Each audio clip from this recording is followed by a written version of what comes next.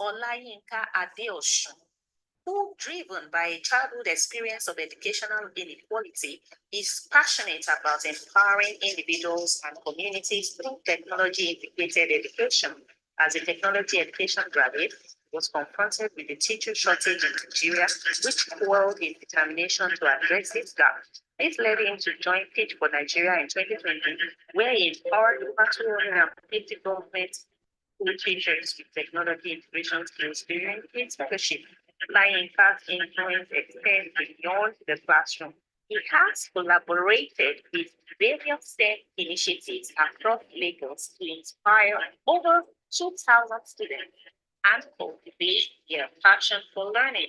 In 2024, he was selected for the Limitless Space Global Educators Program, where he learned to inspire and teach through the lens of space exploration. He is also a Ban Ki-moon 2024 scholar.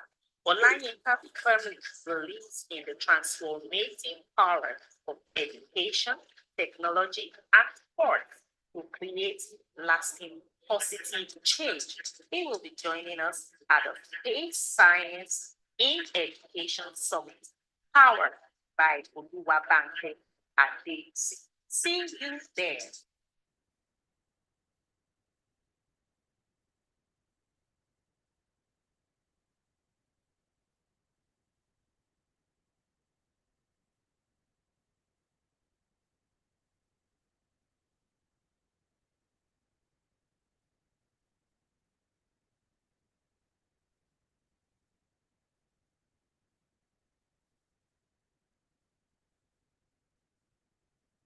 Blessing Befa Akila.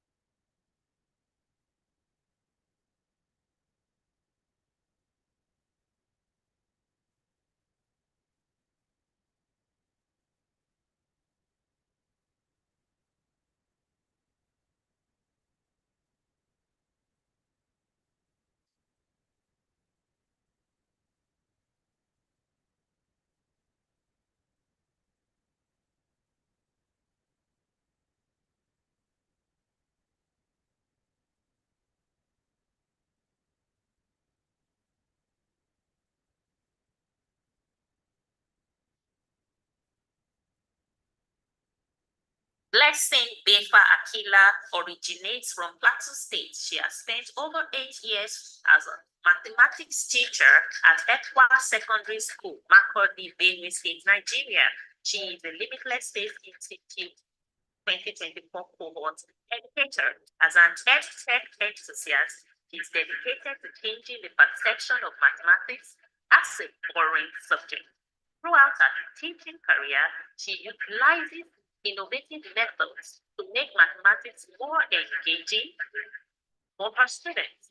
She also actively shared teaching experiences with other educators via social media platforms. She will be joining us at the Space Science in Education Summit, powered by Oluwabanke Adesi. See you there.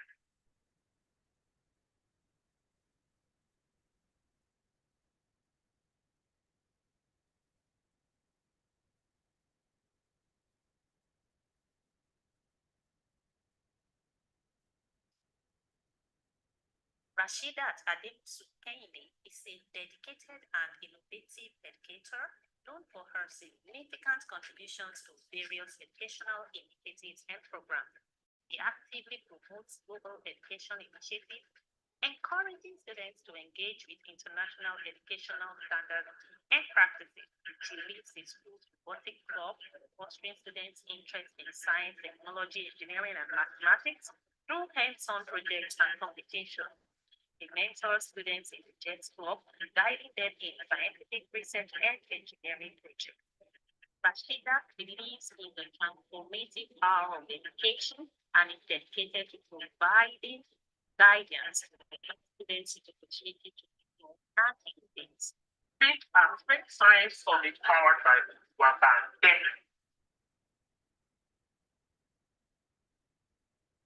Rashidat Ademosu Kehinde is a dedicated and innovative educator known for her significant contributions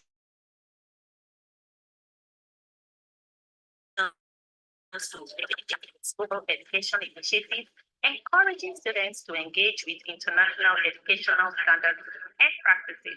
She leads the school's robotics club, fostering students' interest in science, technology, engineering, and mathematics through hands-on projects and competitions. She mentors students in the JET, guiding them in scientific research and engineering projects.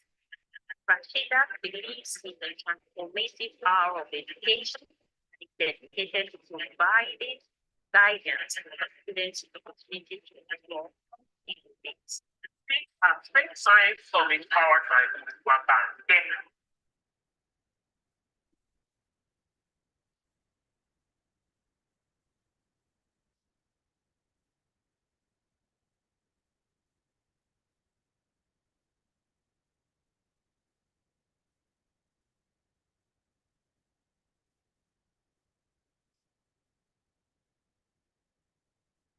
Meet Maranatha, a chemistry educator at the Federal Government College in Nigeria. She is passionate about teaching and inspiring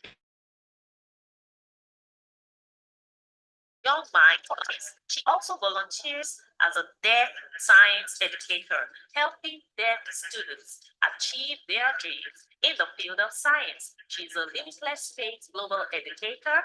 Maranatha is a lifelong learner and a lover of EdTech, always looking for new ways to enhance her teaching and learning experience.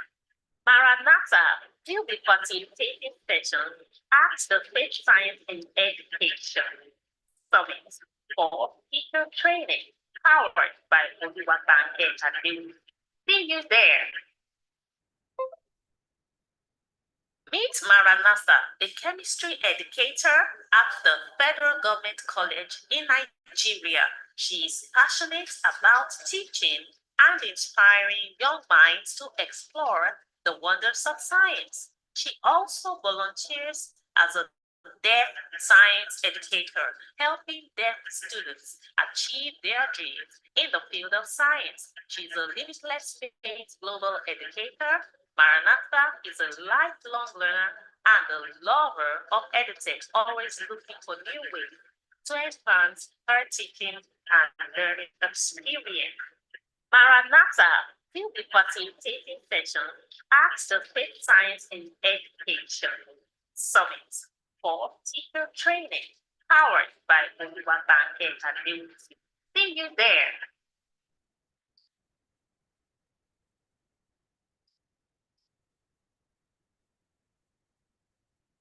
Rashidat Ademosu Kehinde is a dedicated and innovative educator known for her significant contributions to various educational initiatives and programs.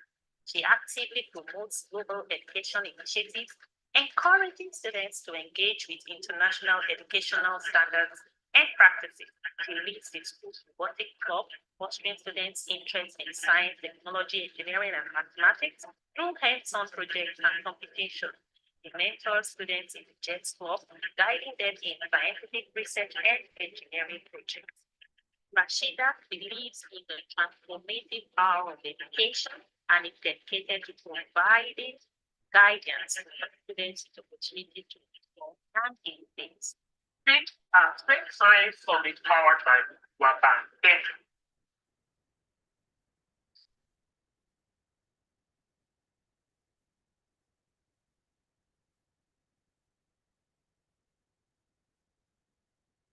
Meet Olayinka Adeosun, who, driven by a childhood experience of educational inequality, is passionate about empowering individuals and communities through technology-integrated education.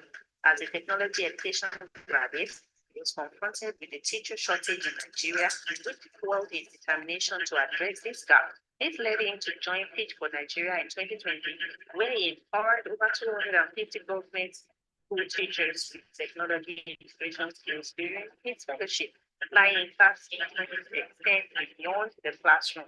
It has collaborated with various STEM initiatives across Lagos to inspire over 2,000 students and cultivate their passion for learning. In 2024, he was selected for the Limitless Space Global Educators Program, where he learned to inspire and teach through the lens of space exploration. He is also a Ban Ki-moon 2024 scholar. Olayinka firmly believes in the transformative power of education, technology, and sports to create lasting positive change.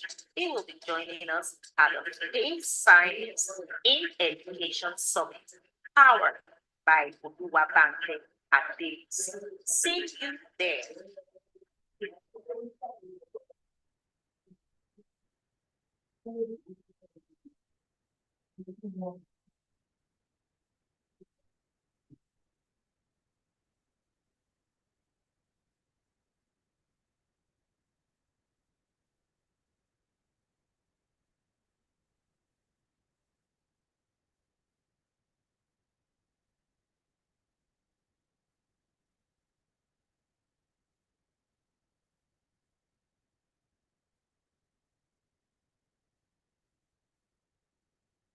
Blessing Befa Akila originates from Plateau State. She has spent over 8 years as a mathematics teacher at Ekwa Secondary School, Makurdi, Benue State, Nigeria. She is a Limitless Faith Institute 2024 cohort educator as an EdTech enthusiast dedicated to changing the perception of mathematics as a foreign subject. Throughout her teaching career, she utilizes innovative methods to make mathematics more engaging for her students. She also actively shared teaching experiences with other educators via social media platforms. She will be joining us at the Space Science in Education Summit, powered by Oluwabanke Adeosun. See you there.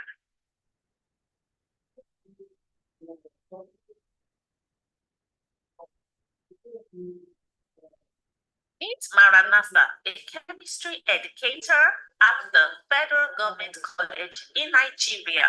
She is passionate about teaching and inspiring young minds to explore the wonders of science. She also volunteers as a deaf science educator, helping deaf students achieve their dreams in the field of science. She's a limitless faith global educator. Maranatha is a lifelong learner and a lover of EdTech, always looking for new ways to enhance her teaching and learning experience. Maranatha will be facilitating sessions at the Space Science in Education Summit for teacher training, powered by Oluwabanke Adeosun. See you there. Meet Maranatha, a chemistry educator at the Federal Government College in Nigeria. She is passionate about teaching and inspiring young minds to explore the wonders of science. She also volunteers as a deaf science educator, helping deaf students achieve their dreams in the field of science. She's a limitless faith global educator. Maranatha is a lifelong learner and a lover of EdTech, always looking for new ways to enhance her teaching and learning experience. Maranatha will be facilitating sessions at the Space Science in Education Summit for teacher training, powered by Oluwabanke Adeosun. See you there. Meet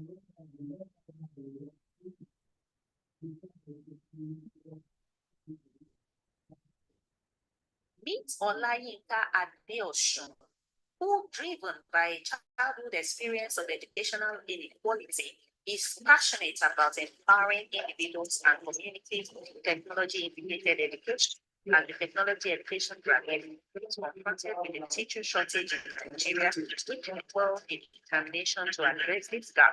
This led him to join Teach for Nigeria in 2020, where he empowered over 250 government school teachers with technology integration skills in mentorship, applying past influence extends beyond the classroom. It has collaborated with various STEM initiatives across Lagos to inspire over 2,000 students and cultivate their passion for learning. In 2024, he was selected to the Limitless Space Global Educators Program, where he learned to inspire and teach through the lens of space exploration. He is also a Ban Ki-moon 2024 scholar. Olayinka firmly believes in the transformative power of education, technology, and sports to create lasting positive change. He will be joining us at the Space Science in Education Summit, powered by Oluwabanke at the See you there. All right, you are welcome to day 3 and the final day of our Space Science in Education Summit. We will start today's program by taking our national anthem. All right? We will start the day by taking the national anthem. So I want you all to unmute and we will take the national anthem on my count.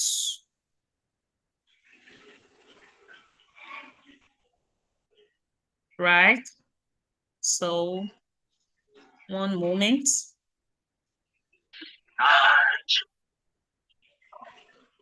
Are we ready? Yes, we are. Are we ready? Can you Yes. see my screen? Hello? Yes. Yes, Okay. we are ready. Very well, we can see the screen. Thoroughbred Nigerian. But I can't see anything on And the I'm screen though. You say? I can't see on the screen. You can't see me on the screen. Let me check myself. We are putting on a cap. Yes. Nigerian cap. Yeah. Am I? We are supposed to stand though. Let me stand. And am I sharing my screen? Yes. You can see my screen. Yes, yeah. I can see it. I can see you now. It's going and coming. I can't see you so again. Let's take I can see you now. I can see you now.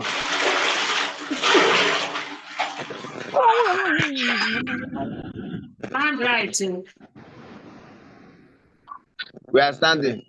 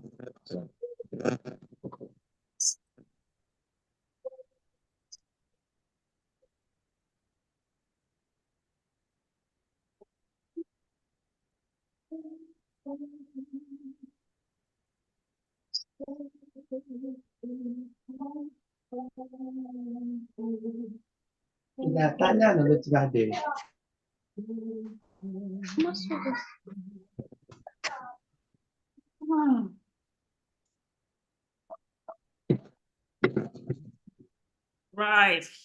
Yes, we are back now. So you may now sit.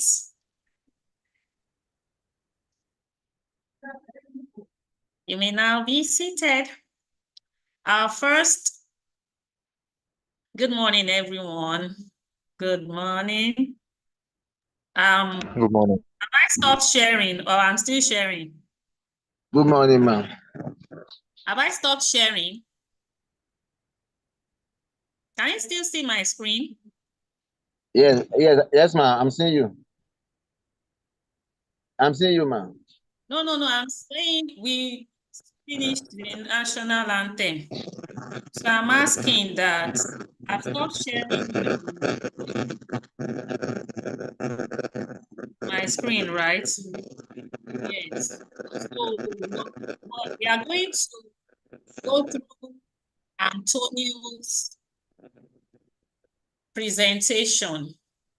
Antonio is an English teacher from Brazil, so that all the English teachers who missed out on his presentation the other day can get another chance to watch it before I upload it on the channel. I've not been able to upload it yet, right? So it will be coming up in a moment. We are live streaming. Those who are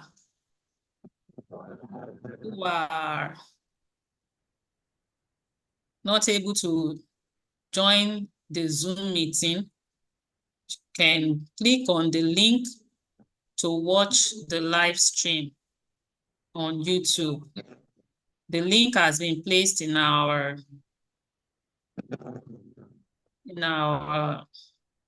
what do we call it now? It has been placed in our WhatsApp platforms. And kindly mute yourself so that we can all concentrate. Thank you. So let's go. Antonio. Teachers, welcome to the space science training for District 6 and all teachers in Nigeria. They are joining us from anywhere in the country or outside the country. We are delighted to have you in here. I have Mr. Antonio from Brazil. He's an English teacher and he's going to be sharing with us. So, Mr. Antonio, you have the floor. Okay, nice to talk to you, people from Nigeria. It was a great moment being with the teachers from your country during the limitless meeting in July. So I'm very honored to be here to introduce you a project that everybody can do it. It depends only on your passion through education. I have been an English teacher and science teacher. Imagine I teach the two subjects. I have been a teacher for 40 years. It's a long time. So what I'm going to present you is something that I had the idea when I was an ambassador at Space Camp with the USA in 2017. And I applied here in Brazil, and it's up to you. You can apply anywhere. It depends only, again, on your passion and your true love for education. Okay? I'm going to share my screen with you to show the project. That's it. So the name of my project, the name is Conhecência. I joined two words from Portuguese. Conhecer, that in English is to know, and ciência, that is science. To know science, then the name is Conhecência in Portuguese. What is the idea of this project? This is a brief history. After I came back from the United States, I had the idea that we should give opportunity of teaching science to all the kids in my city. And I worked for private institutions. And in my city, we have many kids working, studying, in public education. And most of them, they have no possibilities of having access to science. So based on this, I create the project. What is this? Basically, I challenge my students and the teachers that work with me to bring science for those who had no chance of learning. This is the beginning of Conhecência. This is the moment I start talking to the students. I challenge the students, say, who wants to be a volunteer with me? And then this was the regional group that decided to start Conhecência. It was really amazing. That was the first school we chose in the outskirts of the city, in a very poor environment. Then there was the first meeting we had with the principal. We start telling the principal, hey, can we do a project here? My students, this is the most important thing. You teachers, you are just a mentor. The real teachers are your students. They will form a chain of knowledge. They will teach everything based on what they learn, and they're going to teach the kids there. With this, we start, look how many students I had. In the beginning, we start teaching physics and chemistry and biology. These were just my students that were volunteering in physics. And that is the first group of kids we taught. It was amazing because in this picture, there was the guy that said, hey, teacher, if we return to NASA, can you take our picture with you? I could never imagine I would return to NASA. And then I said, yeah, I'm going to take your picture with me. So what is the project? Take a look at it. If you see here in this picture, you don't see me, Antonio Maranatha, teaching. They are the best. How this works? I propose some topics, and what is important? I don't give the topic for them. They have to research. So I give them some sites. Basically, NASA, I use a lot from nasa.gov, where we can have a lot of space activities for them to use it.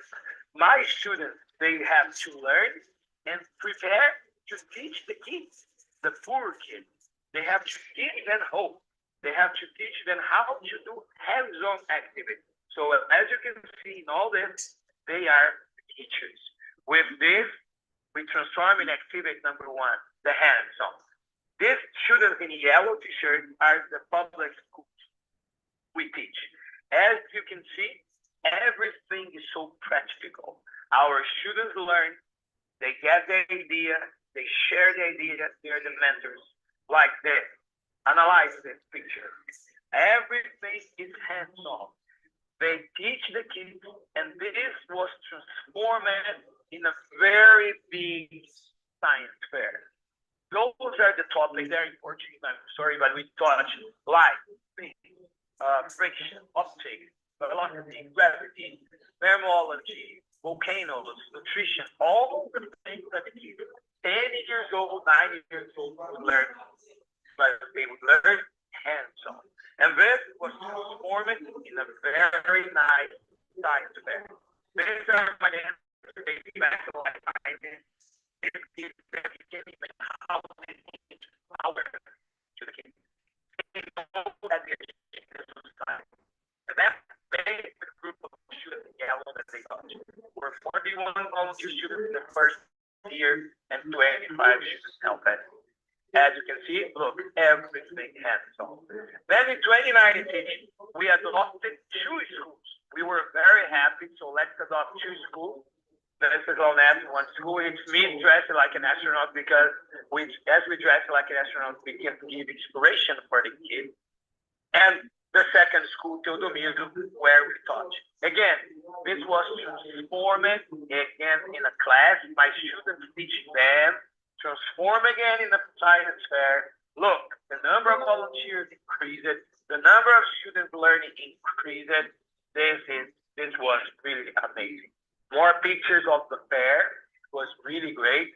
Then 2020, we were very, very or more challenging.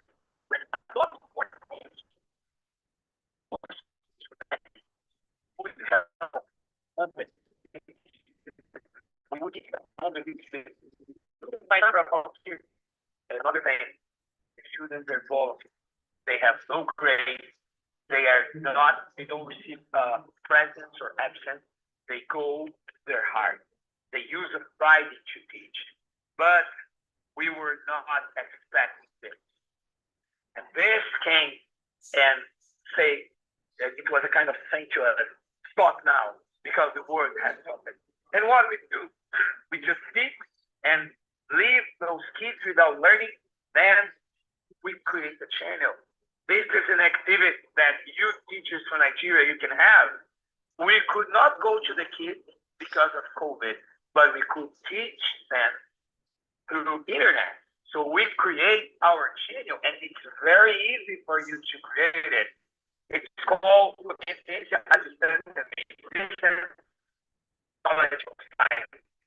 moment that the vice mayor of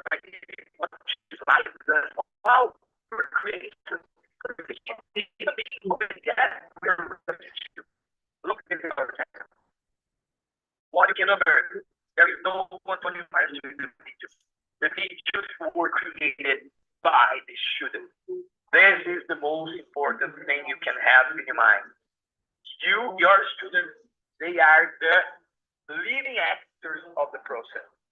Then I propose the students, we create a channel, we record a lesson, practical lesson for them to have during COVID.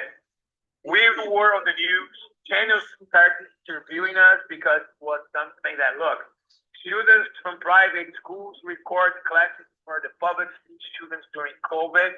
We got a little famous. We were in 2 channels on television. And this is an example of a lesson created by a student. Then there is the students talk about look how much it produces. It produces in 2 months 8 classes, 27 classes of science, 12 math, 17 history, 12 geography, 12 classes English. Who are the students? Students teach the process. Then during the COVID, this is a lesson 2 for you. You can do a science fair. You can create a channel. Your students will love to create the videos to teach the other one. 2021, almost the end of COVID, we decided that we could continue teaching, but we couldn't go to school yet because of the COVID. So I proposed my students, let's produce science kits. Why science kits? I don't know if it's the same reality in Nigeria, but to the end of COVID, the students couldn't go to the public schools, but the schools had to provide food for the kids. So every 15 days, the parents would go to the school to get the food to take home. Most of them were hungry. Then what I decided, let's create the food for the schools. So when the parents they get a key, they get home, and the kids have something to do during the year of COVID. We produce it. We want to do, the volunteer, 107 kids. 6 volunteers. Look, all the material then to work with science. We helped 140 students. How was it? The kids were hanging on fire. The kids arrive or their parents come, take one kid and take home. This lady here works with the solar system. So they should be lesson plan. They gave the materials, so they had something to do at the end of COVID. This was activity number 3 for you. You want to make kits? You want to spread the kids take it, and they can take science home. Look how happy they were. This is the door of the school. Get the key. Sorry.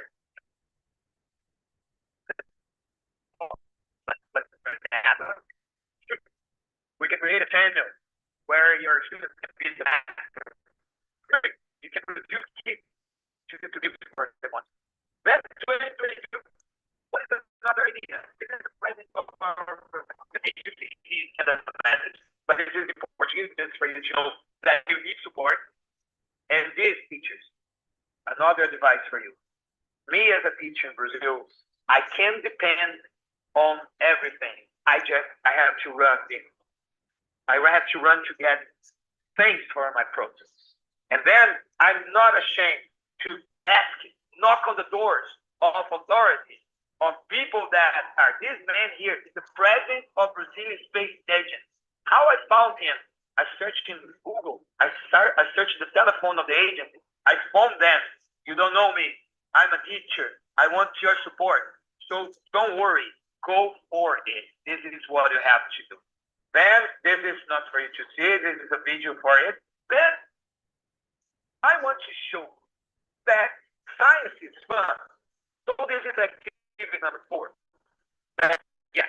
Activity number 4. We decided that we want to show the students that science is fun. So, here we find a funny is the next 4. Look at my students. If I say science, again, who is after our they teach the others.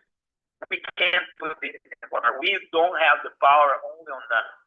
The students have the power, and the students listen better others because they are most underneath. We talk about many things. We started teaching science in a very funny way. Look, my volunteers again in 2022.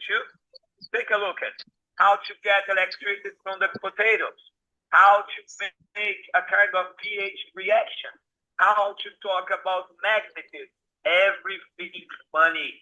The students made a great show. This is some pictures of the moment we used to go to the schools. So activity 4, you can make one project of transform science in a fun moment.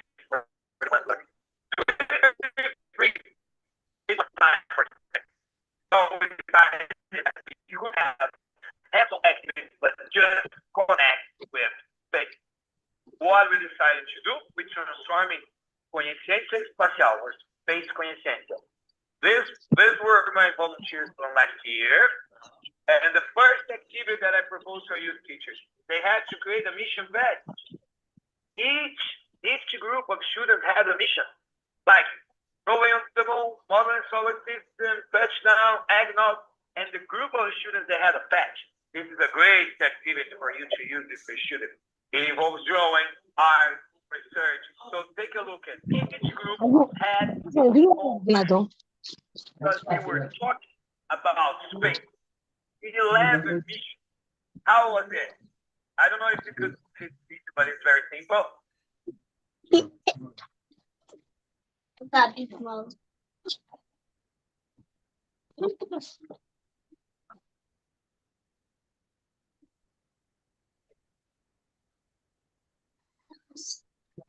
This is how we spend our afternoon.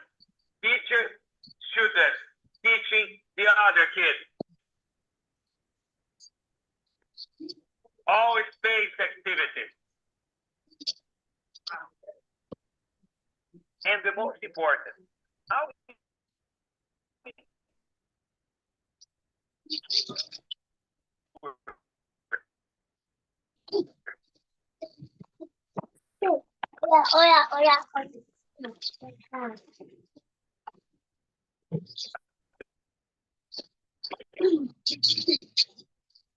Bring that tea for me. You hear me? Bring that tea for me now. they have. And we are part of the limitless teachers. This is a great opportunity that they are giving us to give opportunities for students in Nigeria and Brazil to get better at science. Awesome. Thank you so much. This is fantastic. I say thank you for this opportunity. Okay. And if you need, I have everything, the drive with the project, I can send to you. Use your teachers. I have the drive this year now. The space was last year. This year, we are working Maker. It's Conhecer Maker.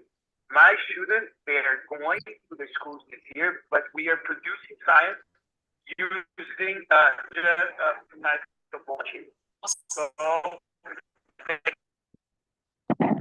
every year, I think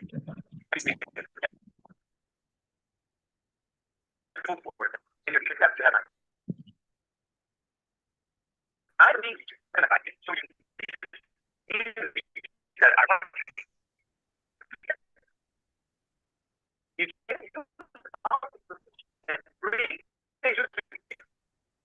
it's also allowed to talk about science, propose other activities, but the most important, we have to fire our students for it. They are the true leading roles of the process. Awesome.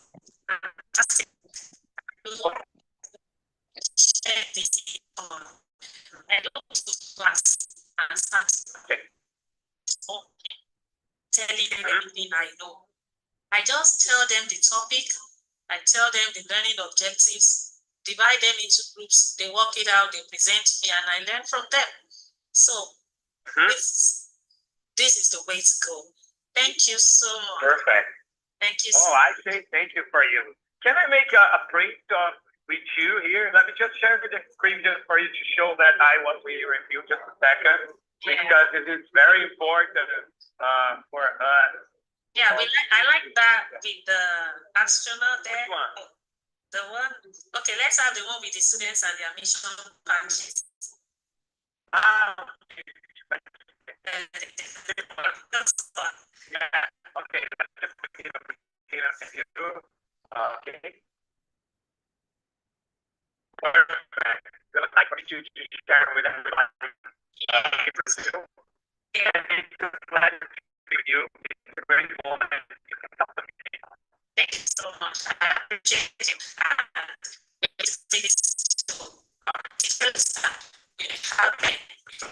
This classrooms and can reach more students, we can inspire more students, and the sky is just the beginning. The stars are just the beginning. Thank you so much. And Luabank, it was something that I learned is that normally when I do my lectures, I learn is something very, well, when I met a very great man in Africa. His name was, oh my God, so many people that I met. Jerry Woodfield, also, so many names. Jerry Woodfield, he has been an astronaut engineer for more than 4 years. Great man. He was responsible for all of the he didn't have a problem. He wasn't one that helped. And I need to go on to my students. He said, okay, so I can do some lectures for you. Unfortunately, I have lectures but I learned something with teachers that I always just tell your teachers about it. There was a day that he was talking to my students in Brazil, and one student asked him, Mr. Woodfield, how do you feel being a celebrity in the United States, talking to the president, a legend? They said, I don't care about being a legend. One day, the creator is going to call me, as called him last year. And when he called me, he's going to ask, Jerry, what did you do with the gift I gave you? Then I'm going to tell my creator, I shared. So this is my aim. Share with everybody. And what you're doing is this. This is a great thing you're doing. You are using your gift to share with other teachers like you. So you can send my WhatsApp number, my Instagram, my contact. I am here to support and to exchange with you as you and all the teachers on Nigeria.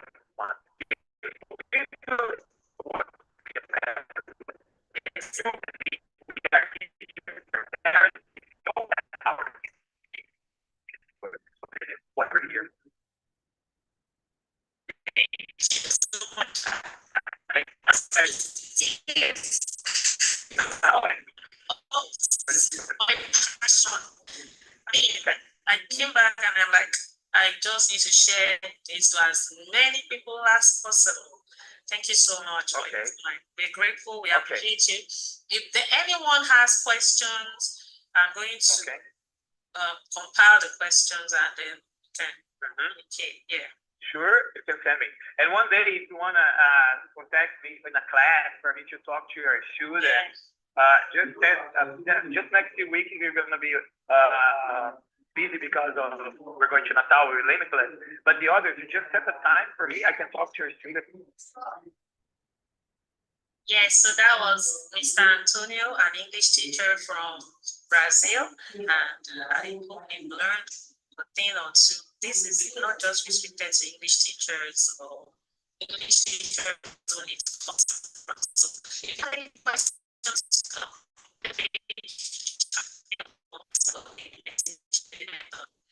section and get you. All right, so I'll see you in the next one. Cheers.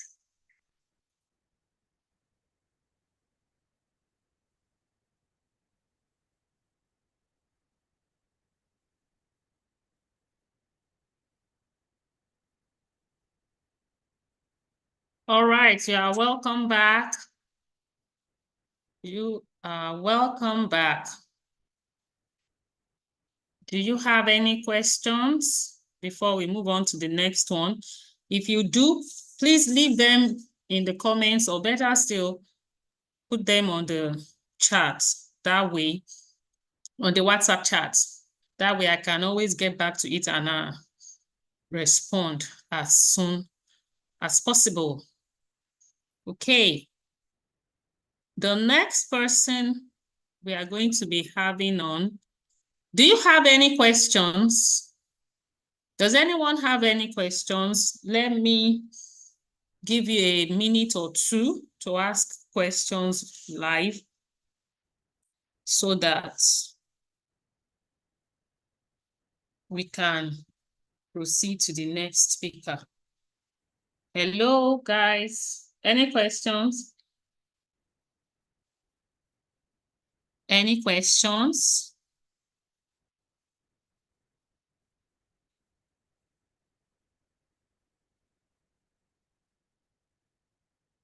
Any questions?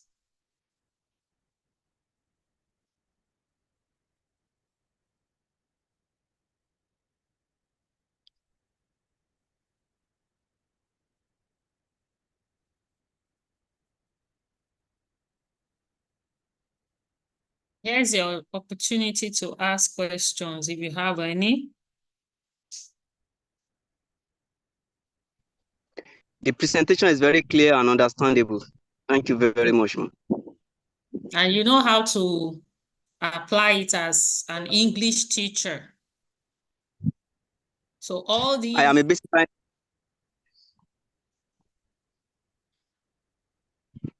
You say?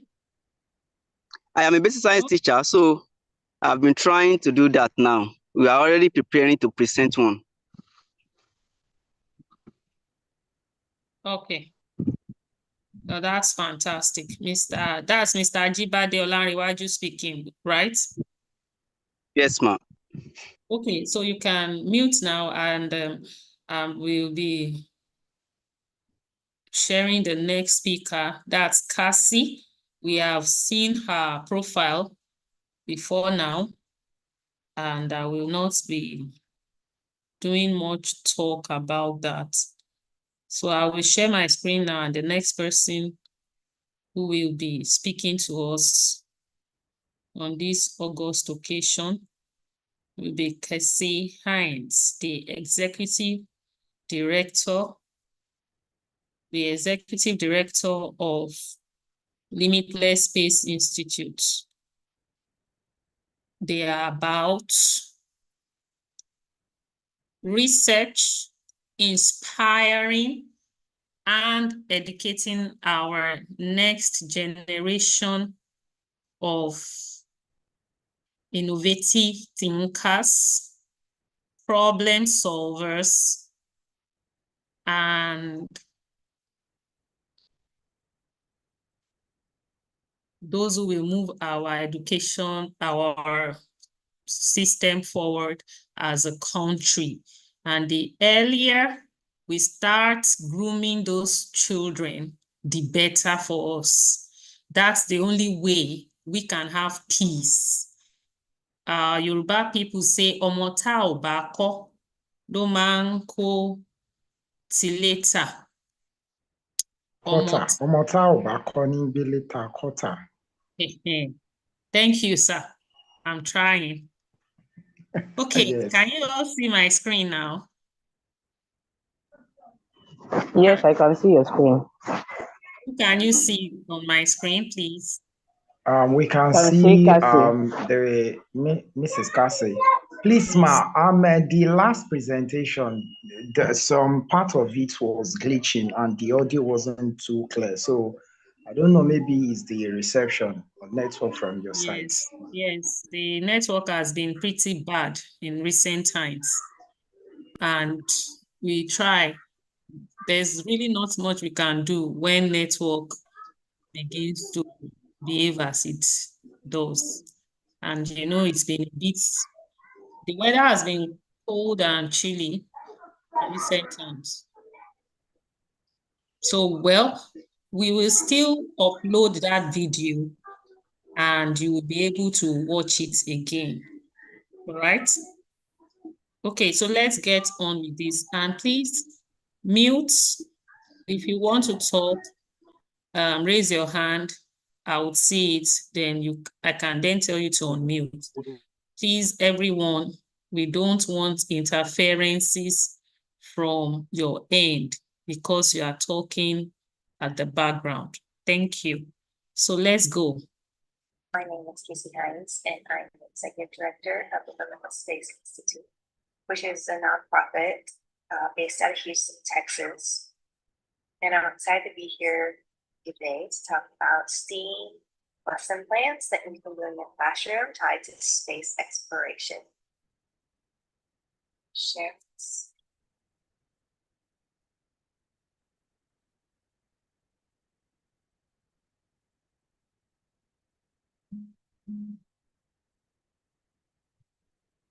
Okay.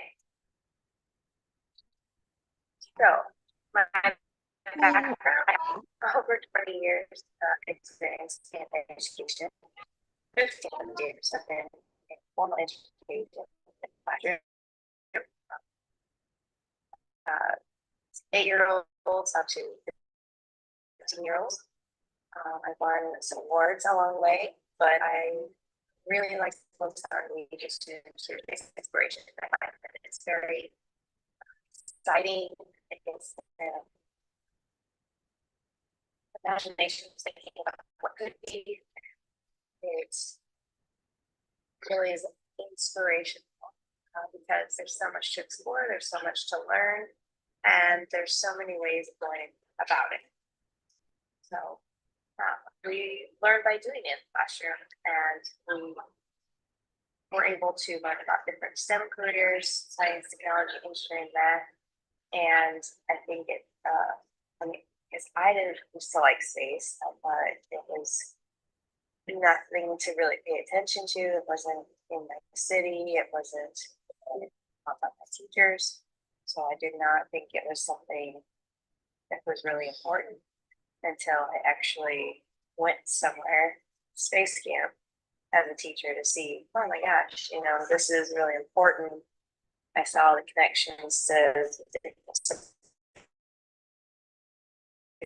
important to humans as a species, not wanting to explore and go further and faster. So, as a lifelong learner, I definitely enjoy spending my time wanting to learn more about space, which is what I think you're seeing during these 3 days. With Olabonke is how learning about space can inspire anyone, even if you're teachers and you see the potential for your students. And that's what I saw as a teacher. I saw a lot of potential careers and opportunities for my students, and to make learning more engaging in the classroom. So it's been a wonderful experience to do this in my own personal classroom, and I see it with the teachers in Nigeria today. And this is, what we look to as inspiration. The night sky, we all have access to it. We all go outside and just look up. And that's a classroom in itself. This is a picture of the Milky Way, which is our galaxy. And all those stars could possibly have planets around them. And there's just so many possibilities out there. We have hundreds of billions of stars in our galaxy.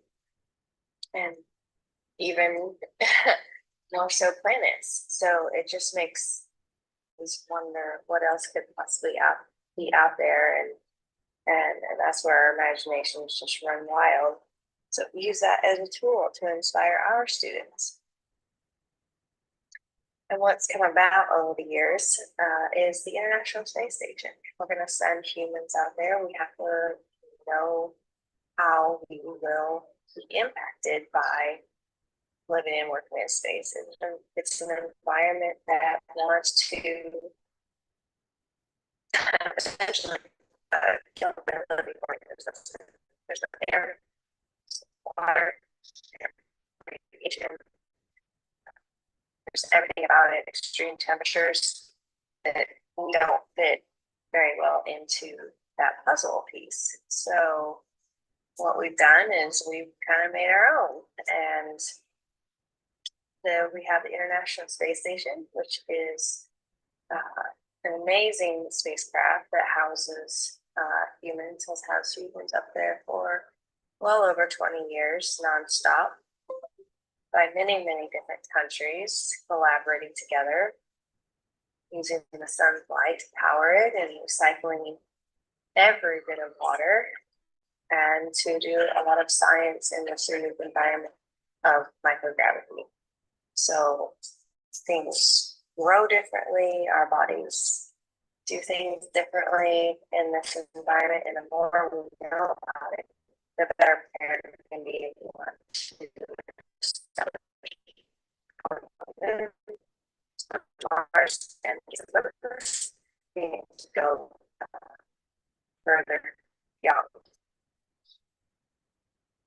And so it's been very exciting working with the cohort of Nigerians is that they recently announced that they want to send a Nigerian to space. And so that's very, very exciting for your country. And some of our cohort was able to come to Houston this past July to see where the astronauts train. And so it was a wonderful experience for everybody, and just showing the different possibilities of what space training looks like. So getting to space is one of the biggest obstacles, since you have to overcome Earth's gravity, and it wants us to stay on planet Earth. So there's lots of different humans or satellites, space, so to have operates takes cargo and people to space station. And then you have SpaceX Starship, which is one of the biggest rockets ever made. And they are in the development phase of trying to get it to go up and carry very large payloads, and then actually different parts of it come back down so they can be reused and lower the cost. So I think it has 33 engines, which is just absolutely amazing that this is what's, I think, the next phase in space exploration. But of course, with any, I think, student or adult, rockets are very exciting. Of course, you always have the unknown explosion, which you hope doesn't happen for many reasons, but also just the power. The first sense come out and build it. It's absolutely incredible. independent, where you can take the simple concept that is very captivating to students and turn it into a lesson. Action and reaction is a simple concept that students learn about from a very young age.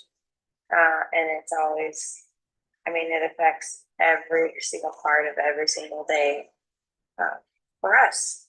The action and reaction, whether something's sitting on the table or if I push against a wall, every action has an equal and opposite reaction.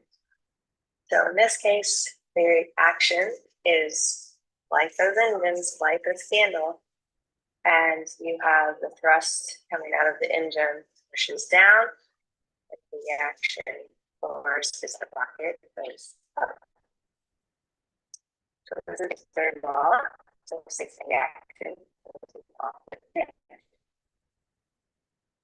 So this is a very simple activity that you can do with your students, and we're actually in Brazil right now with our cohort, so we have actually been doing this activity this week.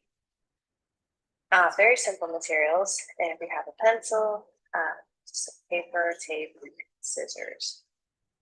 And so the template for this is on the JPL website, which I believe Oliver Balke will be sharing with you, along with there's some videos that show you how to make it.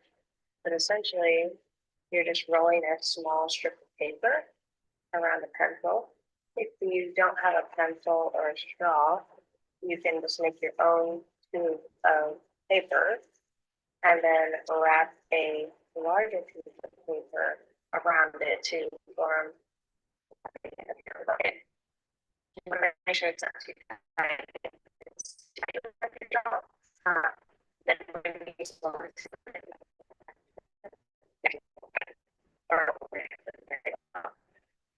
and then what you do with your students is give them a challenge. Being able to identify the best way to make a nose cone. As you can see here, it's been twisted. So you take the end of the paper of your body tube and you just twist it and turn it until it makes a nice point. The trick with this one though is making sure no air escapes when you blow into the straw.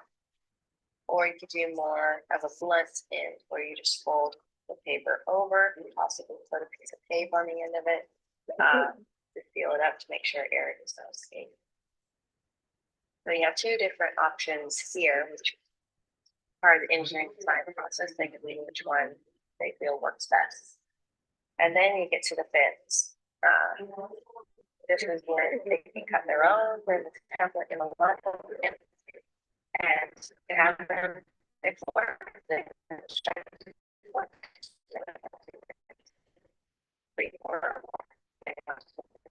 makes it here. And then they can see which ones work the best and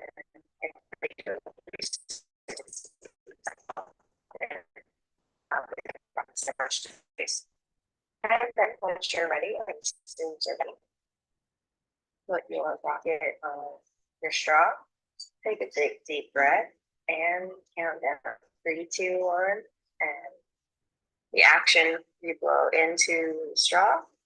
The reaction is that it's going to force the straw, hopefully, forward. An extension of this could be, if you want to talk about the scale of the solar system, you can measure out planets on the floor. You can start with the students being at the sun. You can have them start at Earth, and then see how far they can blow their rockets to explore the solar system. But what's cool about this is it doesn't have to just be a science class. Math, you have opportunities for measuring distance, calculating speed, analysis, reading research, read it up in a box, read about designs. Making sure it relates to this concept of writing. I love writing. And this is where I'd have my students write a lot of predictions. They would write a lot of reflections of what worked, what didn't, what are their observations. Art, you have your students that are passionate about drawing or painting, very creative. They can decorate a rocket. They can have a mission patch component to the challenge. They're all involved in engineering, designing, testing, rebuilding, testing, rebuilding, and testing. Technology. So looking into how has rocket technology changed over the years. There's ways to integrate computers. You actually do model rocket launching. There's a lot you can do with adding sensors. History, operation, critical thinking, and there's so much. So you rockets bring history alive.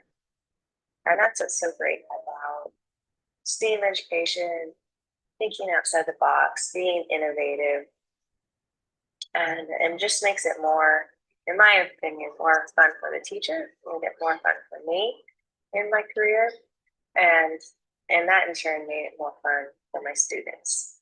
So if you have any questions, you're more than welcome to email me. Again, thank you for being here, for being a part of this program, and you are all indeed limitless. Bye.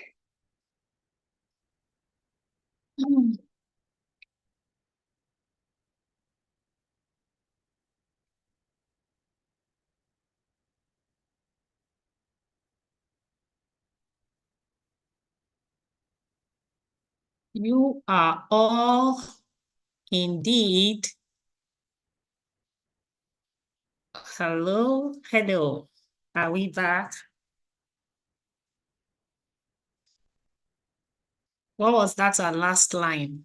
Can somebody tell me?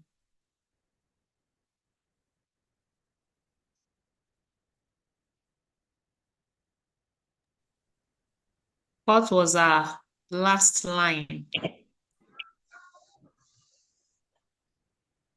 That's a quote I want you to bookmark.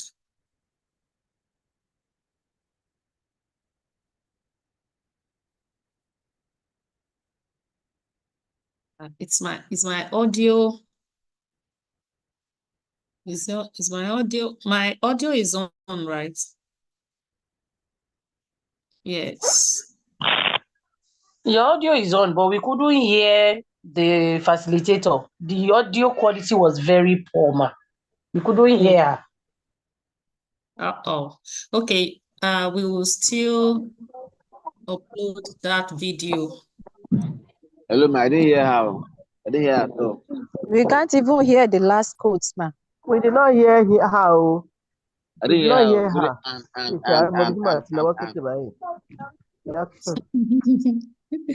The audio was bad, so bad. It was very, very difficult to hear what the she audio was was not saying. enough. And her Very voice difficult. standing like With computer, accents, so you tiny know. like computer. And she has computer voice. I have to, we are managing our English. No, the British accents really, really it will be good. fun. We are managing our own English. I'm learning and.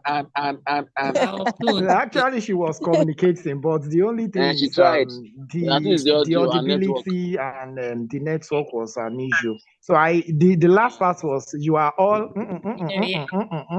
So even the man from the representative from Brazil was very clear now. I heard that man very well and I enjoy him. So from Brazil, it was very clear. I think it's from her own side. Yeah. It is. It's all good.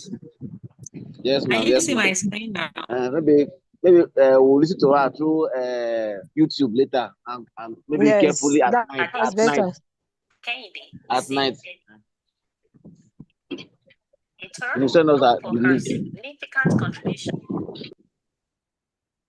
She actively promotes. Please, ma, can you tell us the quotes? Encouraging students to engage educational standards and practices. She leads the school's robotic club, fostering students' interest in science, technology, engineering, and mathematics through hands-on projects and competition. She mentors students in the JET Club, guiding them in scientific research and engineering projects. Rashidat believes in the transformative power of education and is dedicated to providing guidance for students with the opportunity to explore and invent. These are signs of the power of education.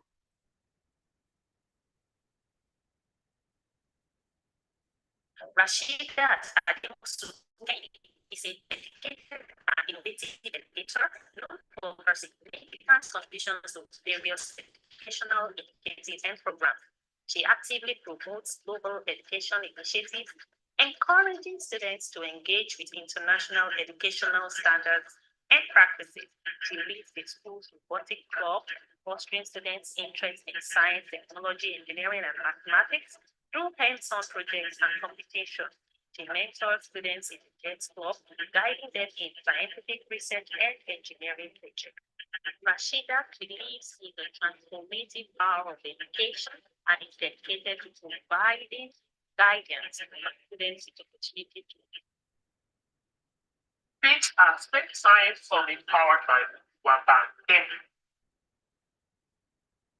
Rashidat Ademosu Kehinde is a dedicated and innovative educator known for her significant contributions to various educational and programs. She actively promotes education initiatives, encouraging students to engage in international educational standards and practices. She leads the school's robotics club, fostering students' interest in science, technology, engineering, and mathematics through hands-on projects and competition. She mentors students in the JET Club, guiding them in scientific research and engineering projects.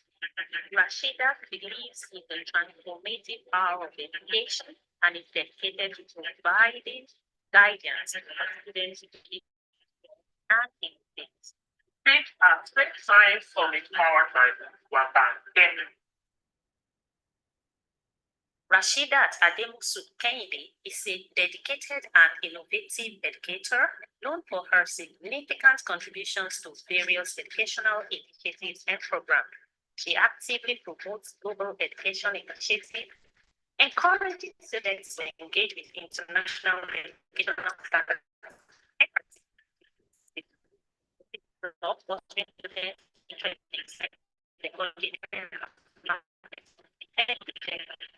education. Guided in scientific research and engineering projects.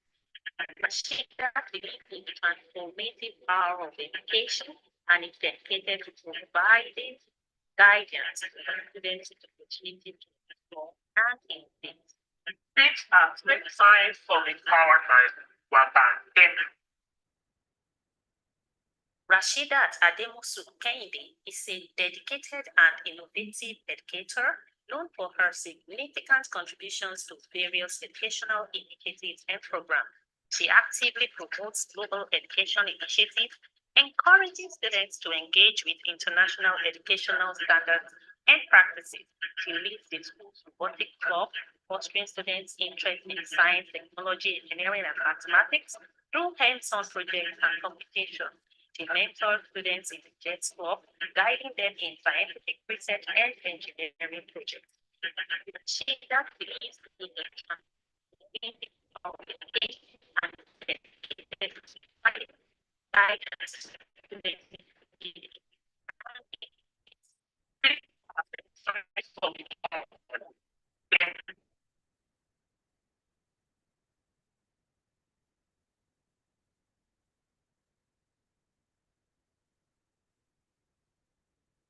All right. Can you hear me? Can you Yes. hear me? Yes, ma. Yes, Yes, we ma. can Yes, hear we you. can hear you. We can hear you. Our Very next clearly. speaker. We can hear I you. think, oh, she's in the building. Everybody, give it up for my in-law. I call her my in-law. Assalamu alaikum. My in-law. Malaikum You salam. can unmute, ma. Wa alaikum salam. Wa alaikum salam. I yes, you can see. Good morning. Oh, here we go. I am humbled to have my distinguished in-law. She's my You're yawo. welcome, ma. She's my yawo. So let me do your call. Like those Yoruba people usually do your call for us. You're welcome. Thank you for taking time off your busy schedule to come and impact myself and my distinguished noble colleagues who are making things happen in the Lagos State Center of Excellence, Education District 6, Oshodi, Lagos State, Nigeria. We are honored to have you. You have the floor, ma'am. Thank you. So, good afternoon, everyone. Good afternoon, ma'am. Good afternoon, I want to ma. believe, Good yes, ma. we can all hear me. Very Yes, well, we ma. Please let me know if Yes, ma. We can hear you, ma. Very good afternoon. well, ma. We can hear Yeah, you. you are welcome to this We can session. hear you. Thank you very much. Before I start, I would love to appreciate the LSI team and the IHS for the great opportunity given to us to participate in this year 2024 Space Education Program. Now, without wasting much of our time, I'll start my presentation by telling us a story. Then from that story, we have to answer a few questions. Thank God we are all teachers in Lagos State, at least majority of us. So I want us to look at a story of Mrs. A. Mrs. A got employed in Lagos State and she lives around Mushin. She was posted to a school very close to her house with the condition that if she's not accepted in that school, the only opportunity she'll be having is to be posted to Ikorodu because that's where the space is. So she teaches mathematics. On getting to that school, she doesn't like the environment, but she has no option. And eventually she met with the principal and the principal said, "You're welcome, nice meeting you. We're happy to see you. We are glad to see you. But unfortunately, you are posted here to teach mathematics. You don't have mathematics teacher. We want you to take basic science or basic. After all, you didn't do mathematics in your university. Maybe she did another science related course. So we will accept you if you can take either of those two subjects."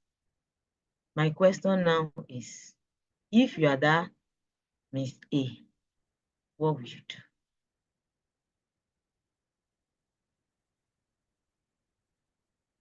So I will need us to put the answer in the chat box.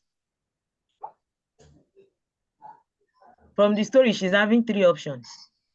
Either to reject and go back to the district to tell them that she can't take that subject and be posted to the code, or she accepts the subject and start teaching it like that, or she quits the appointment. So doctor, can you help me to check the response?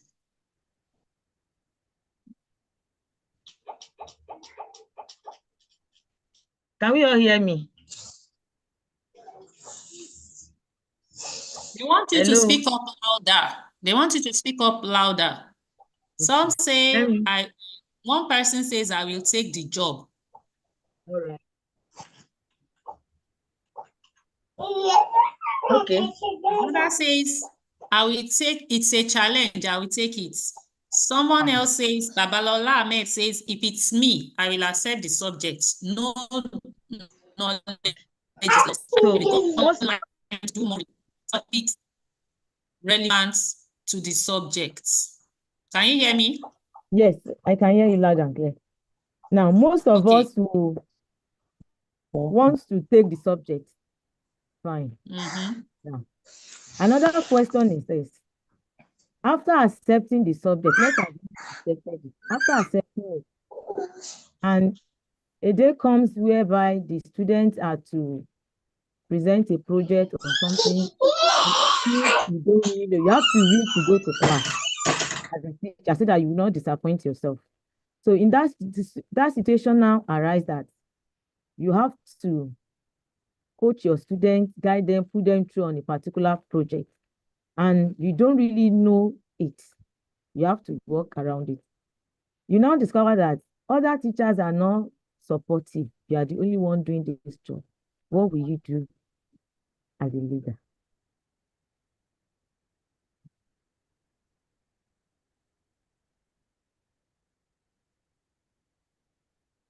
Click on the slideshow.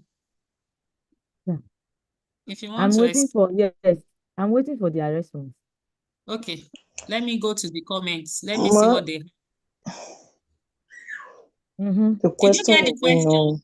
No, we didn't get the question. Please repeat the question. The question is, if you are accepted the job, you have accepted it with faith, fine. And the time comes, you need to face a particular challenge. Maybe a competition was coming up, or you were given a task that you don't really know much about it, and you have to guide your students, you have to be part of it. Other teachers are not supporting you, you are just you and the student. How will you face that challenge?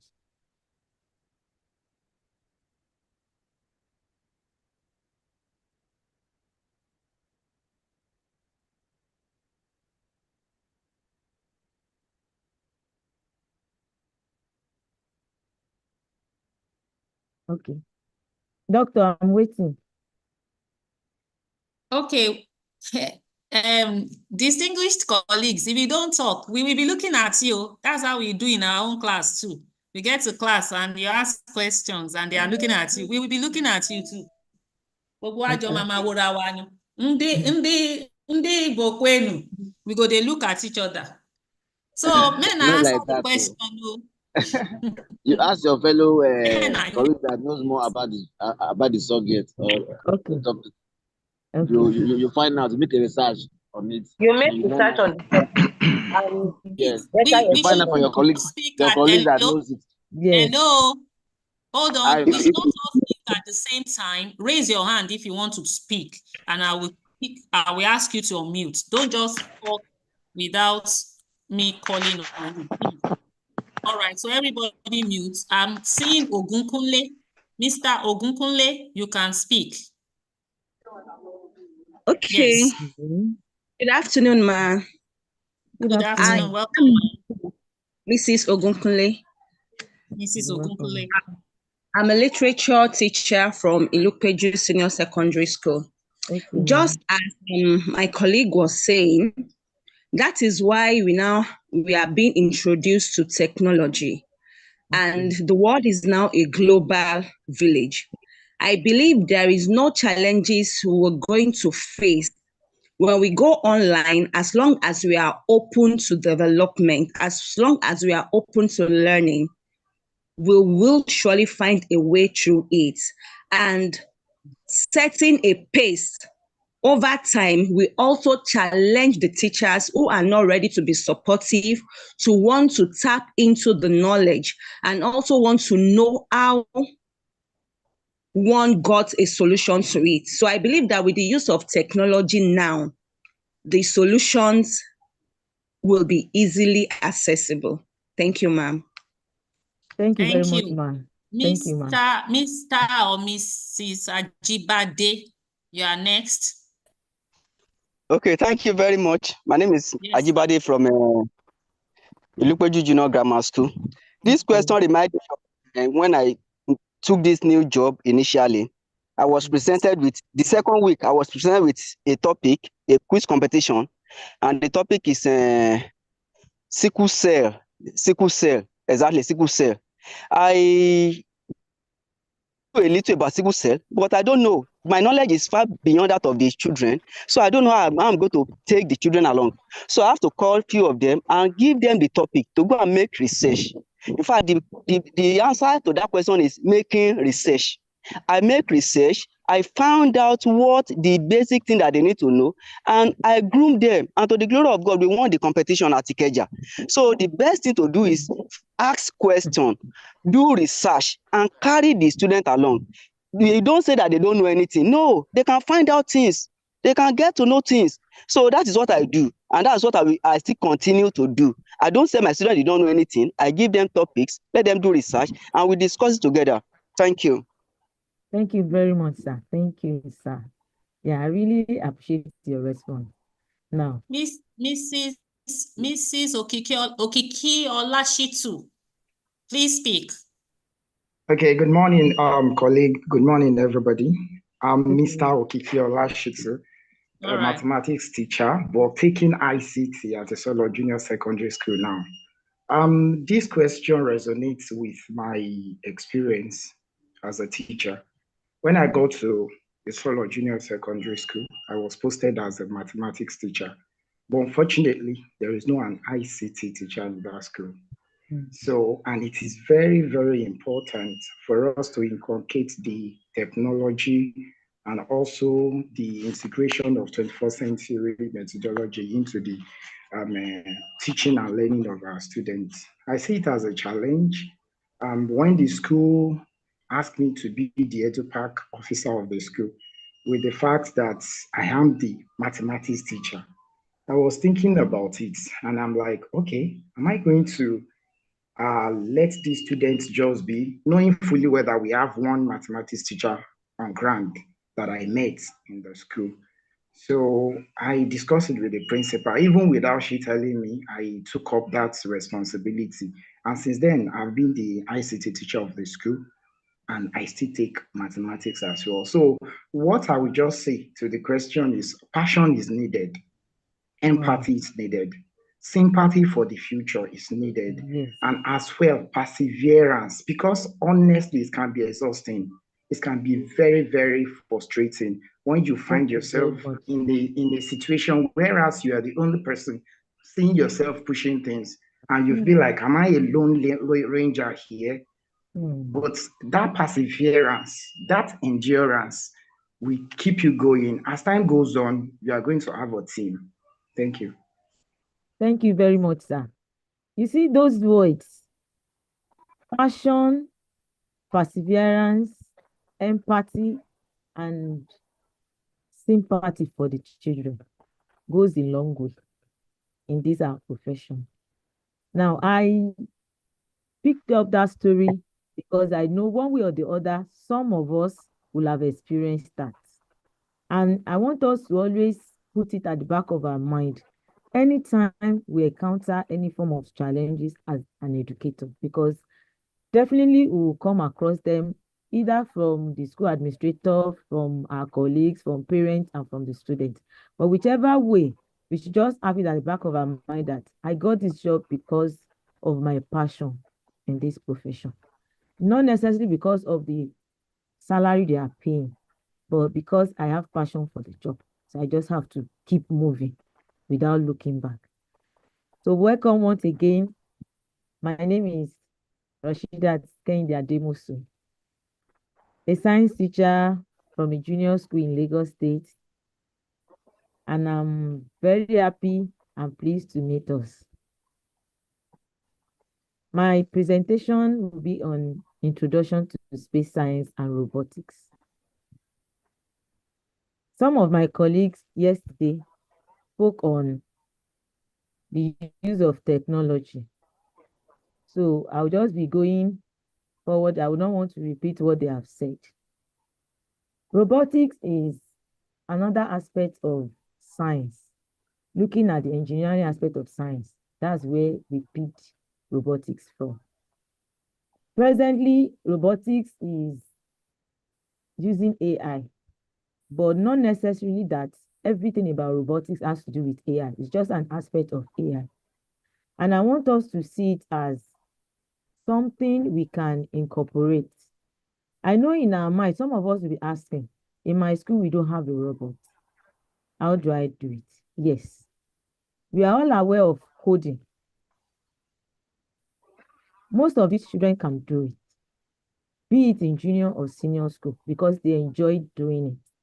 So we can always start by encouraging them to do it online on their own. Most of them have access to phones, and some of these apps can work with mobile phones. So once you know how to code, then you will start developing that interest in building a robot. Generally, the aspect of robotics has different phases. One part is the programming aspect. Another part is the building aspect, which is the engineering part. But to encompass it all, it deals with our creativity and passion. If you are seeing my slide, the first part of the slide talks about interactive activity. When you want your students to engage in robotics, you just have to come down to their level. See yourself as their mates so that you can share ideas together. Students generally, they love any kind of activity that gets them involved, that they can participate, that retain their memory about what they are doing. Sometimes you may look at it that they can't do it. They themselves may assume they can't do it. But when you come down to their level, just try to start explaining something to them. You will see their ideas flowing. They will be participating and be contributing. And aside that, the space exploration is a new thing to us. How do we incorporate it? Like from my own end, most of the time, when I want to teach subjects and like a topic in science that I feel is abstract, I go online. There's these PET simulations that I use. It's like a virtual lab that can guide you on what to do. So we have different aspects.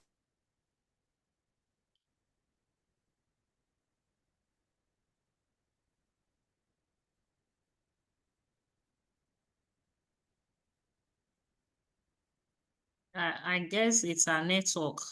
That must be a network. So hold on, she will soon be back.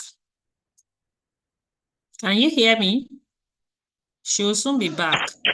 Our network froze Yes, up. we can hear you. Yes, we can hear you, man. We can hear you. Our network froze up, so we will wait for the network to return.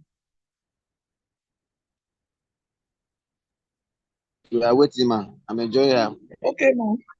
He's also a District 6 teacher, like you and I. And sometimes we just have to come outside of our comfort zones to do, if you want to be extraordinary, you just have to put that extra. It's not about how much are they paying me. If you are in this profession because of how much they are paying you, then you are in the wrong profession, because really, there is no job that actually really can pay your worth. And if you do things out of the fear of God, if you do things not as men pleasers or out of eye service, if you are doing it genuinely from your heart, it's only a matter of time. God will always reward those who diligently seek him. He will reward those who are not doing this out of filthy lucre to, So this journey, it's important that we challenge ourselves. When we first made this application, I belong to the Dr. Adeyemi. She spoke with us on day one. Can you all remember Dr. Adeyemi? Dr. Yes, ma'am. Adeyemi Yes, ma'am. Udirat. The Yes, ma'am. SA to Yes, Kwara ma'am. State, Yes, Lagos, ma'am. Kwara State governor, whatever. Yes, yes. So when I came into the service, I did not know anything about environmental biz club. But I'm just someone who is concerned about my environment. I don't like leaving lights on, unused lights. We have to switch it off. If you are not using the light, switch it off. Don't leave the water running when you are chewing things and you have your nylons. Don't back, throw ma'am. them. You eat something and you now throw the nylon on the floor. Don't litter. Don't litter your environment wherever you are. You know, these things are a way of life for me. And so it was in my process of, inculcating these virtues into my students, pouring out from myself to them. That was how I came about the Environmental Biz Club. I went for a training, and that training was hosted by Adeola Akinshulure. She had also spoken here on day one. Can I Yes, she's back. She I don't is know. back. I'm sorry. The network. Yeah. The network is it is what it is, but we move. We are limitless. Yes. Yeah. Welcome back. Thank you, ma. So as I was saying, we need teamwork and collaboration. Don't let the students see you as she's our teacher. We can't talk to her. She knows everything. We can't contribute. Allow them to make contributions because their contribution goes a long way to help you. Try to identify relevant space topics that you can work with, depending on the subject you are teaching. What works in basic science may be different from mathematics. It may be different from chemistry, may be different from physics.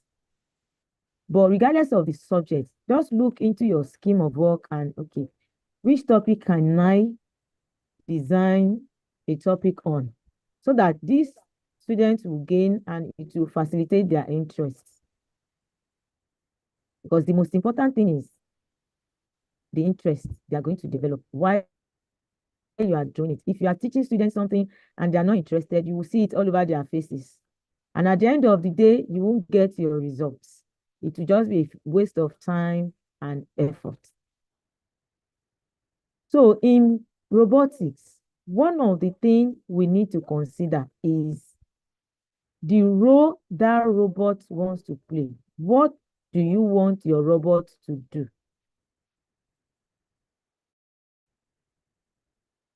Because robotics, I said something that it has to do with two parts, the programming and the engineering part, the building.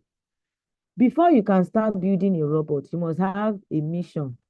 Okay, what kind of robot do you want to build?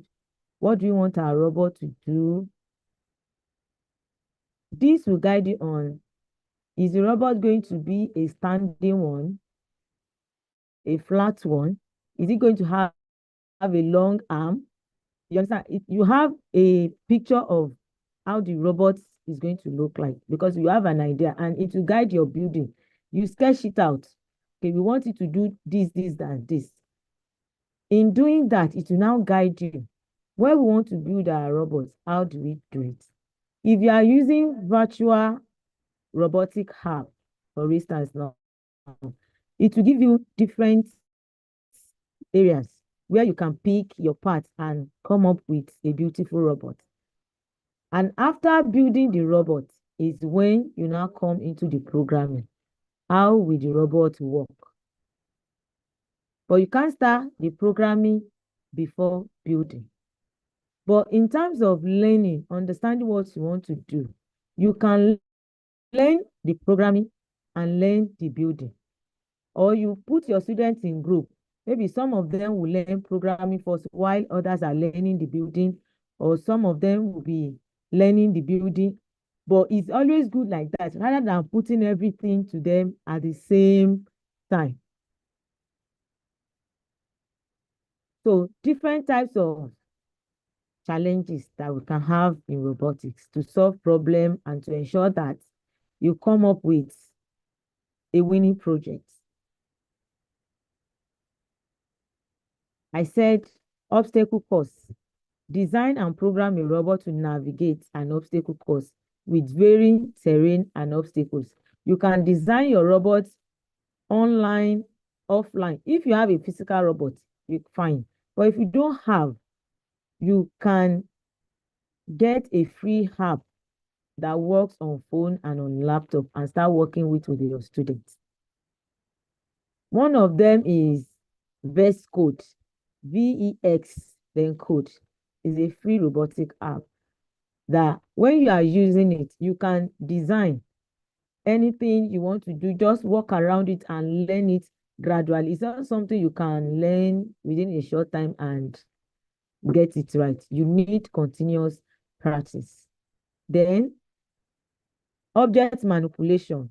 Task the robot with picking up, moving, and placing objects at different shapes, sizes, and positions, so that you'll be sure that whatever program you are writing for the robot to do, the robot is able to do it. You always start small. You don't need to go to the extreme. One thing at a time.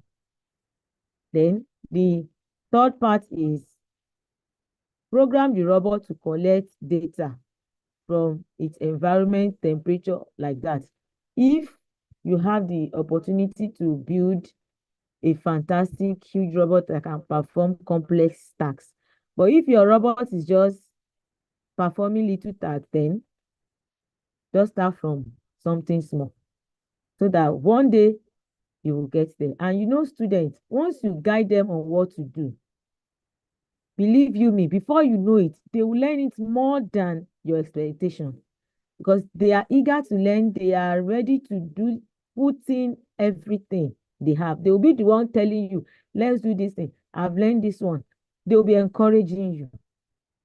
Now, how do we foster teamwork and collaboration when we are doing this? The first thing is for us to have a team role. For every project we want to do, let us give our students a role.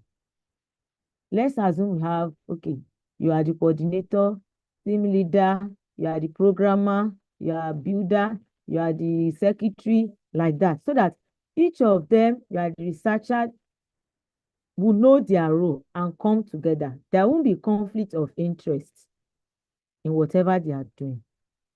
Secondly, open communication. Prevent them from hiding things for one another. It's a teamwork. If one person knows something and he or she is not telling others in the group, they will all fail together. And if they share their knowledge, they will do it well and win together. The glory is for the team, not for an individual. So whatever you are doing, let there be open communication. You as the teacher, be open to them. If there's anything you don't know, let them, I don't know, that's what I do. I tell my students, if I tell them I don't know, I have to go and read. Oh yeah, you too, go and read on it. Tomorrow when we meet, we share our idea together. So before you know it, they may come up with beautiful ideas that even you are not expecting from them, and you realize that, I don't know anything, because you don't know where their source of information is from. So it can always help. Then share their sources. Any success, little win counts, especially for our learners. Celebrate them in your own little way. Don't wait for the school, the district, Lagos State, or anybody to celebrate you. If you are doing a project with your students and you are seeing the green lights that, yes, this thing is working, rejoice with them, celebrate them. Let the whole school know that, yes, we are doing something fantastic. You will see the children, they will be eager to do more. Because you are showing them that you can do it. That confidence you are giving to them means a lot to them. But many of us, we look at it, and I always tell people, when you are preparing for a competition, you are doing a project, winning should not be your first thing. Your first interest should be, I have passion for this thing. I'm encouraging my students and making impact in their life. Whatever they are learning in the course of this journey goes with them throughout their life. If at the end of the day, we are preparing to win, if we win, we will always appreciate one another. And if we don't, we will not discourage each other. We will still stand as a team and continue to fight. Let me quickly chip in something. In 2018, I had a project that I was working with my students. We presented that project in 2018, 2019 with demo. In 2022, I did the project again, add some things to it, and presented that same project for World Science Day, and the project won. With a different set of students. And I told the student the story behind that project, that I've been doing this project since 2018 and it has never won. But that is the ordained time. Not because the project was not perfect that time, but because God knows.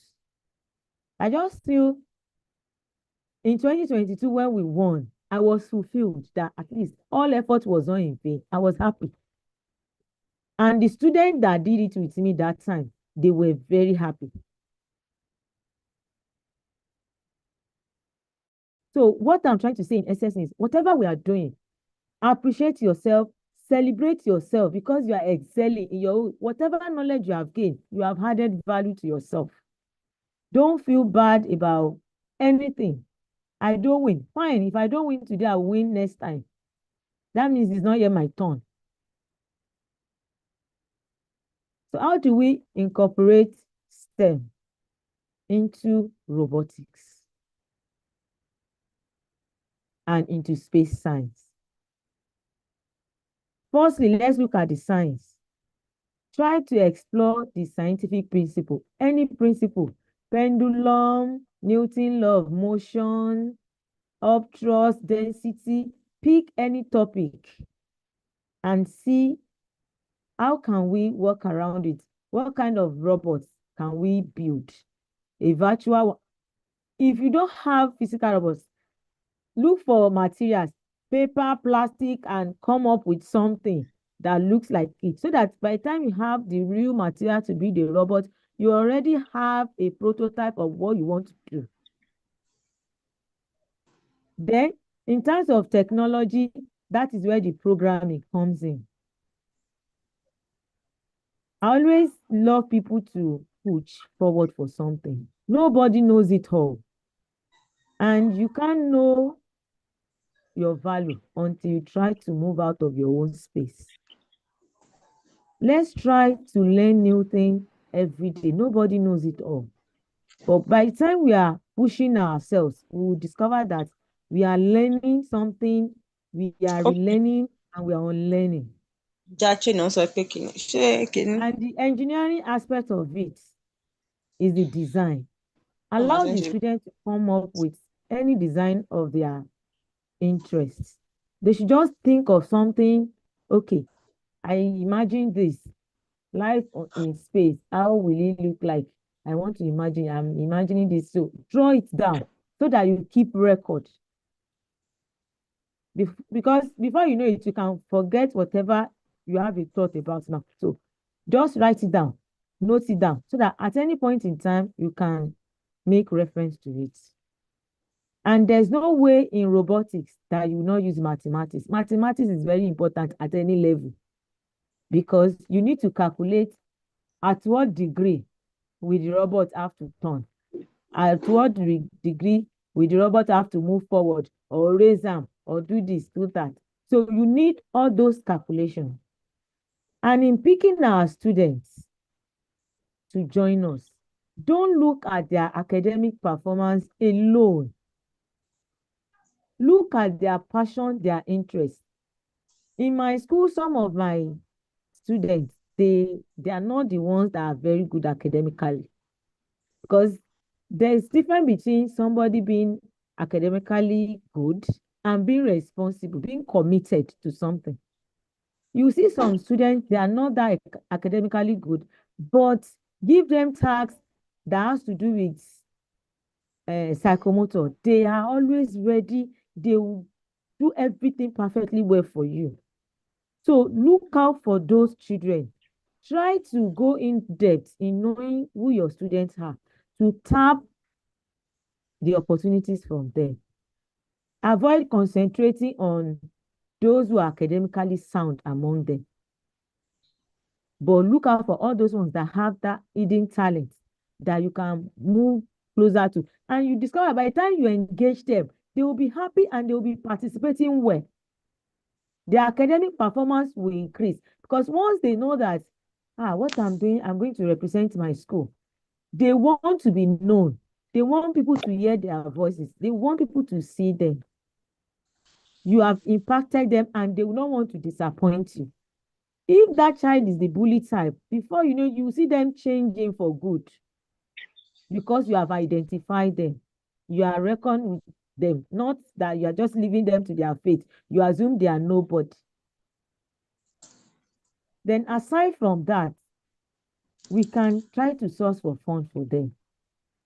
If the school is not supporting us, within our own capability, whatever we can do to assist whatever project we are doing, especially when the project has to do with space, it's capital intensive, because even the ones on land are capital intensive. Try to look for funds within your own capability. You don't need to go extra miles. And you see that these students too, they'll be willing to do something. They can even link you with people that they know you can get funds from willingly, not that you have to be begging them. Some of their parents, just a call, they will respond. And it depends on your school. In any school that you are working, students are living around the school, try to involve the school community. I understand that for some of us, the school administrator may not be that friendly. They may not be willing to support. They may be problematic. But all the same, our focus and our passion for this job should always come at the forefront. Let us involve them. Whether they are interested or not, involve them. I'm doing so project. It's for this, it's for that. At the end of the day, if the project wins,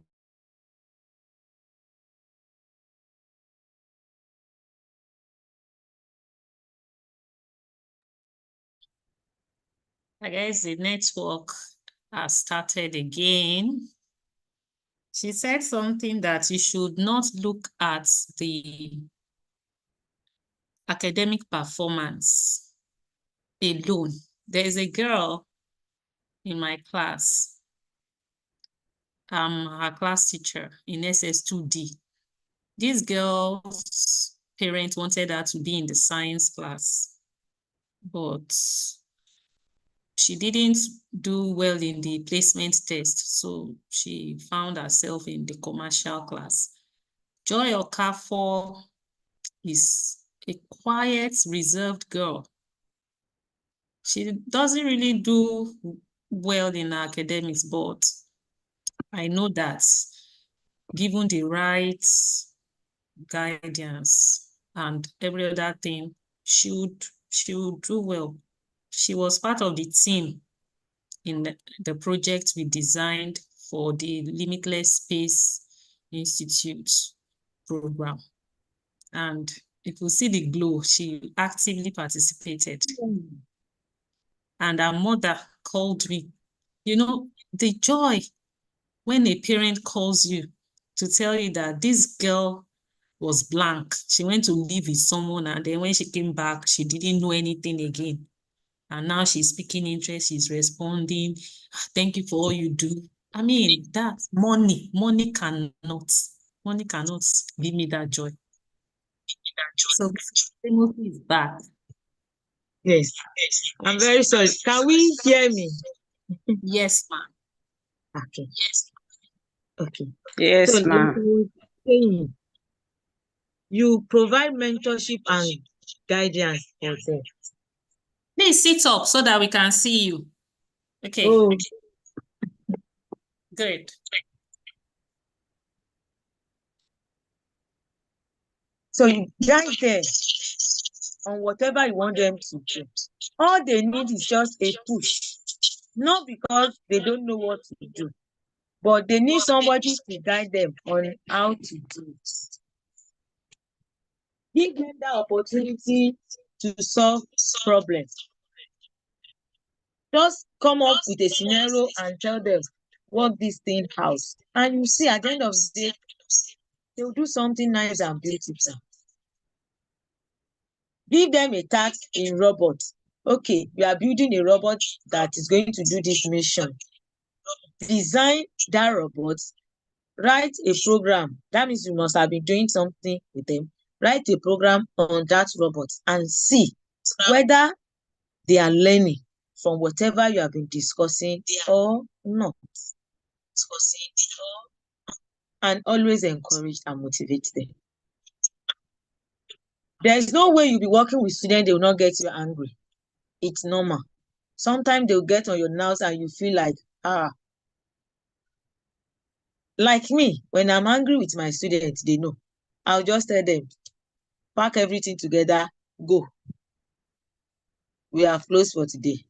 So that I would not say what they don't like. And once I say that, they know that I'm angry, I'm annoyed. By the following morning, I'm fine. They will be begging me. Mr. Demus, we are sorry. That one is over. But I just felt the only way I could solve the problem then was just for them to walk away and myself. So let us just do that for them. Whatever we are doing to support them emotionally goes a long way to these children. But if you don't encourage them, when they make mistakes, avoid shouting at them. Try to always control your emotion. Avoid shouting at them, because some of them, if you shout at them, they tend to make bigger mistakes. But just like, oh, and you have been doing this thing well, what now happened? Okay, that means you are starting from the beginning. Let's start again.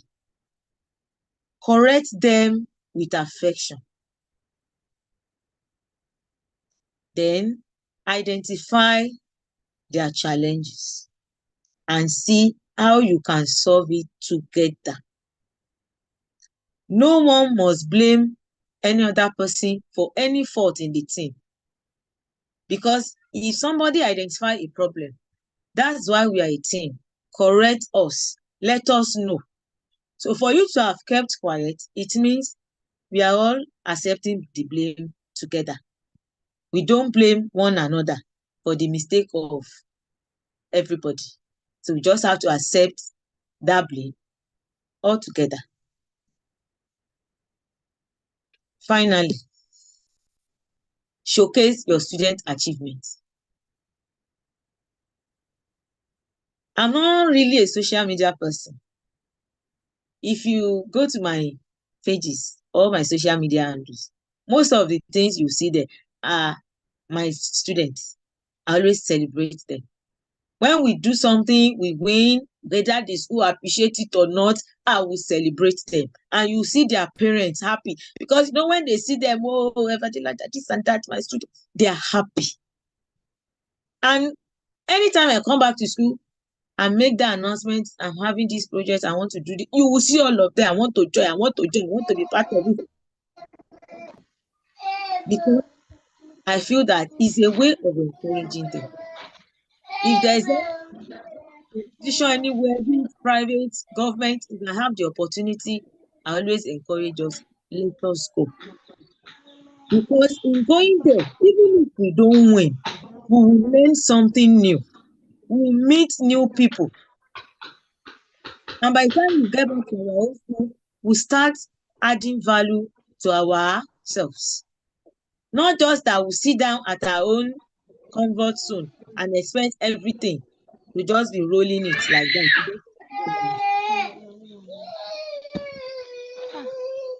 And the last part of my presentation is what I've been talking about. Always encourage them and make them explore space. Anything that will develop them within and outside the classroom is what they should be working with. If I teach my students, I teach basic science, to be precise. If I teach them any topic in science, I always tell them, let's relate it to real life experience. Assuming this thing happening in real life, how do we apply it? The topic we have learned in class, how do we apply it? This robot that is working, how do you apply it to real life scenario?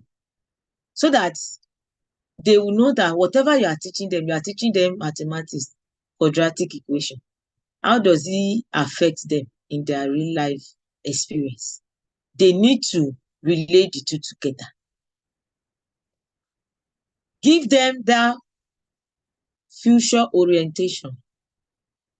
It doesn't end here. It goes with you wherever you are going in life. These are the opportunities. Gone are the days that people believe that if I don't be a doctor, if I'm not an engineer, if I'm not this, I'm not that, I cannot excel. It's a beautiful lie. There are some hidden professions that people are not looking into. There are vacancies there. They are watching out for graduates that will come out from that field and occupy that space. Those are the spaces they should be watching out for. Let us encourage them. And you will see that one day, one of them will come back to you and say, thank you, ma. You have actually impacted me. I went for a program last year and they ended the program this year. I went with a colleague of mine, and during that program, one of our facilitators happens to be a student to my colleague, our ex-student. And we sat somewhere and somebody just came to us, are you Mrs. So? And she answered yes. Later, the girl just came out. She could not recognize her again, but the student knows her teacher. And that day, she cried that, wow, see my student. And the girl now, she's an international lady. She works beyond Nigeria.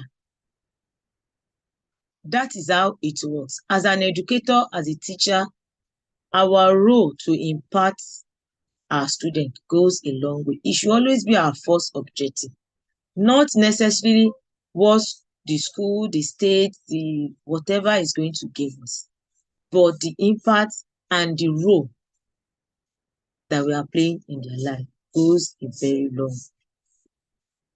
Thank you very much for listening. I want to drop the curtain here. But before I go, my last question is, what kind of a teacher are you?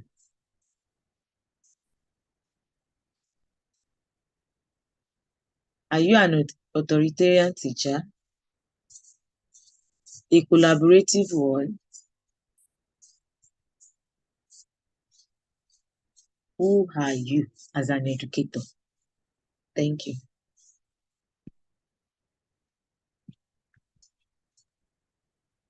Thank you so much. That's left us on a very somber note for us to reflect, because my goal for every one of you in this training is that you will have a change in your orientation as you go back to class. We want to have more people like myself and Mrs. Rashidat. And then our students will truly, we can help them to bring out that gold, that potential in them, so that they can shine like stars. So we will be taking questions. If you want to ask our questions, she's here to take your questions. Please raise your hand and I will pick it. Questions, raise your hand. Use there's this React button. You can use it to raise your hand, or yes, we are taking questions.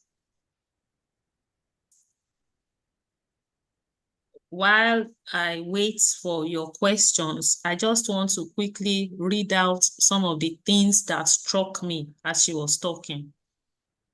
She says, try to learn new things every day as a teacher. When we saw the call for applications for the Limitless Space Global Educator Program, my own first impression was space. What's my business with space? For one, when I was in secondary school, I didn't like physics, but I had to love it so that I could pass my WAEC. And I had a neighbor who was teaching me physics, and he simplified it so well that I began to, even today, there's no topic that I can't teach in physics. It's just that I don't like it. But because I needed to pass my exams, and maybe because those concepts were not really related to real life experiences as much as we now do, so it didn't really make me like it. But I had to do it so that I could pass. And when I saw space, I knew there would be a lot of physics in that space. Ha! I say, well, I took up the challenge. I like to challenge myself. I like to you can't do it. They will tell me you can't do it, but I will prove them wrong that I can do it. And I will even excel better than you who has been there doing it all the while. Do you understand? That was how I took it up. And it was just a learning experience. It's been so immersive. The things we are learning, we feel that those information is not something we should all just, we the 10 selected today, it's not something we should just take it in and that's it. We have to transmit this knowledge to others, right? It's a challenge and I'm learning. It's new to me. I don't like it, but I was able to put myself to the task that let's even see. And do you know what? It was not as difficult as it appeared. And really, physics is not as difficult as it first appeared, maybe because of the way we were taught back in our days, right? So another thing she said was that you look at their academic performance alone. Look at their passion and their commitments. That's very important. That's what that girl I told you, Joy, her name is Joy, okay? Look out for passion and commitment. They will do things without being pushed. You know, you don't have to run after them. That's what you should look out for, passion and commitment. Makinde has a question. Makinde Rebecca, you can unmute and speak. I've asked you to unmute. Good afternoon, everyone. I really appreciate you, our facilitator. I'm from Bolade Junior Grammar School. Okay. There was a time we had a project in our school. Yes, and the boy that did the project is not that academically good. Yes. But we encourage him. And there was it came to the time that they need to present the project. The boy could not all that express himself. How do we balance this? That's my question, ma. Yes. Fantastic. Thank you. Can you hear me? Yes, I can hear you, ma. Okay. Now, mostly, I've had a scenario like that before. But what I normally do as a teacher is, as we are doing a particular project, I always take notes of everything we are doing. I record every step.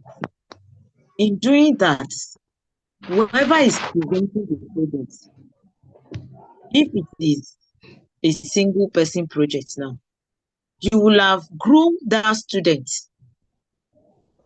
Everything you have written down, all you need to do is get the student to be reading, memorize that thing. He will not talk beyond whatever he has memorized. You know they are going to ask him question. And on the day of presentation, just give him that confidence that you can do it. Read this thing, and you as the teacher, you must have a pre-knowledge of what are the likely questions they will ask. At the point of presentation, if you discover the student is trying to like miss out, you come in as he or a confidence, just come in like that and speak for him. The panelists will look at whatever he or she has said. Was those things convincing to show that he actually did it? And another thing I observe is that in this part of Nigeria, we always see it as when you're outside and you speak Yoruba, people look at you like you are nobody. But the truth is, that is the local language. If by the time he's speaking English and he needs to speak Yoruba to explain himself, allow him to speak and you do the interpretation. What if he's a deaf child? You understand what I'm saying? Do the interpretation. The worst thing they will say, kò gbóyìnbó. So, àwọn tó gbọ́ ṣáájọ́ kan ló gbọ́ ni. But as a teacher, if you fail to put confidence in your students, they will be disappointed and you will be disappointed at the end of the day. So you should always be there to stand for them. Put that confidence in them. If you cannot speak good English, I will teach you. These are the things I want you to say. Once you finish saying that, we will say the remaining. You can get somebody to assist him that, okay, you please do it as if you did the project together, so that when you say this, that other person that is smart in talking, do the remaining presentation. I think I've been able to answer your question. Yes, thank you, ma. Yeah, the boy may not be able to do it today, but may come up being the best student in future. Yes, ma. Thank you very much, ma. Welcome.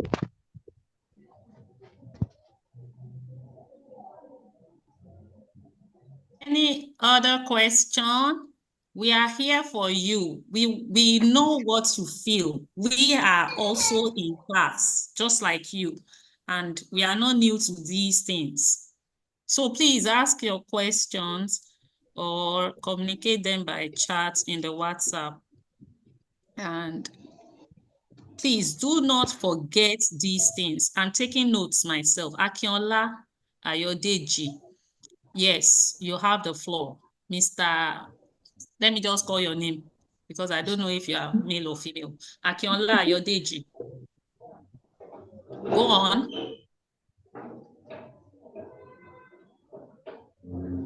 Speak. Mr. Akinola Ayodeji, you can speak. All right, ma. Good. Can you hear me, ma? Yes. Thank you so much. I'm actually using I'm actually using someone's phone. So that's mine. I am Ajanoku from Agidingbu Junior Grammar School. I just went to appreciate our facilitator because she actually spoke. She said her mind. It was very apt, and we gained a lot from today's presentation. I gained a lot because I actually discovered something that she said. I discovered something that some of the time that we have projects in my school in Agidingbu, some of the students that we actually bring out and we say, you don't stay in class, you make noise, they're always up to one mischief or another. Whenever we call for projects to be done, they always come out excellently. They want to they want to do everything, and they are very passionate about it, and they get it done faster than they might not be able to express themselves academically as such like every other student. But when it comes to all of these projects and all of these things, they kind of seem to be very interested in that part. And before you even call them, they are there. They do more than other people. So I kind of want to agree with our facilitator. Thank you so much, man. I think we just have to put our mind towards that more and kind of just help them to put in their academic with that. It could help a lot, even if they are not that excellent. They could actually do better. Thank you, ma'am. Welcome, ma'am. For coming in. We appreciate you. We are going to take our group photograph right about now. Who is going to help us with that? Can you help us with that from your end, Rashidat? I'm trying to do that. My laptop is not connecting. So that I'm using the phone and the laptop together. So I'm actually using phone right now. If I use my phone, it will interfere with the audio.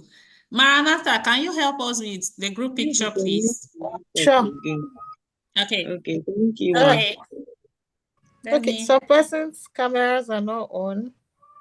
Please turn on your cameras right about now.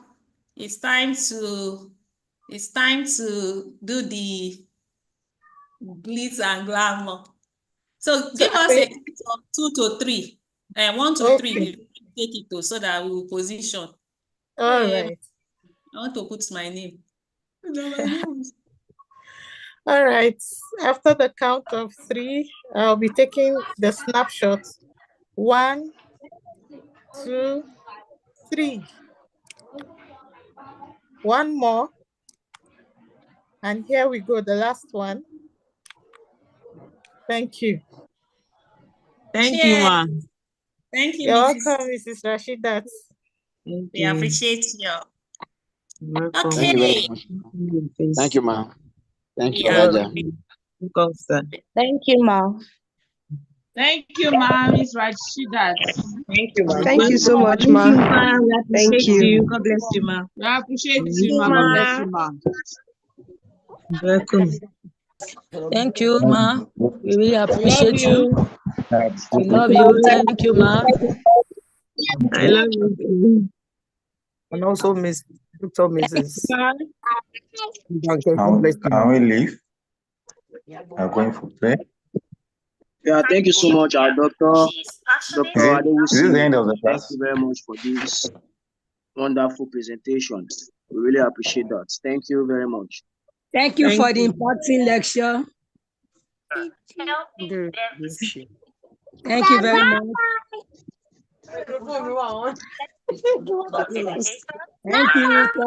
Thank you.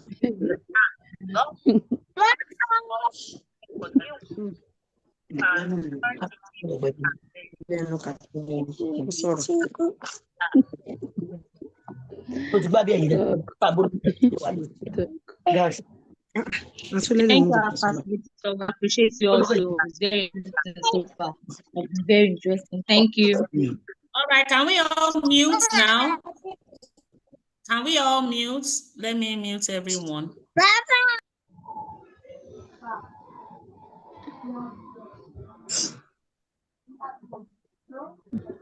Okay, can you all see my screen now? Can you see my screen? Yes. All right. That's our next speaker. At the Federal Government College in Nigeria. About teaching and inspiring young minds to explore the wonders of science. She also volunteers as a Science Educator, helping deaf students achieve their dreams in the field of science. She's a limitless space global educator. Maranatha is a lifelong learner and a lover of edutech, always for new ways to enhance her teaching learning experience. Maranatha facilitation at the Space Science Education Summit for training powered by Modiwa Bank Academy. See you there. Okay, here we go. Maranatha, welcome. Thank you very much. Thank you very much, Doctor. We are delighted to have you in here at the Space Science in Education Summit. Hey, Space Science in Education. I'm like, what's space science in education? But by now, you all know what space science is doing in education. Welcome, Maranatha. You have the floor. All right, thank you very much. Thank you, Dr. Banke, for having me. I'm excited to be here and also privileged at that to be here. I hope you can hear me, just to confirm. Yes, I can hear you. All right, thank you very much. Okay, I want to appreciate every educator present and appreciate our patience, our desire to learn, to know something new, the heart we carry for our learners. I know most of us are actually here not because of ourselves. We are here because we want to learn something new that we can integrate in the class. And if you don't have the heart of your learners or the needs of your learners at heart, I don't think you would have picked this opportunity. So I want to appreciate you for actually coming out to learn and learning something new that you would be able to effectively integrate in the classroom for the sake of your learners. So like Dr. had earlier mentioned, my name is Maranatha. I'm a chemistry teacher with Federal Government College here in Jos, Plateau State. I'm also a limitless global educator. So Dr. Banke is my, my limitless space colleague, even though she's in Lagos. I teach chemistry and I also teach chemistry to deaf students. I would just say I'm a deaf STEM educator. So I don't want to start going through introduction. Well, this is the day 3. We had an introduction to space exploration. We know what it's all about. We've gone through how to integrate space knowledge into varying subjects, a replay of English, how to integrate space exploration into English was done this morning. And we had several subjects, basic technology, chemistry came up yesterday. And since I'm also teaching chemistry, it will not be far from what Mr. Joshua taught us yesterday or brought to our notes yesterday. So I'll just be building from there and then yet sharing more light on how we can carry out projects, integrate more of space learning into the classroom. So we'll be looking at chemistry in the night sky. Now, we are not doing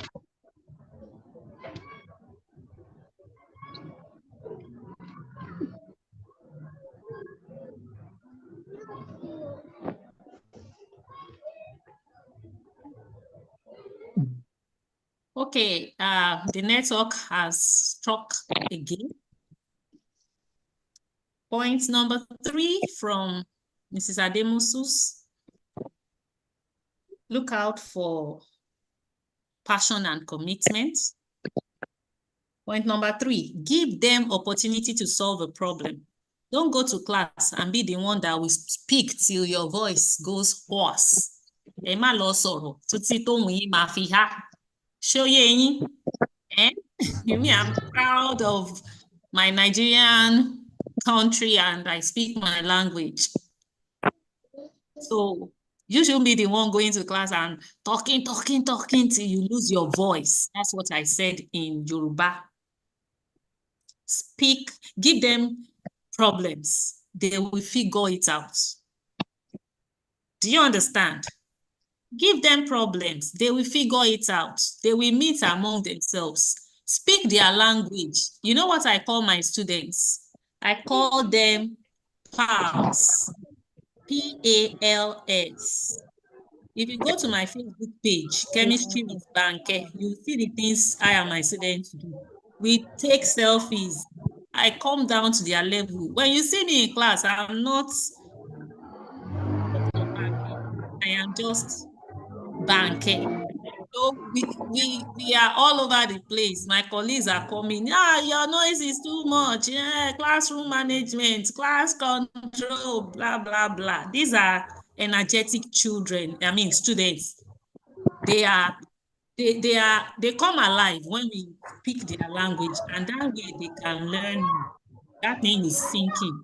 So give them opportunities to solve a problem, put them in groups, write the learning objectives on the board, and allow them to take care of different tasks. Are we following? Yes, ma'am. Are we following? Yes. Or have I been speaking to myself? Yes, we are following. Yes, no. Yes, ma, we are following. What was the last thing I said? Yes, ma, we are with you. You said you always your students. Yes, we are following. You said these are the energetic students.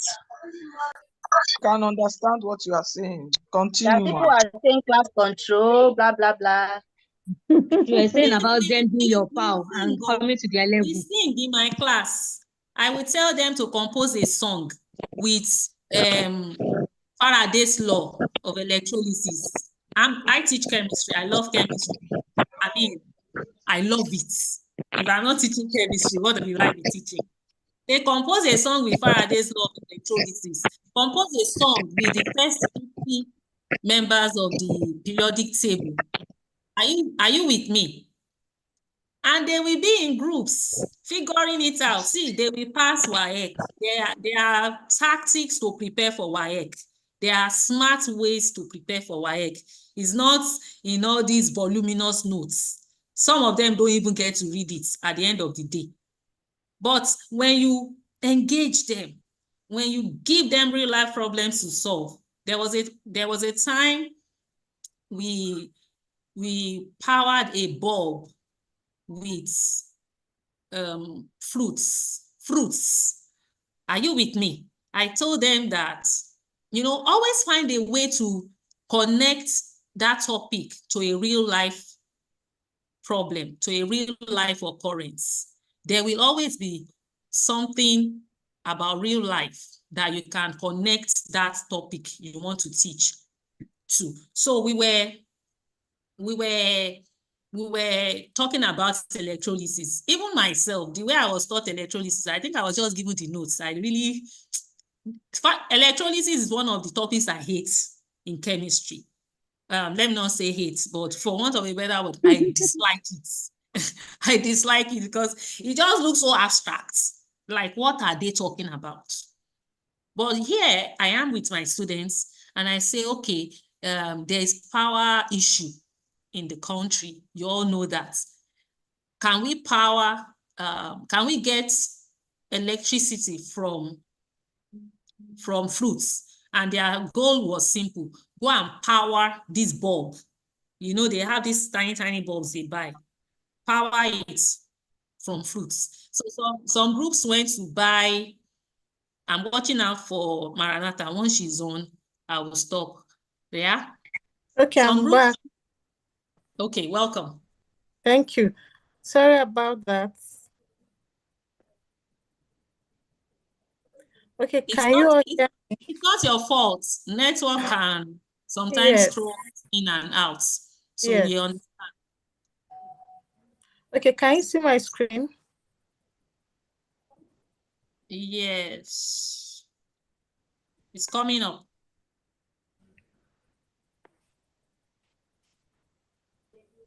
Okay, can you see my screen now? Yes, we can. All right, all right. Okay. Yes, I can see. Okay, I don't know at what point did you lost me? The first slide. Okay.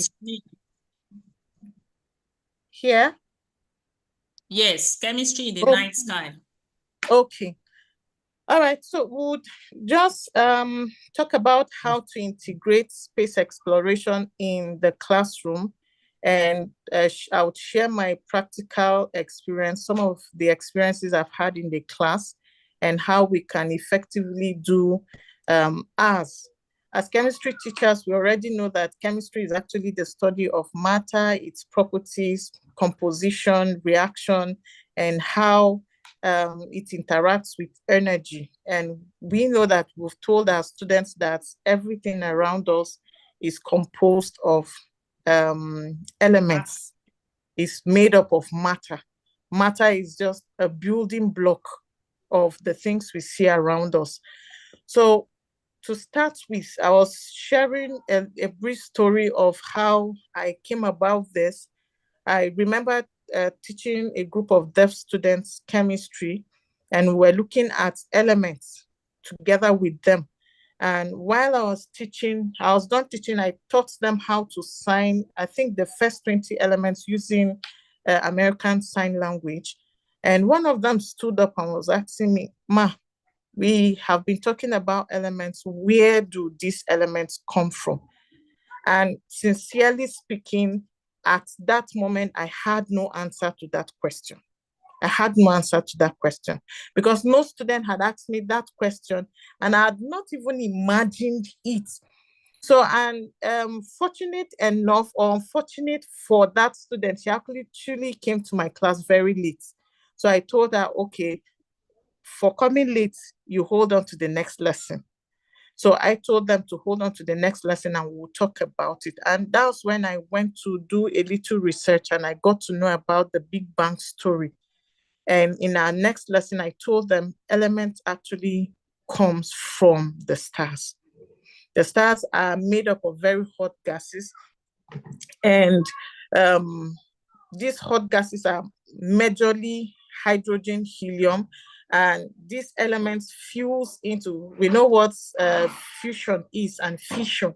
So they fuse into themselves to form larger elements, and like that until you have a blast, okay? And as a result, they said, okay, how then do we have some of the elements present in the soil and all of that? So most times when we deal with our learners, some of them are very curious to know. And as educators, we need to update our knowledge. We should not be teaching them things that probably our chemistry teachers have taught us, and then we are also bringing to class and the likes. We need to update our knowledge, know what is current, and not to distort the curriculum we have, but to align it with what we are about to teach them so that it will actually make sense and meet their needs. So that is how I came about the celestial chemistry, or the understanding of the fact that elements actually emanated from the stars or originated from the stars. Now, why space exploration in chemistry? Now, I earlier mentioned, I don't know if we heard me, that when you teach chemistry, we have concepts that relates to biology and chemistry. We have concept that relates to physics, concept that relates to chemistry in, mathematics in chemistry. And we also have concepts that relates to space exploration in chemistry. And that's the reason why we needed to explore space knowledge so that we can effectively integrate that into our classroom and are able to introduce that to our learners. Now, integrating space exploration in chemistry or in chemistry curriculum can actually enhance engagement and foster interdisciplinary connection. So you have the nucleosynthesis. That will take us back to when I was talking about the Big Bang theory. Then we have the planetary chemistry, we have space exploration technology, material sciences. Some of the materials that our astronauts use in space, astrochemists were involved. Innovations were put in place to know whether these materials they put on, the clothes they put on, the shoes they put on will be able to withstand temperature, would be able to withstand heat, would be able to withstand the condition in space. So that's one of the need for us to expose our learners to space knowledge as chemistry teachers. Space chemistry lab. Now, talking about the International Space Station, it's a micro laboratory where experiments are actually carried out. For some of us who can search that on YouTube, it is very fascinating to see how water acts in microgravity, to see how we can have physical and chemical changes in microgravity. Are you still with me? Okay. Yes, okay. yes. Okay. All right. Yes, All right. Thank you very much. So these are just very few, and there are so many reasons to why we needed to integrate space exploration into our classroom. Now, how do we do that? I know that my colleague yesterday was able to explain some concepts and how we are able to do that. He talked about electrolysis and how that water, oxygen is a very, very scarce commodity in space. And we needed to teach our learners, spur their creativity to see how they can be able to solve some of these challenges faced by astronauts in the space station or in space. So how then do we integrate space knowledge in our classroom or in chemistry? Now, I earlier mentioned that it is not something different from what we do. For some of us who have attended SDG goals programs, we see how we are able to align what we have learned, the SDG goals, into our classroom activities and what we do in the classroom. So it is not far-fetched from that. So one, we can relate a concept in chemistry to space exploration. I earlier mentioned that a student asked me where elements come from. So for instance, if you want to explain or teach the concept elements, compounds, and mixture, we can start for the elements by talking about the Big Bang story. They should be able to know history. Now, sometimes as teachers, because we run away from a big bulk of our work, we most times shy away from little histories that comes with teaching of particular concepts in chemistry. So, but it is very important that they know where they are coming from. You know, as educators, we teach from the known to unknown.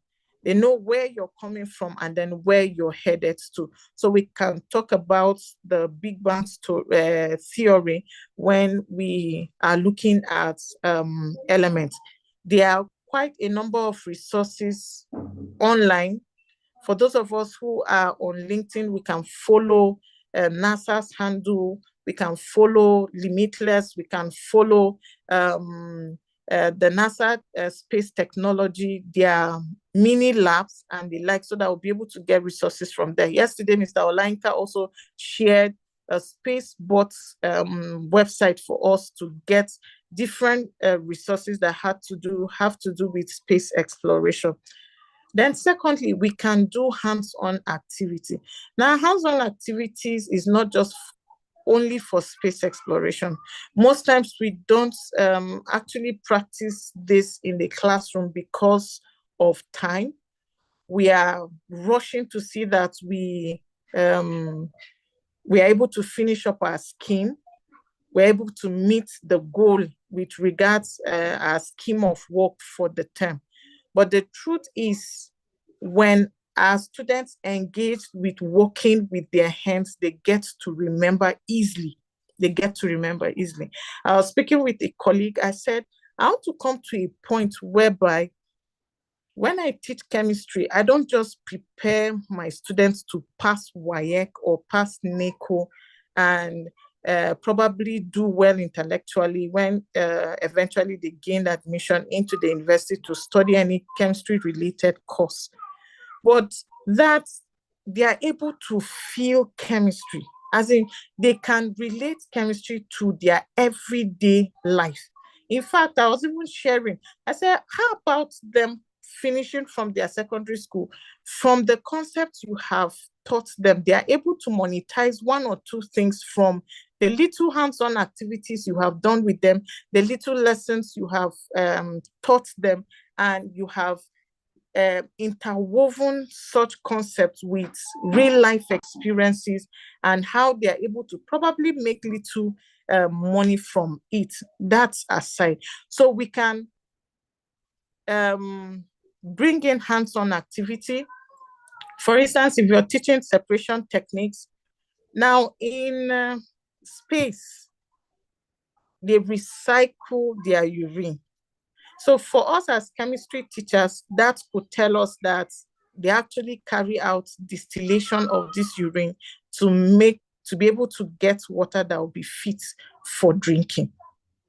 So we can bring these concepts in than having to teach separation techniques and you're looking at distillation and it is still the same old process, the same old example that you use.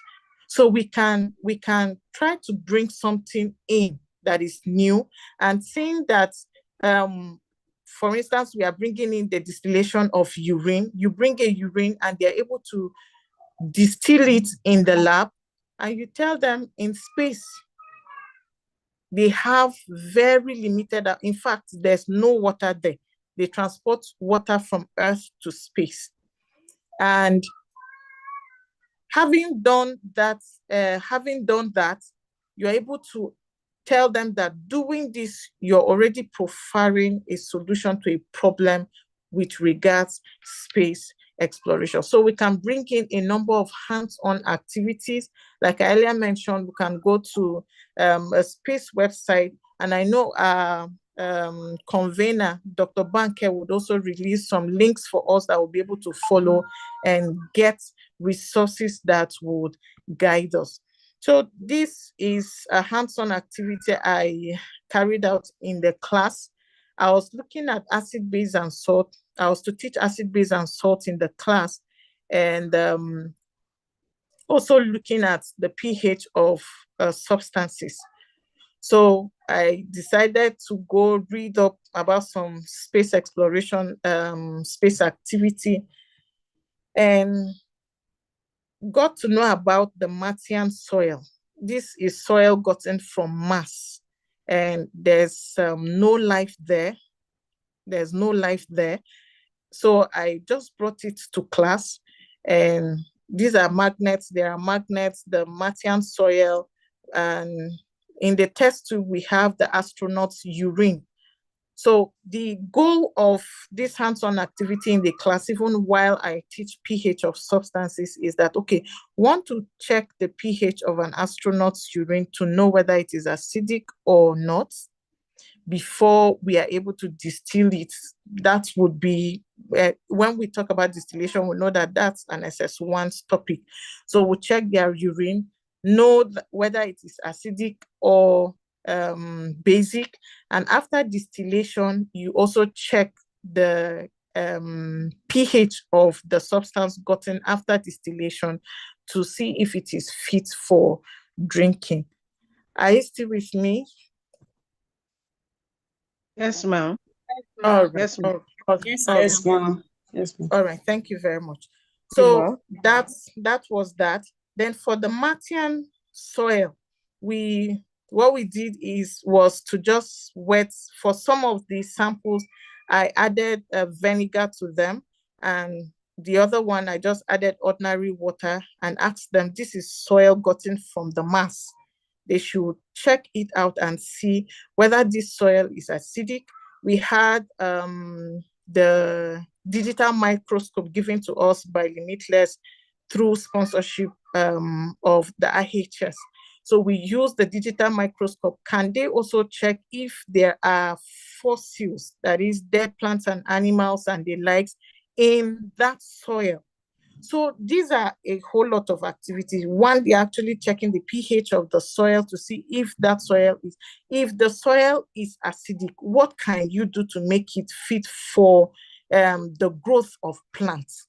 So I was giving them a work to be able to think outside the box to see how they could provide solutions, even to farmers, in case they have soils that have elements that are higher than the other, or you have a soil that is either acidic, something like that. But we are trying to paint a picture in their mind. And this is them trying to find the pH of a soil from Mars. And when I asked them this soil was gotten from Mars, they were like, "Ma, did you go there? How did you get it?" And what was coming to the astronaut, I said, "Here is an astronaut's urine. Can you check if it is acidic or not?" They were like, "Oh, wait." But that was just turmeric in water. And it gave me that color. So we can think outside creatively to see how we can integrate all of this in our lessons to be able to profile solutions to the challenges that astronauts actually face in space. So now, to integrate space knowledge or space exploration into our chemistry classroom or into our learning, we can invite a space resource persons in our classrooms. If you're not on LinkedIn, I would encourage that you have an account on LinkedIn. The truth is, you have educators who are doing very well that we can learn quite a lot from. So you are able to connect with some astronauts. We see how Doctor was able to bring in some, just because of collaboration. Very key, because of collaboration. So we can collaborate with resource persons, we can collaborate with different people, different educators on the social media space, and you invite them to come into your class virtually. Even if it's not to talk about space exploration, Dr. Banke teaches chemistry. So if I want to teach a particular concept and I discover my students see me every day and probably they are getting tired. See, if you eat rice every day, you get tired. So these students would want variety in the classroom. So I decided, okay, let me invite Dr. Banke into my class to come and take probably organic chemistry. And she's up. They would listen keenly without forgetting, because I have invited a chemistry teacher from somewhere to come and interact with them. So you can invite a space resource person in your classroom so that that person will be able to speak with them, inspire them, and they become what they are supposed to be. Now, after the class I had, after teaching acid, base, and salt and bringing in those hands-on activity, a student came and met me. She tapped me and said, "Ma, I want to become a medical doctor, but haven't heard you talk about space exploration and bringing instances into the class and activity into the class. I think I'm interested in this. Can I become an astromedical doctor?" And I told her yes. So you see how you can just pack up one interest.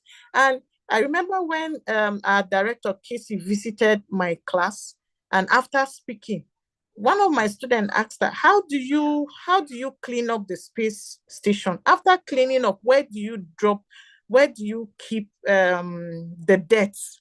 Where are they kept? And she said, these are some of the challenges young minds like you should be able to provide solutions to. And they ran with it. One also met me and said, "Ma, since they move in microgravity, they don't walk just as we walk. Basically, it's just like them swimming if you have watched their videos." And it was like, can we make either a shoe or a socks that will be able to pull them down to walk so that they'll have the walking experience that we'll have here on Earth? That is a creativity that is being sparked up to provide solution to a problem. So if all you teach is just content and your students are not able to, through the concepts you teach, provide solution to problems with regards to the society, I think we have not arrived yet. We have not arrived yet. So my drive, my goal should be that at the end of my lesson, after teaching them elements, or after teaching them maybe acid, base, and salt, what particular problem can they solve? What societal problem relating to the concept I have taught that these students can use this knowledge to provide solution to? So moving away from that, this is also a hands-on activity. And these are my deaf students, my deaf teens. Now, these students, most of them, these deaf students, most of them have passion to study sciences, but the truth is they are being denied that opportunity because they don't have the hearing ability. I remember meeting one and he said, I love chemistry, I love physics, and he just read it in books.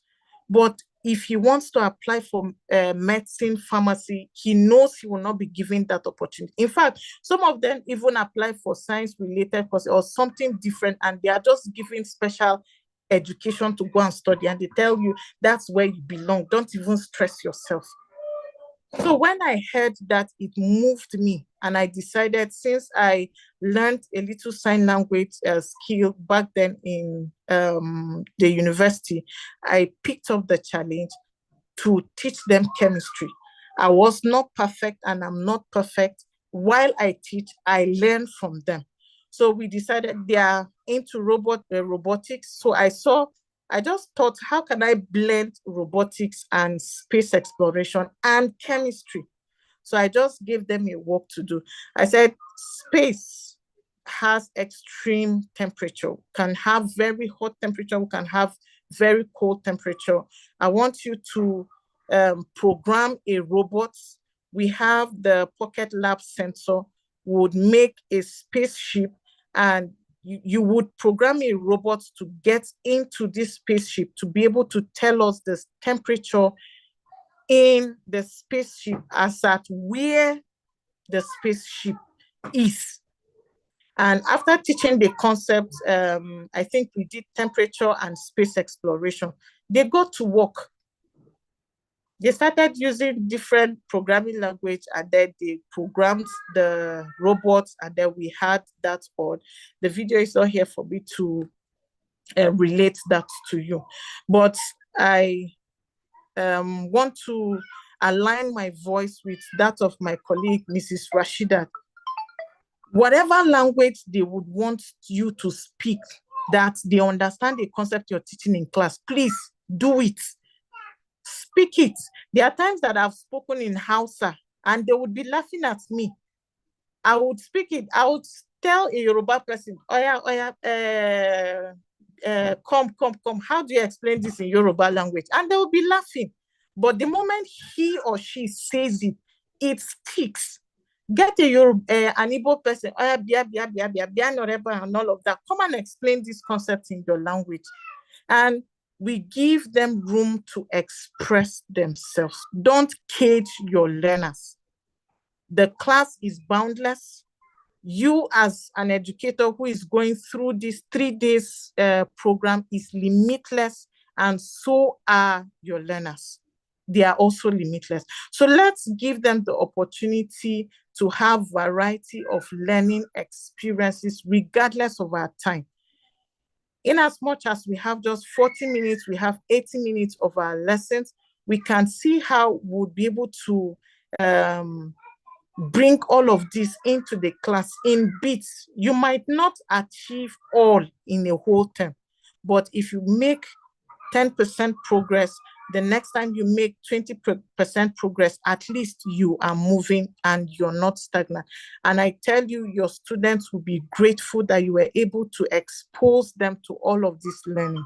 So you shouldn't be a teacher that it will just be la crème, la peau, as it was, so it is.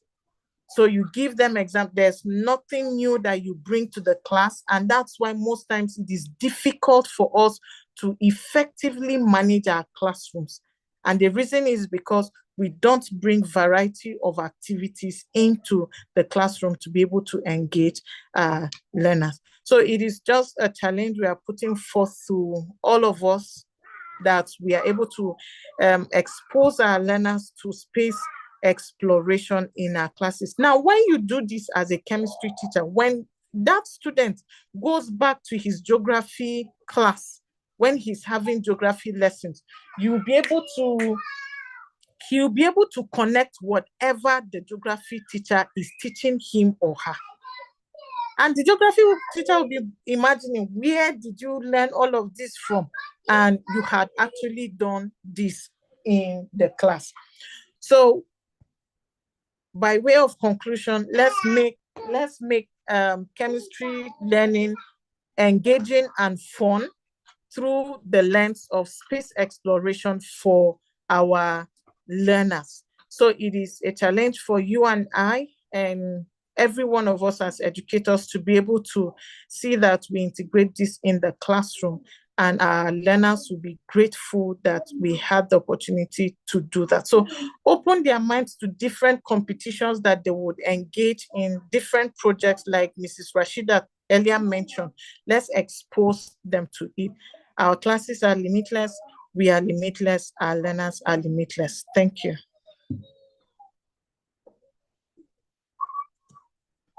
Very much, Maranatha.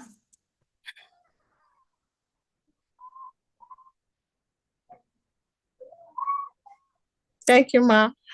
Much. We are limitless. Our classes are limitless. We are limitless. What was that last one? Our learners are limitless. Our learners are limitless. I'm compiling a set of quotes.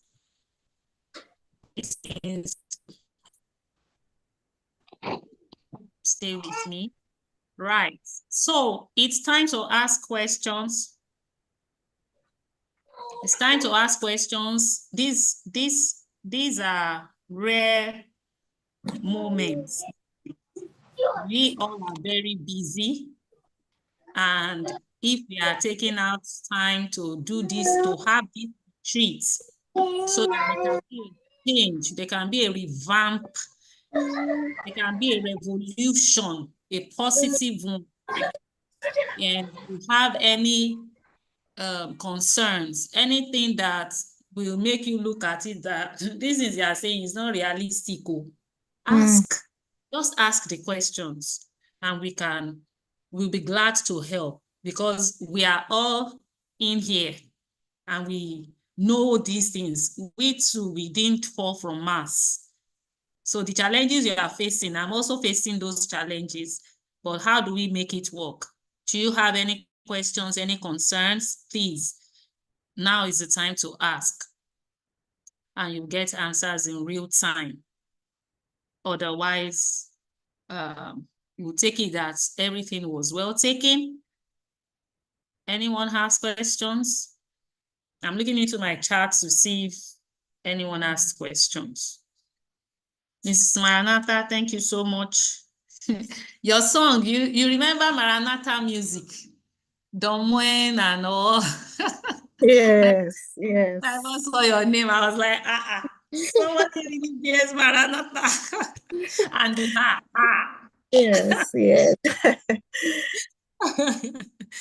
It's not ha. Some people are writing ha. Please, it's not ha. No, it's H-A-A.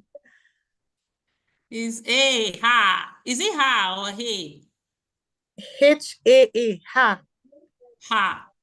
All right. Thank you so much. We will now take group pictures since we don't have any questions. So, Maranatha, you are still going to help us with the group pictures. All right.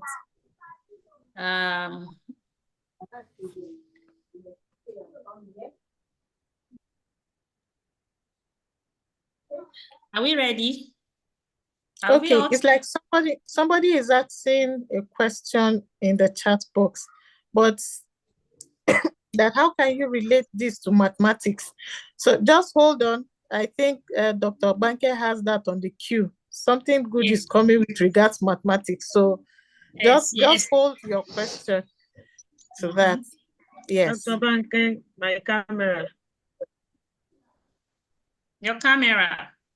Yeah. Yes, it's disabled. My camera too is disabled, Dr. Banke. Okay, let me do that. How about now? You want to try again now? Yes. Okay, yes. better. Yes, it's okay. Can you all see me? I can't see the gallery view. Maranatha, can you see me?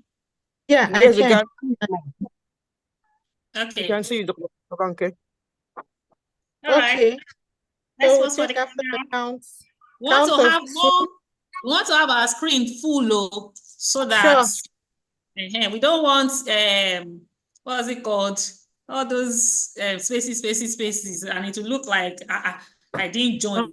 Some people camera are not on. People, my noble, distinguished colleagues, please, except those who may not be in a good place. Some people who may not be. We should have a good number. We should have a good number.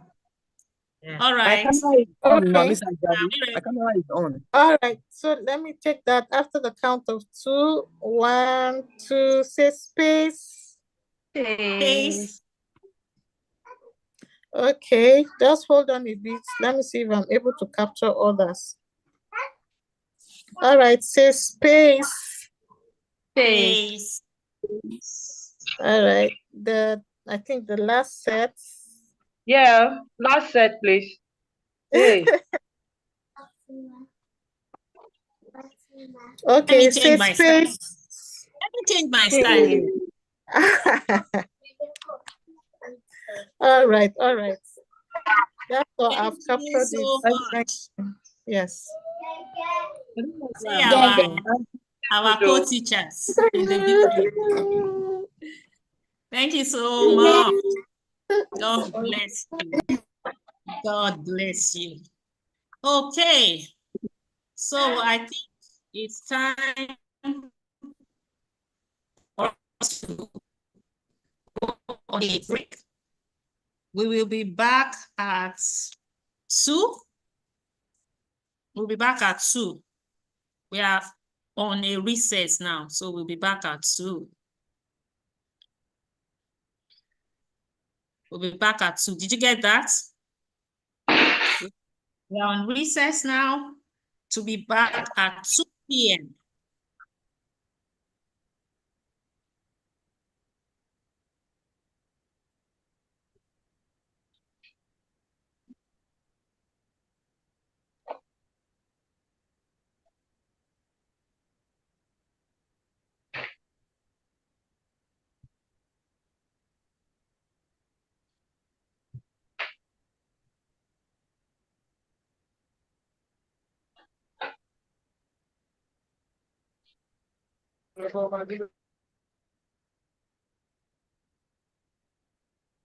We are on recess.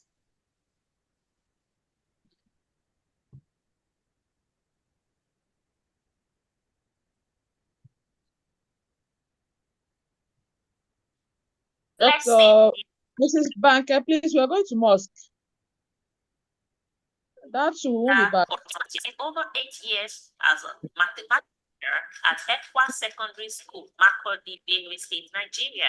She is the Limitless Space Mrs. Banker, 2024 cohort. Ma, we are going to mosque. We are going to mosque. That too will not work.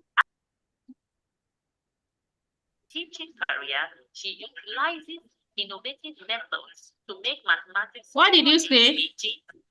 I said that 2 o'clock might not be possible because we'll be going to mosque now. We're heading to mosque now. Okay, when are you coming back from mosque? We should be back by 2:30. You know, it's Friday, so we'll listen to someone. And those who want to go to the mosque can go to the mosque now. It's not everybody that is going to, right? All we right, are on no break until 2 p.m. Okay, no problem. Yes, ma'am. So actively sharing teaching experiences with other educators via social media platforms. She will be joining us at the Space Science Education Summit, powered by Oluwa Banke at least. See you there.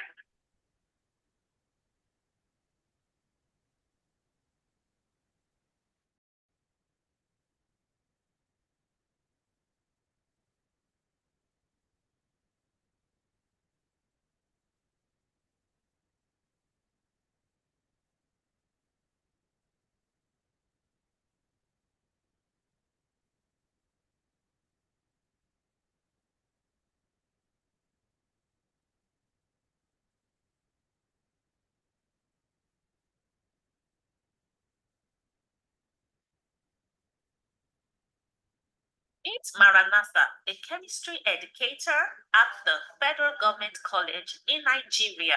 She is passionate about teaching and inspiring young minds to explore the wonders of science. She also volunteers as a deaf science educator, helping deaf students achieve their dreams in the field of science. She's a limitless faith global educator. Maranatha is a lifelong learner and a lover of her teaching and learning experience. Maranatha will be facilitating sessions at the Faith Science and Education Summit for teacher training, powered by Oluwa Banke and See you there.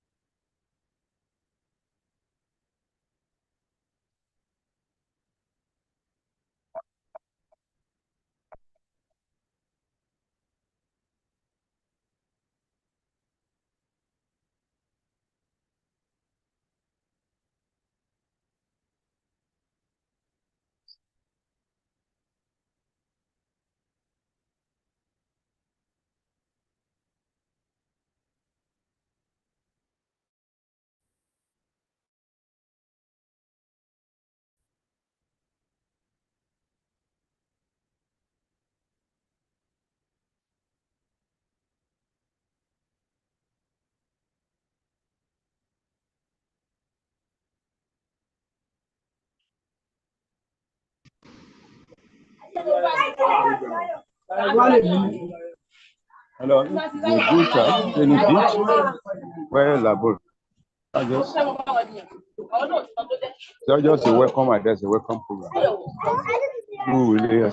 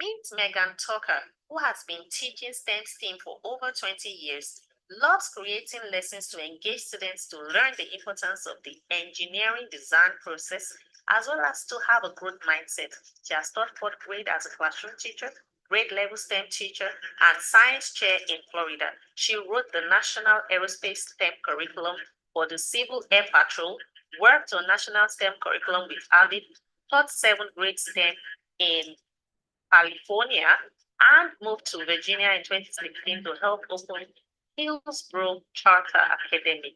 She is the recent graduate of 2 of the American Radio Relay League, and as a result, she earned the 2023 National Aviation Hall of Fame Crossfield Teacher of the Year. She is a limitless global educator, and you will be meeting her. Welcome, Megan Tucker.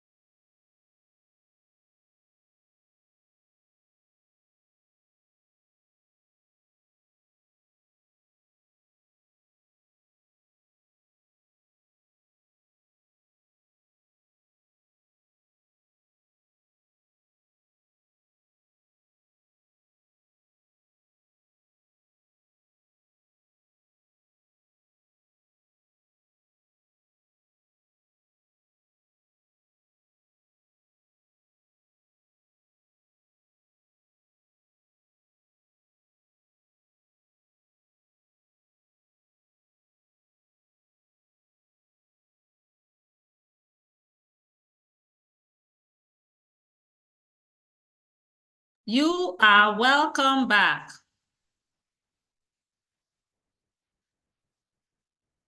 Welcome back, everyone. Can you hear me? Yes, ma'am. Okay, my video was not on. Yeah. You're welcome back. So we have, guess who we have in the building? Who do we have in the building? Who do we have in the building? We have, let me see, let me share something to introduce her, and then she will go on.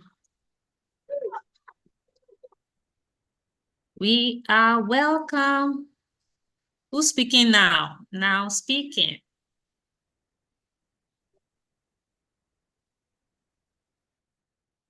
Blessing Befa Akila originates from Plateau State. She has spent over 8 years as a mathematics teacher at Ekwa Secondary School, Makurdi, Benue State, Nigeria. She is the Limitless Faith Institute 2024 cohort educator. As an EdTech enthusiast, she is dedicated to teaching the perception of mathematics as a foreign subject. Throughout her teaching career, she utilizes innovative methods to make mathematics more engaging for her students. She also actively shared teaching experiences with other educators via social media platforms. She will be joining us at the Space Science in Education Summit, powered by Oluwabanke at Venus. See you there. Yes, you are welcome. Can you turn on your video, Blessing? Mrs. Blessing Akila, you're welcome. Good afternoon, Dr. Banke. Good afternoon, pretty Miss Blessing. Hello. And I saw your wait to picture, I'm meet like, you. this lady is beautiful. Stop flattering me, ma. Don't blush now. Good afternoon. Good afternoon, Yeah, everyone. but that's the truth. You're a pretty lady. Let me Thank not you call so much. Welcome. I'm so happy to have you Thank you. in. Thank you So, so much. Before you came in, people are already asking questions about mathematics. We have quite a number of mathematicians, mathematics teachers in the building, and they've been waiting for you. So you have the floor. Welcome. Thank you. Hello, good afternoon, everyone. Let me share my screen. Good afternoon, ma'am. Good afternoon, everybody. Good afternoon, ma'am. Welcome to you.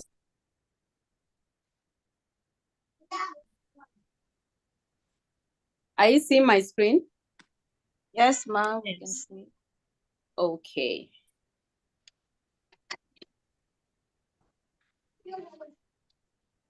All right. So good afternoon, everybody. Good afternoon. Good afternoon, Dr. Banke. Thank you so much for this wonderful opportunity. I'm so excited to be here today. I love collaborating with educators just like me because I learn a lot. I'm a lifelong learner. And each time educators are gathered in a particular place, I love to be part of it because I know it's going to be interesting and I would gain a lot. So I'm so happy to meet all of you. I've been following the live chat on YouTube and I've been seeing a lot of questions about mathematics, and also I pray I don't disappoint you. I will not disappoint by God's grace, okay? So, good afternoon. I'll be teaching today. We'll be learning about how to integrate space science projects in mathematics. They've introduced me already, so I don't think I need to introduce myself. Well, let me just say my name. My name is Blessing with Akila. I'm a mathematics teacher. I've been teaching for 8 years now. I've taught in the primary school, I've taught in the nursery, and I teach in the secondary school. So I think I've gained all the experiences of what it means to teach mathematics to children of different ages, even though I've not taught in a tertiary institution before. But to an extent, I would say that I have a little experience. Okay, so now, why is it important to integrate space science in mathematics? Are you listening to me? Yes, we are. All right. So why is it important to integrate space science in mathematics? We all know that mathematics is the study of numbers. And now, if you are a social media person like me, once you log on to social media, if there is any meme, any funny meme about teachers, I know a lot of you will bear me witness that it is mathematics teachers that are being made fun of. I don't know if a lot of you have seen this. You know, you see where if an over serious teacher is being think this teacher teaches, and everybody will go on to say mathematics. Who are the most boring teachers? Mathematics. Who are the most wicked teachers? Mathematics teachers. I don't know if I'm speaking your minds, but so far over the years, this is what I have seen, and it's actually disturbing. So I am a lifelong learner, like I said, and I am also a passionate teacher who is willing to do away with the fact that mathematics is a boring subject. Okay, I intend to spur my learners. I intend to spark their curiosity. I want students who will love maths. So why is it important to integrate space science in mathematics? Now, by integrating space science into mathematics, you can create more engaging, relevant, and effective learning experience for your students. Now, a lot of us maths teachers are so much interested in finishing up our curriculum. We want to cover the whole curriculum. We want to teach everything. At the end of the day, the child learns nothing.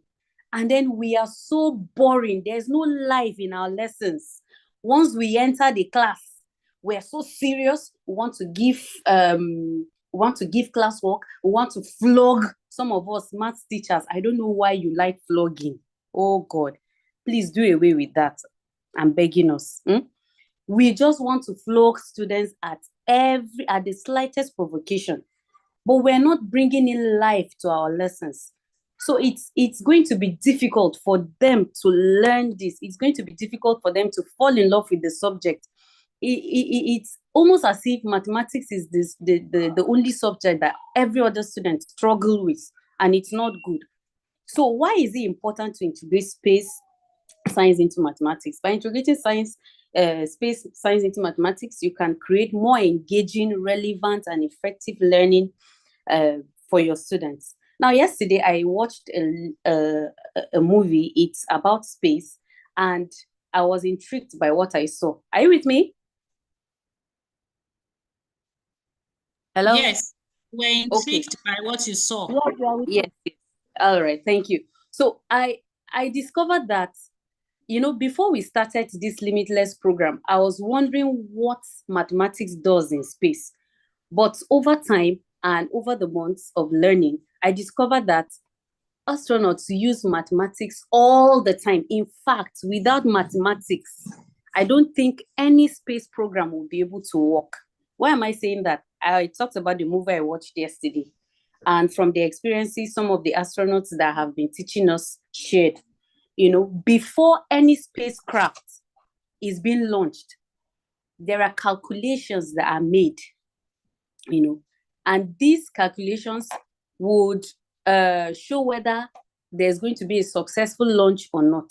So if the calculations are wrong, it means it's not going to be, the astronauts' lives are going to be in danger, or the spacecraft will not even be launched in the first place. So you see why mathematics is very important and why we need to integrate space science in mathematics.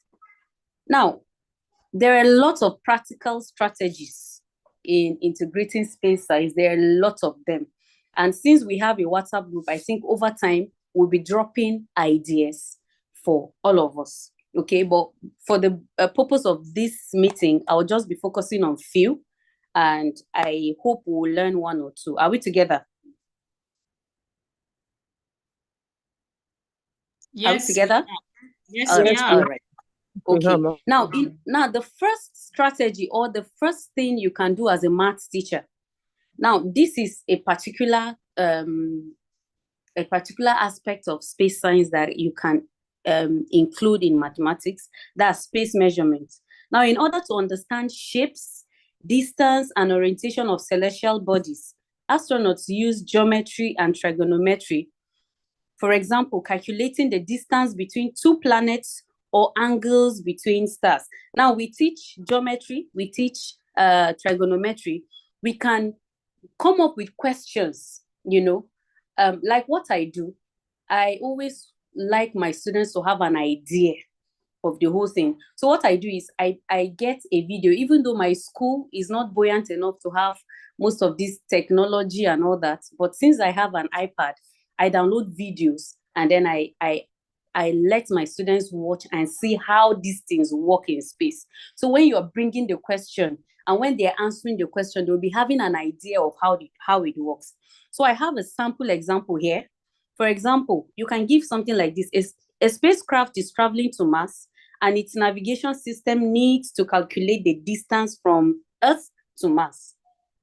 The spacecraft measures the angle of elevation to Sun as 30 degrees from Earth and 20 degrees from Mars. If the average distance from the Earth to the Sun is 149.6 million per second, now calculate the distance from Earth to Mars using trigonometry. Now, this is a question in trigonometry, and you can use this question, spur their minds, explain to them how the whole thing is. If you can, a lot of us have Android phones now. We can show them how these things work in space and then let them have the connection. You know, most times we just teach a lot of concepts to these students without really linking it to real life. And that is why our lessons are so boring. We don't link it. We don't show these learners that these things you're learning, there are people actually using it. Like what I do, before I teach every topic, I go online most of the time. I check what is the relevance of this topic. For example, if I'm teaching number-based system, I should be able to tell my students why they are learning this. Who is using this now? You know, these days when you go on social media, you see people writing things like, the logarithm you people learned, I hope you're using it now. You know, sometimes I laugh of their ignorance because yes, there are a lot of people using logarithm. There are scientists. Do you know that radiologists use logarithm? Now, so this is to tell you that every concept in mathematics can actually be linked to real life concepts. Are we together? So, are we together? Yes, we are. Okay, so when you're teaching space mission design, when you're teaching space measurements, this is the type of question you can ask. You can bring up questions in trigonometry that has to do with space, and then you can link real life concepts. You can get videos that will spur their curiosity. And I'm telling you, a lot of these students that we look down on really they have a lot in store in them. It's just that a lot of teachers don't really bring out the best in them. So I charge you to do that. Now, the next thing we're going to look at is space mission design. Now, you can have your students design and calculate trajectories for space missions. For example, you can use algebra to design launch windows for spacecraft, taking into account the position of Earth and the target planet. Now, you can also use, while I was doing this research, I discovered the part of the space mission design. You can use calculus to check whether the fuel in a spacecraft will be enough. You can either use calculus or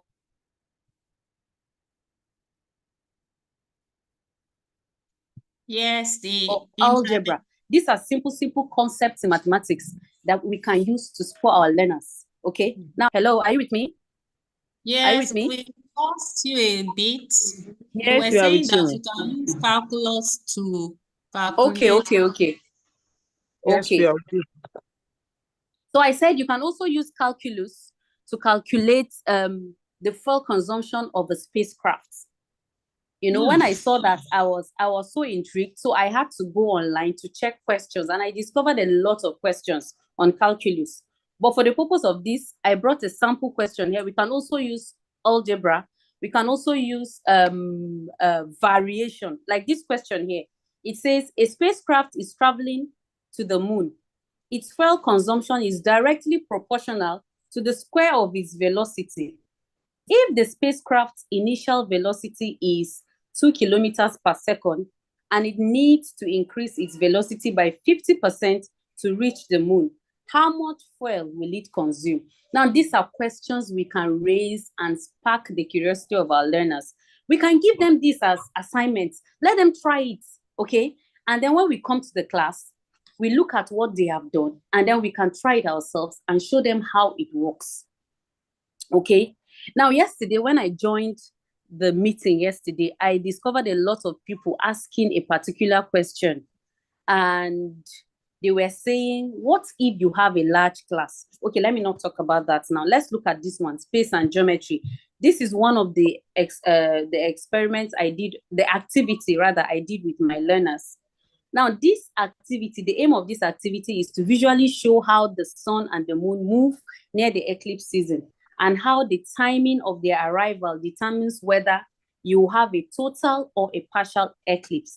Now, you know that scientists always give a prior notice when there's going to be an eclipse or not. Now, it will interest you to know that it is mathematicians that calculate whether we're going to have a partial eclipse or a solar eclipse, or a total eclipse. So now this is an activity we did with my learners. You can see this, these are what my students were calculating to see whether we're going to have a partial or a total eclipse. Now, at the end of the day, to make the lesson more interesting, we went ahead to construct a model of solar eclipse, and my students were so happy. I thought I will be able to play this as video so that you watch and see, but I don't know, it's not working at my end. But this is what you can send the video to me, and I will upload it for them to watch. It's okay. I'll send it after now. Okay. Thank you. Now, so this is what my students, after calculating, I grouped them into two, and a particular group, the other group had a different result. The other group has a different result depending on the question they were given, and they were able to calculate at what point we're going to have a partial or a total eclipse. And it was so interesting. They were so happy. They were like, Ma, we've never imagined that we can actually do this. So after the whole thing, we now modeled, we did a model of a solar eclipse, and it was fantastic. They were so happy. They were able to do something with their hands. Now, for those of you that teach mathematics in junior class, I teach mathematics in junior class and senior class. Now, what I do with my junior students, especially my JS1 students, when you're teaching them plane shapes, are we together? Yes. Now, when you're teaching them plane shapes, you can bring up the different plane shapes that we have. Now, you can use cardboard paper. You don't need to break the bank to do that. You can use cardboard paper, cut all the plane shapes, and then you can draw rockets, and then from that rocket, you can be able to place some of these plane shapes in it. You can use some of the plane shapes to construct a rocket. Now, what this does is that the child remembers these plane shapes, because from the idea of constructing this rocket, the child will always remember what you have learned, what he or she has learned. And in a way, you're also connecting the concepts to space. You're spurring them to be critical thinkers, to be creative thinkers, okay? Now, data analysis. Now, you can use real space-related data, e.g. temperature, radiation, and so on, to teach statistical analysis and graphing. We teach statistics, I think in SS1, we teach it in JS2 as well. Now, you can use some of the data that is being gotten from space. You can use some of this data and then give it to your students, maybe to make a bar chart, or to make a pie chart, or to make I'm thinking of some of this. Okay, now scientists use. Okay, yes, scientists use. Yes, histogram. Thank you very much. Scientists use data analysis in space in order to make more informed decisions, reduce uncertainties, and advance our understanding of space mission success. So you can see that every concept in mathematics that we can lay our hands on, if we really want to introduce this space to these children, when we explain these concepts, we can bring in a question that will help them to to do something. When you can tell them, these are astronauts, they're depending on you. They're depending on you for this solution. So you know that if you solve it wrongly, there's going to be a problem. You know, I did that with my learners, and you could see everyone, especially after my class with Kaci, you know, they were so happy because they actually asked her a lot of questions that day. They asked her a lot of questions, you know. So after that class, I was like, okay, imagine astronauts want you to do this. And I gave a question, and you could see everybody trying to, you know, they were all trying to do something, and it was wonderful. So as mathematics teachers, we have to grow beyond just solving questions on paper, okay? We have to grow beyond that. We cannot continue solving mathematics. Yes, it's good to learn it, okay? It's good to learn the concept, but let the child know what this does to him. Let the child know that some people are actually using this concept and is working. It's not just for them to pass exams. It's good to pass exams. It is good to cover your syllabus. But for me, I feel if you're assuming you're teaching 5 topics in a term, and at the end of the day, you've covered all the topic, and then the child gets nothing, I think it's wrong. I would rather teach 5 topics. Are you with me? Are you with me? Yes, we are. Okay. I would rather teach 5 topics and let the child get at least 2 topics excellently, and then I'll be satisfied. Okay. Now, these are examples of questions you can use for data analysis. Are we together? Are we together? Yes, I'm trying to mute everyone. Okay. 1 minute. Now, these are questions you can use for data analysis. Which planet has the shortest orbital period? You can support your answer with data. These are questions you can even group them.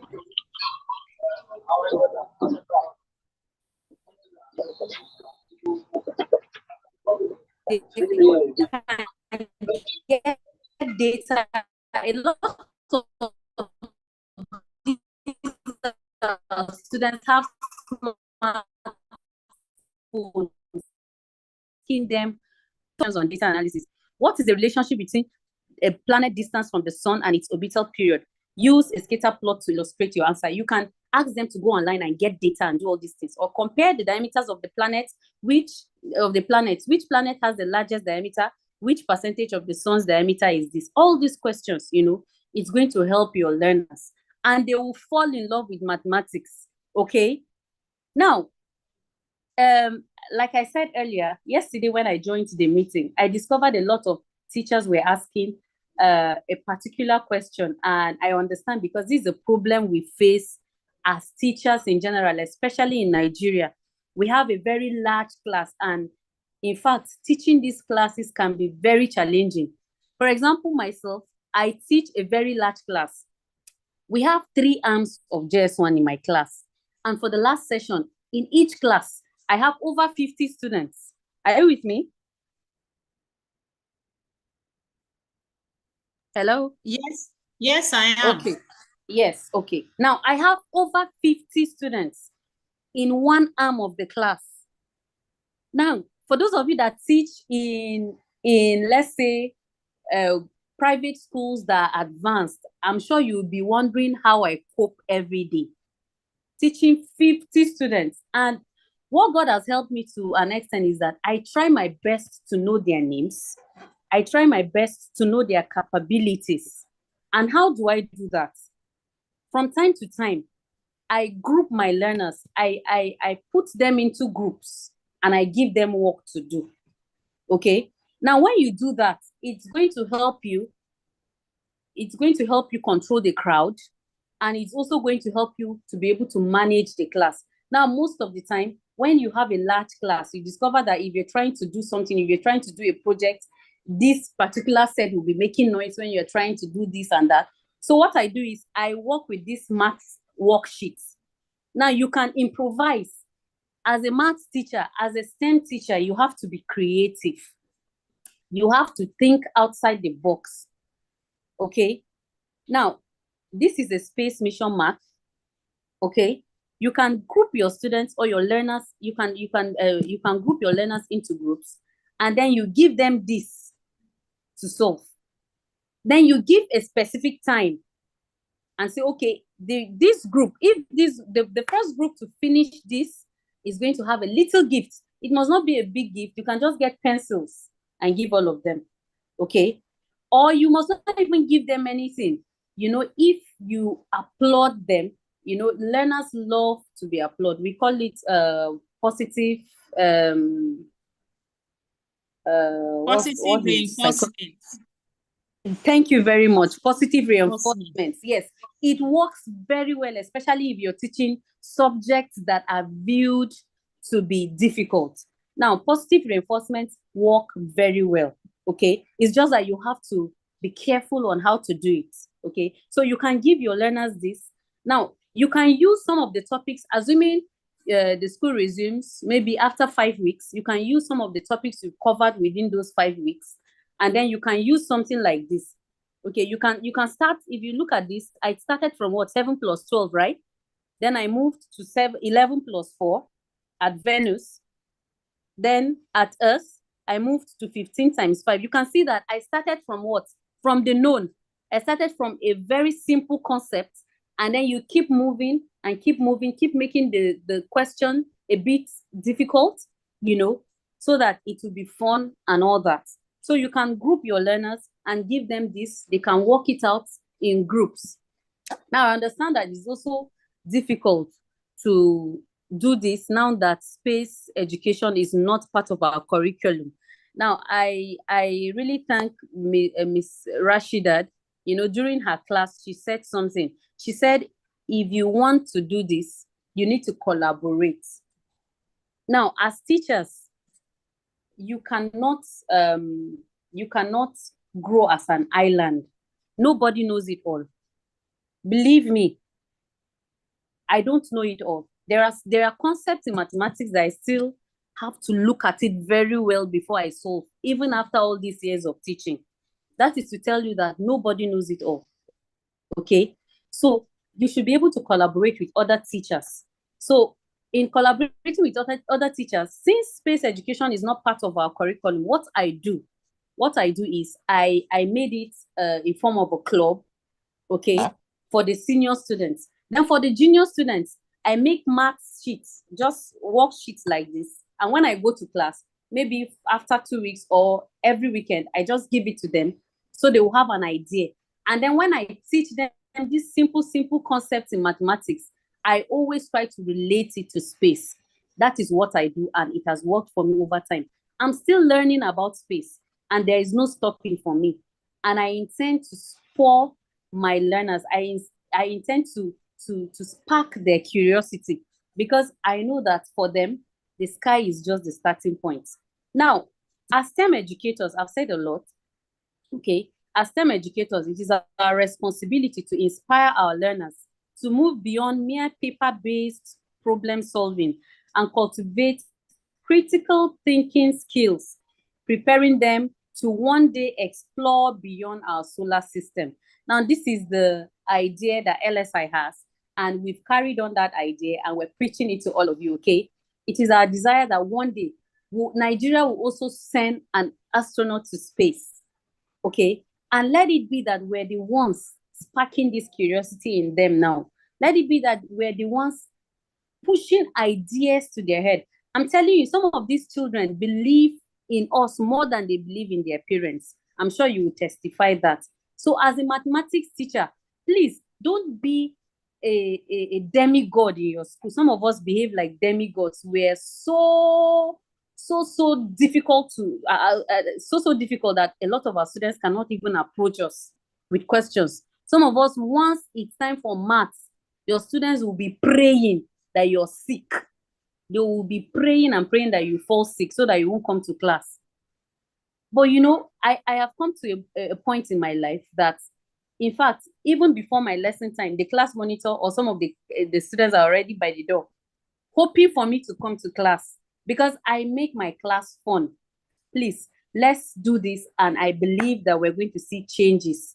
The sky is just the starting point for us as teachers, as STEM teachers. We have a lot to do. We'll have to do something before Nigerian government starts or include this in our curriculum. let's start something in our schools. We have a press club, we have STEM clubs and all that. We can start fixing this as part of our activities, or even in our lessons, since we take charge of the lessons. Yes, I know we have a scheme of work and all that, but we can also chip in this, and I bet you're going to have a different, your students are going to love you. Your students are going to be glad one day that you actually introduce them to space. There is so much to be harnessed from space, and I believe that God is going to help us. Thank you very much. Thank you very much. That was an excellent presentation. I wish I knew you when I was growing. You know, maybe maths would have been just, easy peasy. Some of us wish we came into contact with teachers like who do the things we do for our students now. Yeah. And the more of us we have, the better. Yes. Better. Thank you so much. Thank you. Now Thank you. you have been waiting to ask questions. You have been waiting to ask questions. So let's have your questions. Please raise your hand, and or you use the chat. So in the chat, I'm seeing people say, thank you, Mrs. Blessing. Thank you, thank you, thank you. Yes, we are going to be having your questions now. If you have questions, concerns, how you think you're going to go about it, where is your starting point, ask questions so that you can get answer in real time now. Who has questions? Anyone? I'm not seeing any hands up.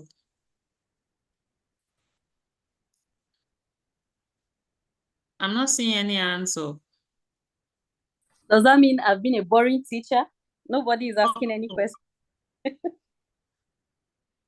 Uh-oh. Okay. Maybe they are still processing. Or the concept is well assimilated. Yeah. Oh, thank you. Esther said it was well explained. Thank you so well much. explained. Thank you. In a situation where somebody just sent a question now. Yes, I think I saw it. Were you able to get it? In a situation where I'm trying to go to that question. Okay, let me check and see. Scrolled so fast. In a situation where we have over 100 students in a class, how can I control my students within 80 minutes?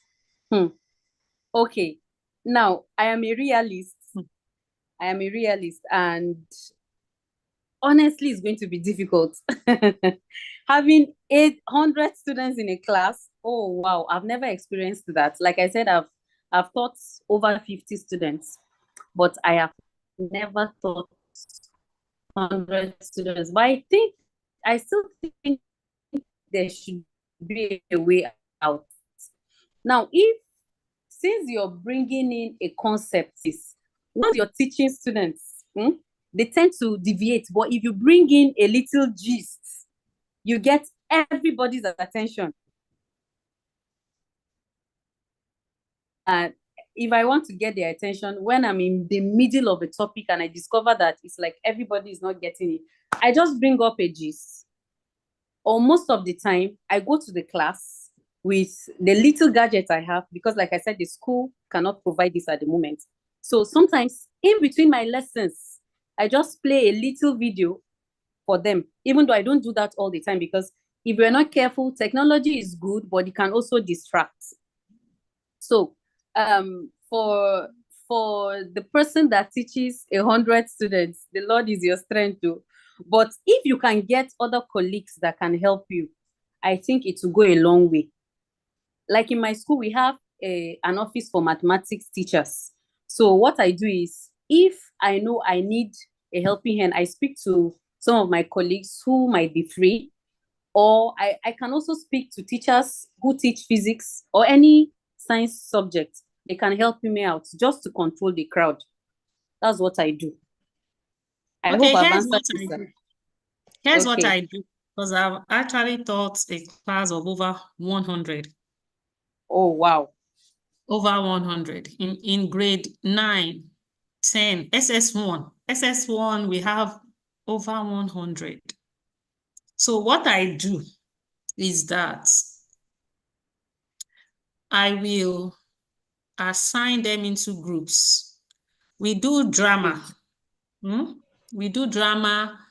I would list the learning objectives on the board, then assign them into groups to do particular tasks within their groups. Yes. Yeah.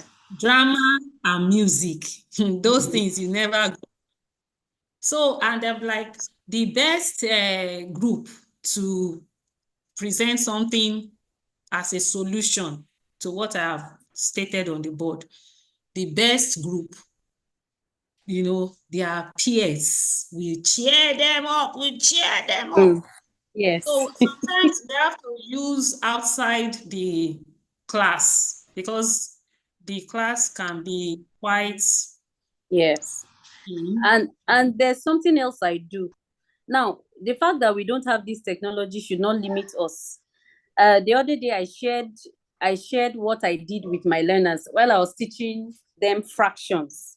I discovered that there are learners who still cannot differentiate between mixed fractions, improper fractions, and proper fraction. Yes, so I used my students to illustrate these concepts to them. Role play. Yes, I asked a student that is very tall. I asked the student to carry a very short student on his back, So that describes a proper fraction, right? Then I also used, I called one of the female students because my school is a mixed school. She's very smallish. So I tried climbing her back and the whole class busted into laughter. I had the attention of everybody. And they were like, Ma, you're going to break her back. I said, that is what improper fraction is. That is how it looks like. Then I now called somebody else who was tall to stand. And then I called two people. One was a bit bigger, the other was smaller. And then the bigger carried the smaller one. So I illustrated a mixed number for them.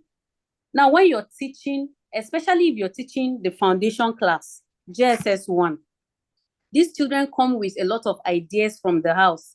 They have had their parents telling them mathematics is very difficult. Their parents have had traumatizing experiences with their mathematics teachers in the past, and they've passed it on to them. And then imagine coming to me to a boring teacher. Then the child will not learn mathematics for the rest of his life. So that is why it is important. There are times I also have to sing. My colleagues think I'm crazy. Yes, like, when you tell the student that 1 is not a prime number, they'll be wondering, why is, a lot of students mix up prime numbers and odd numbers. So a lot of times when you ask them to write prime numbers, they will always include 1. So I had to teach them a song. 1 is not a prime number, and the whole class, they were just cheering. And that was how everybody got that concept that 1 is not a prime number. So we have to just think outside the box, and God will help us. God will help us. Thank you very much. Amen. So we both said the same thing. And I didn't know that you are from Plateau State. I am in Lagos State, from Ogun State. And we are both doing these things in our classes.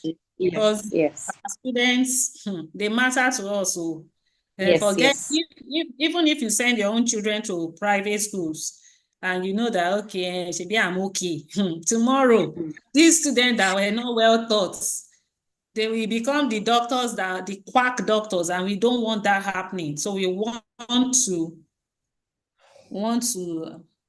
forestall that and mitigate against that right from now. I have 81 students in my class, just as, I lost that. Did you get that? Yes, I have 81 students in my class. Just as the tables are, I will choose class rep from each table to monitor them, and also write the names of noisemakers, which I will make to discipline them by telling them to pick the class, in the school compound. Okay, well, we'll still have to be careful. I'm always careful in disciplining my students. because most of the time, the old methods that teachers use is once the child misbehaves, you send him out of the class. You know, the students we teach now, they're not like before. Some of these students we teach now, when you send them out of the class, they will be very happy. So what I do is yes, I find a way of making you learn by force. So what I do is I'll ask you to sit on the floor. You know, these students don't like sitting, you know, the way they carry themselves. They call it stings, right? So they don't want their stings and their composure to drop. So when you ask them to sit on the ground, this is a whole lot of punishment. You will sit on the ground, put your legs straight while you listen to the lesson. So at the end of the day, you're serving punishment and you're also listening to my lesson because you never miss. I used to tell them that they must get value for their school fees because times are hard. Okay, there's a question here that says, please, in the absence of projector, can I take my students to the ICT room to teach maths and chemistry? Of course you can. Of course you can. Most of the time we limit ourselves to the classroom and it can be boring. There are times you can decide to even take your students, maybe if there's a shade in your school, you can just keep them there while you teach them. You know, if you're teaching a subject like angle of elevation or an angle of elevation and depression, when you take them outside, if you want to explain to them how they can get the angle of elevation, when you're looking up, you know, when you're looking at an object that is up, you get the angle of elevation. Or when you're up and you're looking at an object down, you get the angle of depression through the alternate angles, okay? You can take them outside and give them these ideas. Thank you very much. I hope I'm not taking too much time. Yeah, we know that mathematics is something that is critical and crucial. In fact, maths is the mother of all subjects. Yes. There's no student that doesn't do mathematics. So we really take time to answer your questions on mathematics. Please go on, answer their questions. Answer their questions. Let me check the chat and see. Okay. Somebody said, is there any app that can be used to teach space science? Of course, there are a lot of videos. I actually don't know if there's an app for now, but I follow NASA on YouTube and they drop a lot of class activities, and also they drop a lot of ideas on STEM and even mathematics. I think I get my ideas from them.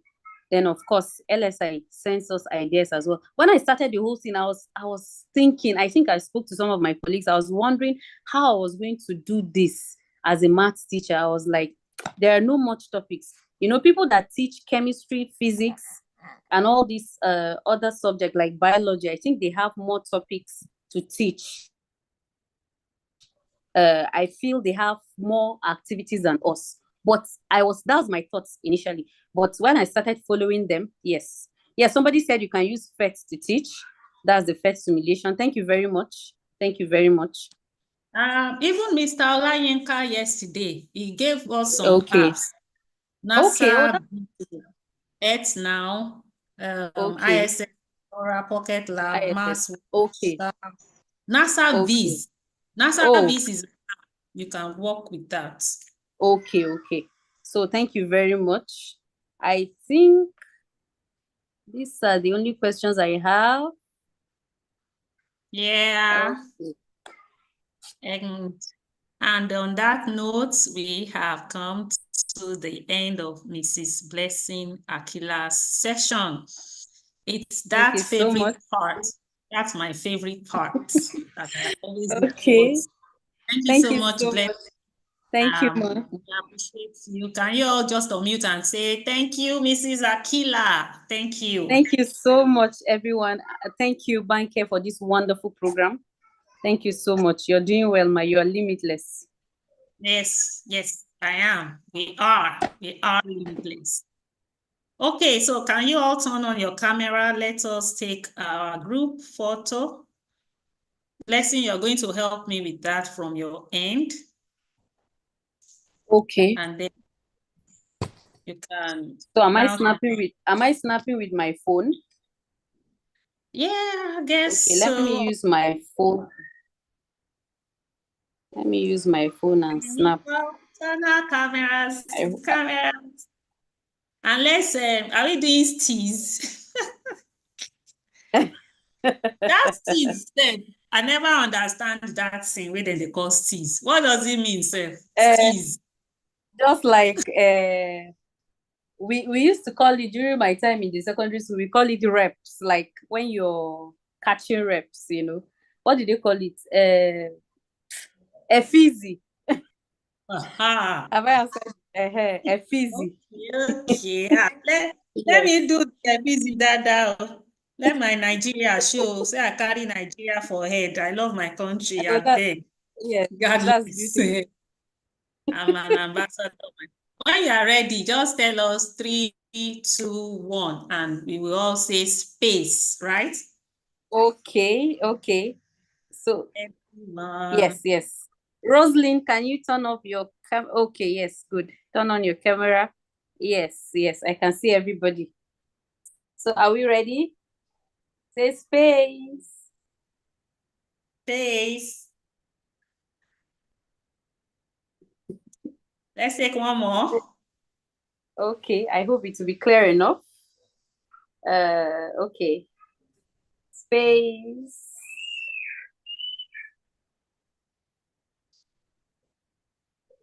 Yes, I think I have it.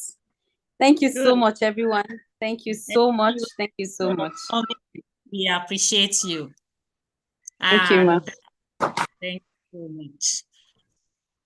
On that note, we have come to the end of that session. The next session, can you all hear me? Can you all hear me? Hello, guys. Yes, we can. Yes, we can. So we have come to the much awaited session, and that is for group presentation to show what you have been able to learn, right? So you can all put on your camera, but you will have to stay mute, or you can put on your camera if you are in a good place. Yes. So who are those representing? Who are those representing? Because it's not good that we just talk, and we want to see how you will be able to implement these things. So which group is ready? Which group is ready? Representatives, group reps. You know that we are distinguished Nigerian teachers. You know they carry last though. You know, they just give us tasks and give us deadlines like that. And we meet up, we do it, we get it done. Especially for you Gen Zs, you know, we are Gen Zs now. So yes. Which group is ready?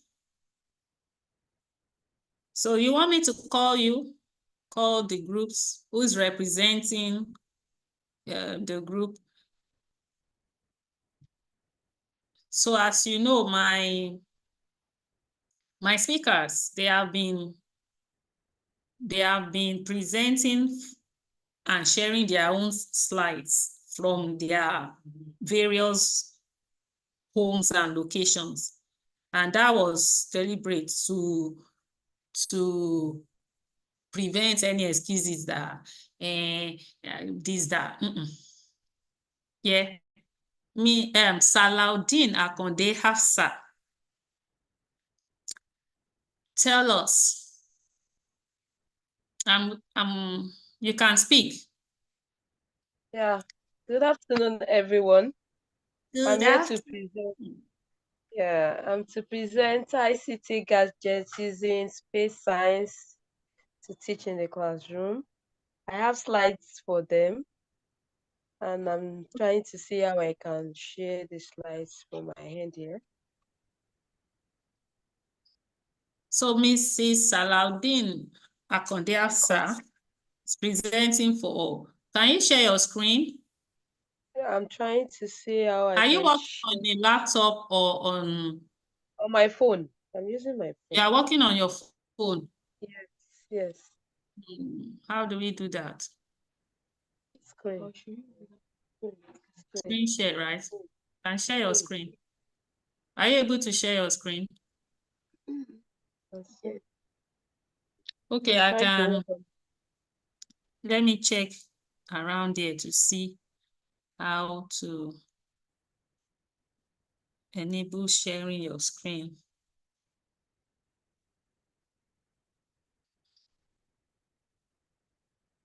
Let me make you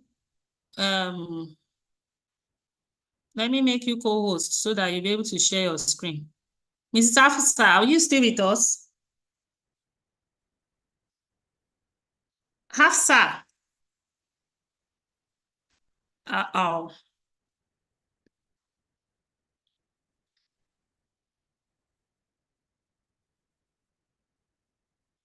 Where is Hafsa? Hafsa Akonde. Okay, if we can't see Hafsa now, any other person? Okay, she's here now.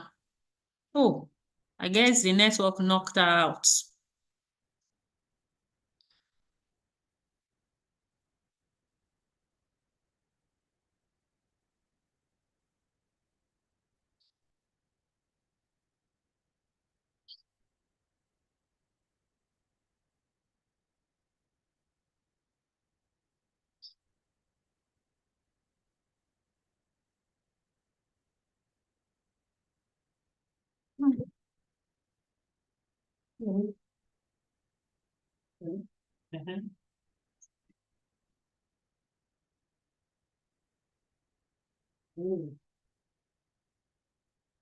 Let me do that. Let me do this. Okay, now. Ṣé mi tí make oko was látẹ̀kùn? Máa rò pé ẹ kì í check ẹ̀. Kíní yẹn mi ti ẹ̀rọ ojútùú ẹ̀ kò show mi ní multi-mute.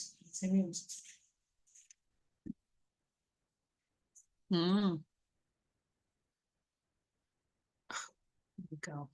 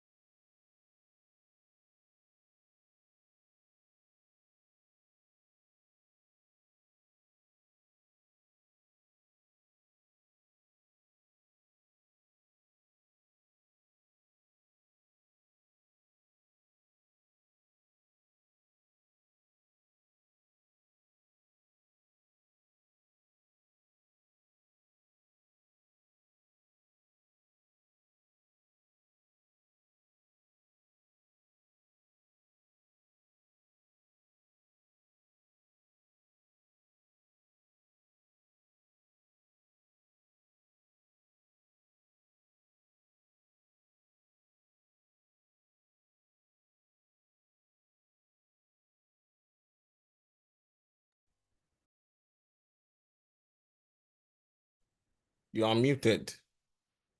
Banke, you are muted. Okay. Can you hear me now? Yes. All right.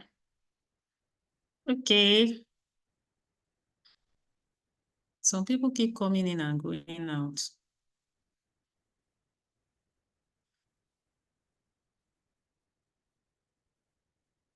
So everybody can anybody can share their screen, but it's very unlikely that if you are using a mobile device like a phone, that you'll be able to share your screen.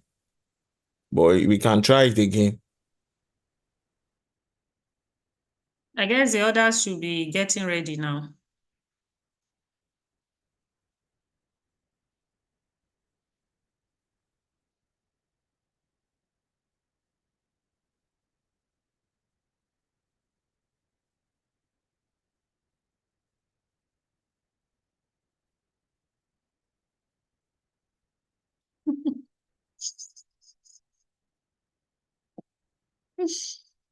Oh, Father in heaven. Okay. Which group is ready? Let me see if there are any chats. I just want to check my chats to see if there are any chats. Which groups are ready? I hope you are not all leaving.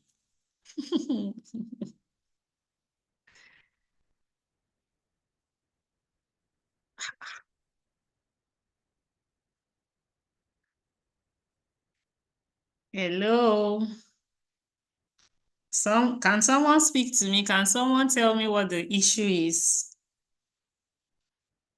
Hello, guys.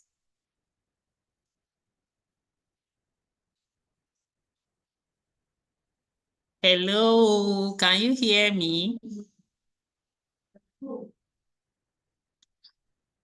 It's time to make your group subject presentations.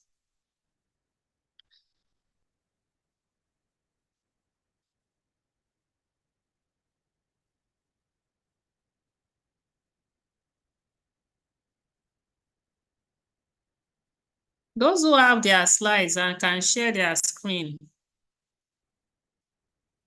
because you can't share your screen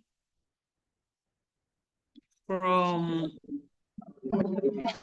They actually can. They actually can. It's just that on their phones?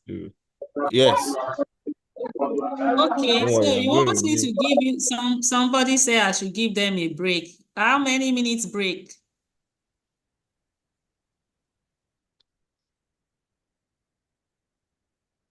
Okay, and use the chat to tell me how many minutes break should I give you? Oh, you are ready to speak. Okay, let me... If you are ready to speak, raise your hand now. Who is ready to speak?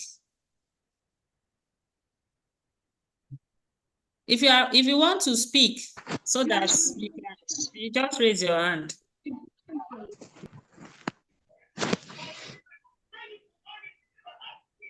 Awoyemi, are you speaking?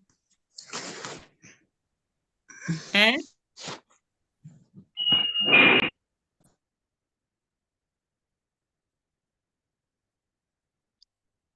So someone said I should give you guys a break. Níbo ni àwọn abọ́ tó fi ń sá wà? Ẹ máa sá níbí.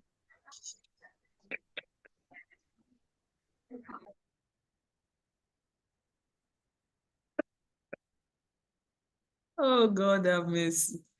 Oh, yeah, oh, let's go. Brethren. Z teachers. Steez. Don't spoil your steez, though. Mr. Ojo, Oluwajari, you can unmute.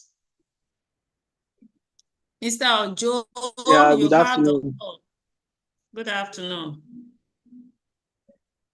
Yeah, good afternoon, everyone. I will be the representative for the English language group.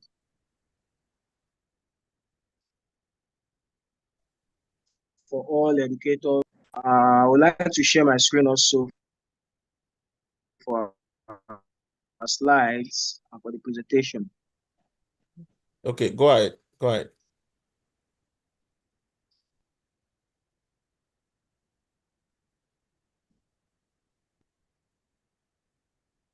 Let's give it up for Ojo Oluwajare.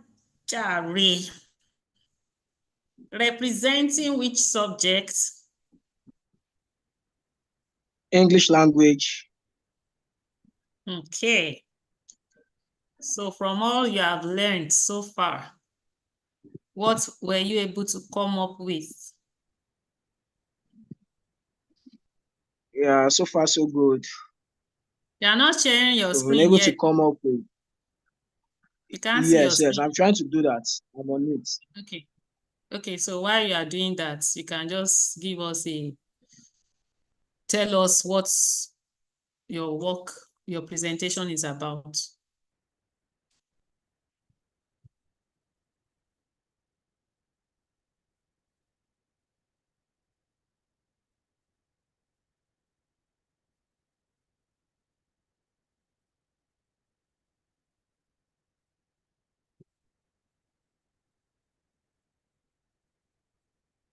Okay. Let me see, are there other hands up? I saw another hand up shortly.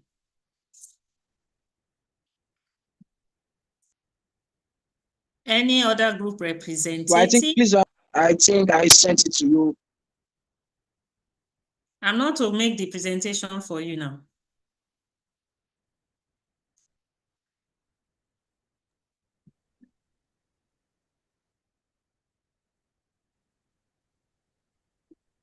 So the network.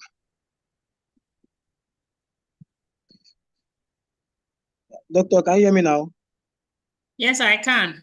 You are going to share the Yes. screen from the end. I just mentioned that my speakers have to share their screen from their end. Mrs. Blessing did that. All the previous speakers have been doing that. Right? Okay. So there's no excuse that, so let me try. No. These are things we are doing practically, and we want you to take it to your class too. And we want to see what you're able to make of what you have learned. Okay. Let me try and do that.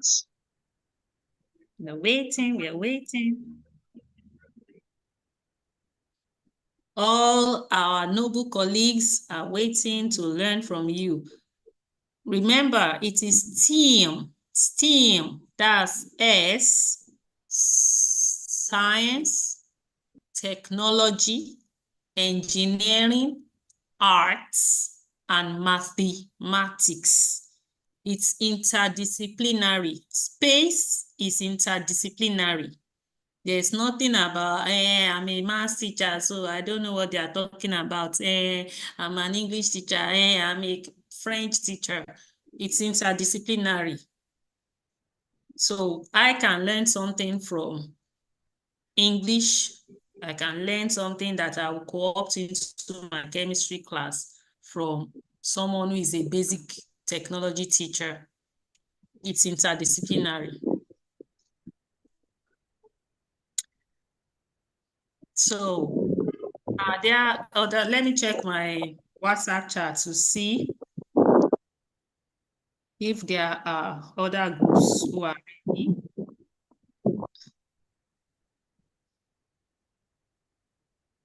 While we wait for Mr. Ojo to connect.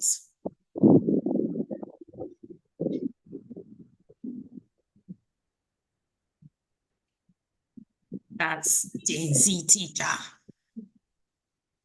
Gen Z teachers.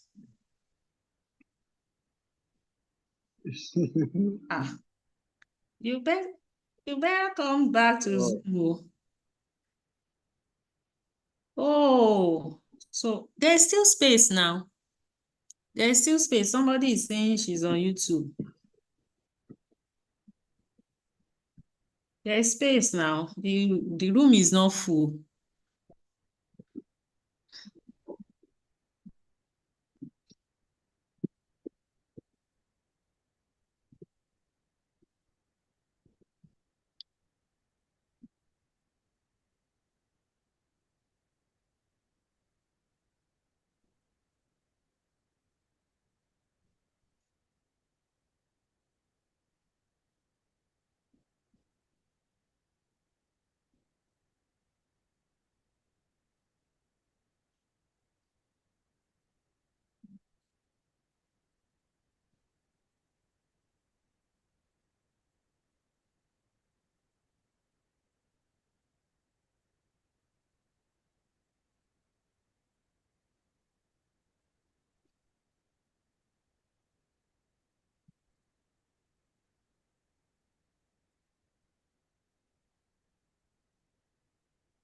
Mr. Olujari, are you ready?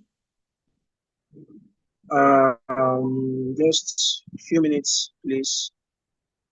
Okay. Let me when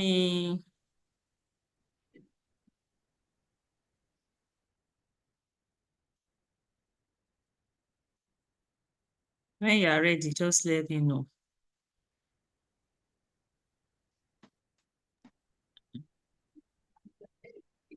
Right.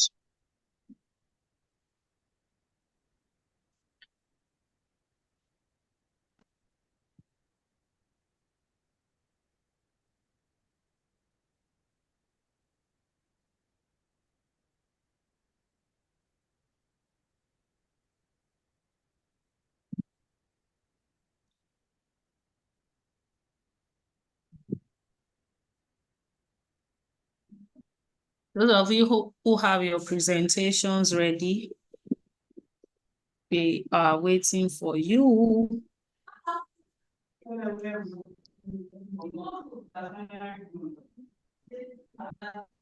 If you know any group who is ready, you need to do that today.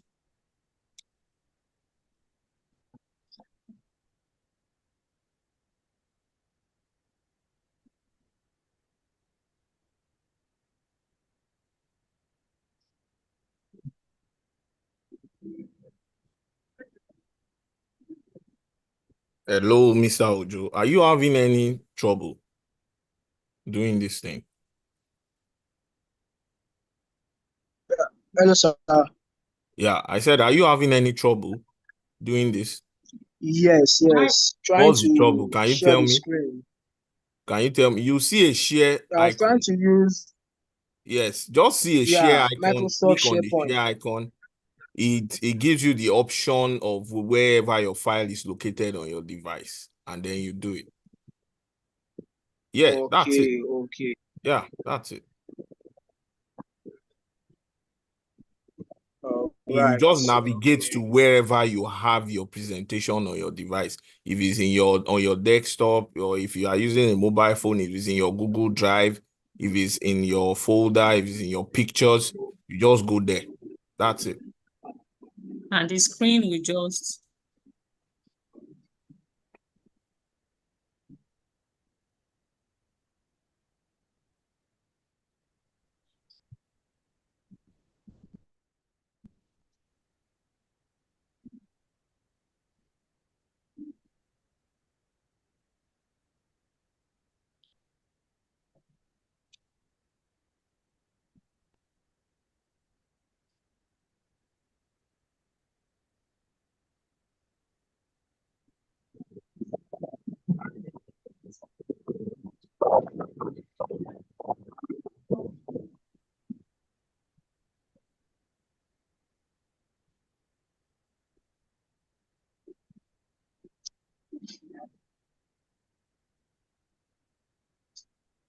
okay. We are going to call someone else while Mr. Ojo sorts himself out.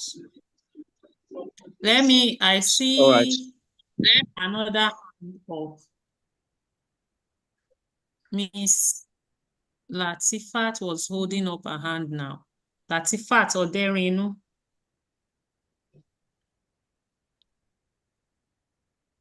Yes, ma'am. I want from all the subjects. We should have representatives from all the subjects. Yes, the representative for ICT couldn't share our screen. I want to see whether I can share my screen. Okay. Where I am is a bit noisy, that's why.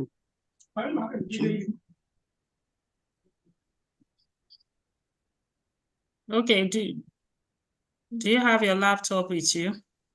No, I'm using my mobile phone. Yeah, you can share your screen from your phone, right? Yeah, she got it. Someone is here already. Someone is sharing already.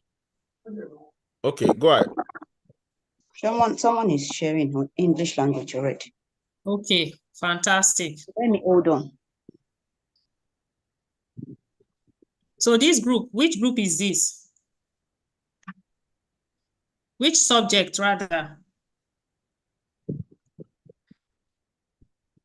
This is Kofi Idara's screen. Yeah, what subject? Kofi Idara. Yeah, I think she's sharing for Mr. Ojo. All right. Okay, all right. Go ahead.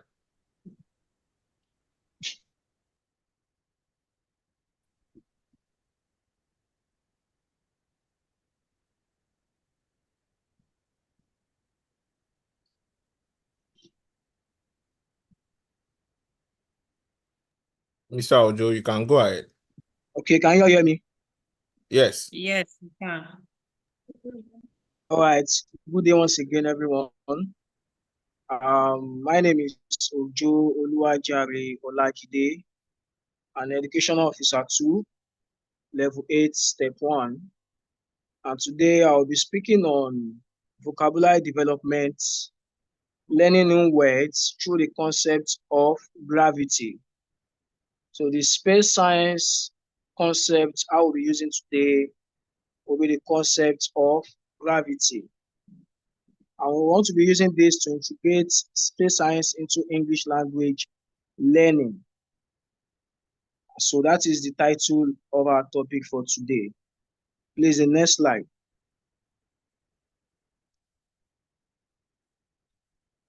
All right, so let's take our lesson objectives. At the end of this class, students should be able to, 1, understand and use related vocabulary to the concept of gravity.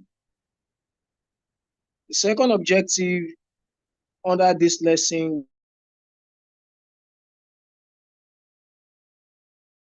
would be to explore how to incorporate language studies. That is, at the end of this class, our students should be able to incorporate scientific terminology, different vocabulary into English language studies and into their day-to-day communication. And the last objective for this course would be to enhance vocabulary through context-based activities. To enhance vocabulary through context-based activities. So these are the objectives of the class. The next slide.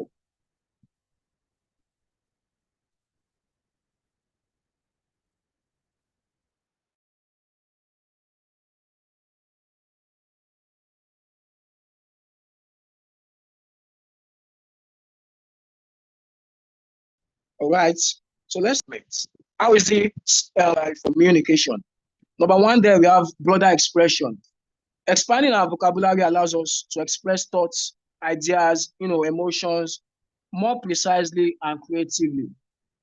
The more words you know, the more accurate you can convey your message. That is, the more word bank you have in your vocabulary, the more accurate you will communicate and speak to large audience. Another importance of our vocabulary development for effective communication is improved understanding. A rich vocabulary enhances comprehension when reading, listening, or engaging in conversations.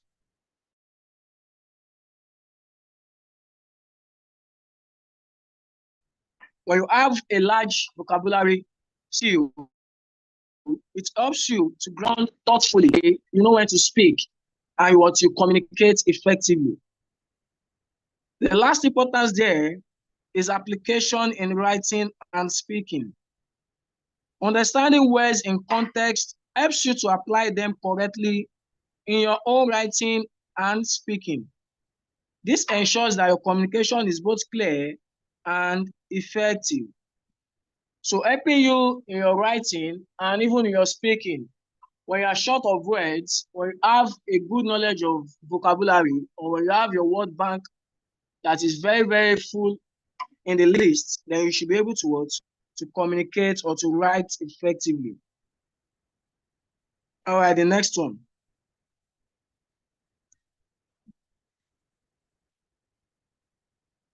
Okay, so now introduction to gravity, which is the concept I will be using under space science today. looking at that picture there, we are sorry the picture is very small, but I think you can see a tree full of fruits, and you can see some falling fruits under the tree. Thank you very much. And there's an apple, which is what? Which is falling. So the gravity pulls everything downwards. So no matter the force at which an object is, let's imagine throwing probably maybe a ball into the air. When you throw a ball into the air, no matter the gravity at which, or no matter the mass or the space at which you throw the ball into the air, the law of gravity what pulls down that object immediately. It will stay on the air. Imagine yourself jumping. Let's say for example, a student jumping. Student jumping, they don't sustain themselves in the air. What happens there is the law of gravity. It pulls down everything to the ground. And so we'll be talking about gravity today. So what is gravity? What is gravity? Gravity is a fundamental force of nature that attracts objects with mass towards each other. That is, it is a force of nature. It is natural. Gravity is what is natural. It enforces or attracts objects with mass towards each other. How gravity works? The strength of gravity depends on the mass of the object and the distance between them. Now, every one of us is familiar with magnets. Now, let's say, for example, you have two magnets closer to each other. The gravity that works between these two magnets is the fact that the distance between them makes it come closer. That is what the law of gravity, it makes it what come closer. That is, the strength depends on the mass of the object, which is these two magnetic elements we're talking about here. And that is how gravity works. So we'll look more into that in the next slides.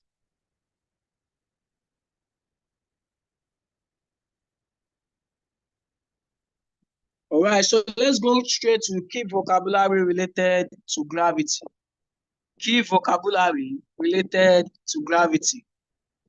The first vocabulary there, we have gravity, of course, because that is a major concept. So we need to look more into what gravity is. We need to look more into what gravity is. And what is gravity? We have the definition, we have example sentence. A force that attracts a body towards the center of the earth or towards any other physical. Hello, sir. Yes, ma'am. Can you please go to that previous slide? The one with the picture. Yes. Okay, the previous one. No, this one, this particular one. So I wanted to know, how does gravity work? I didn't get that clearly. Okay. Like, assuming that I'm in primary 2, and you want to explain it to me. I don't need those vocabulary meant for advanced classes. You understand? Okay. So I want you to tell me, like, I don't understand. I'm a primary 2 student. Yeah. All right. Thank you. Okay. So now, let's say, for example, we have a ball in the class. So I want to explain how gravity works now. And this is an object, isn't it? Yes. So now, let's throw this object into the air. And let's see what law of gravity tells us. Throwing this ball into the air, it will sustain itself in the air. What happens? It comes down. And that is the law of gravity. What goes up will surely come down. Throwing the ball into the air will surely obey the law of gravity by coming down downwards to the what? To the ground. And that is it. Throw any object into the air and let's experiment that. Do you have any object with you?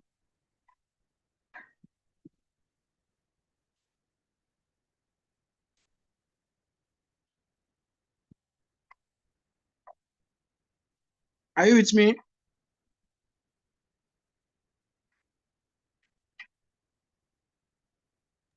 Yes, sir. Okay. Okay. So I've just done that. Okay. So what happens? The object fell. The object fell. Good. So that is how gravity works. It is as simple as that. It obeys the law of gravity.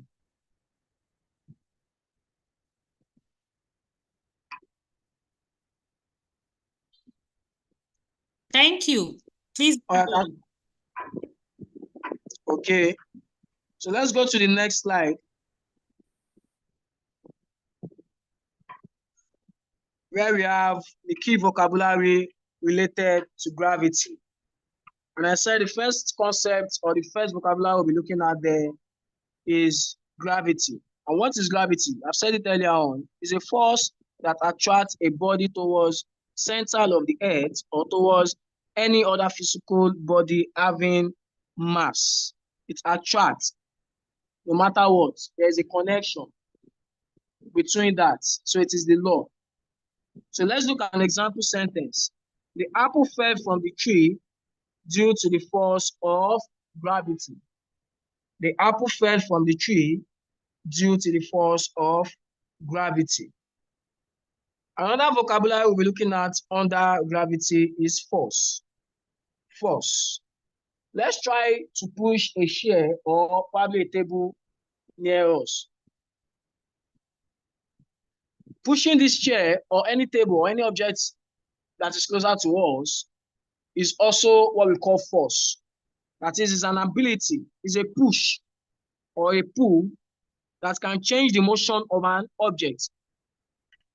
Applying any force to an object shows that the position of that object changes exactly. And that is what we call force. Example of a sentence is, gravity is the force that pulls objects towards the earth. The next vocabulary there is mass. Mass. And what is mass? The amount of matter in an object, which is often measured in kilograms or grams. The amount of matter in an object, which is often measured in kilograms or grams. An example sentence is, an object's mass affects how strongly gravity pulls it towards the earth. An object's mass affects how gravity pulls it towards the earth. Another key vocabulary there is what we call weight. Weight.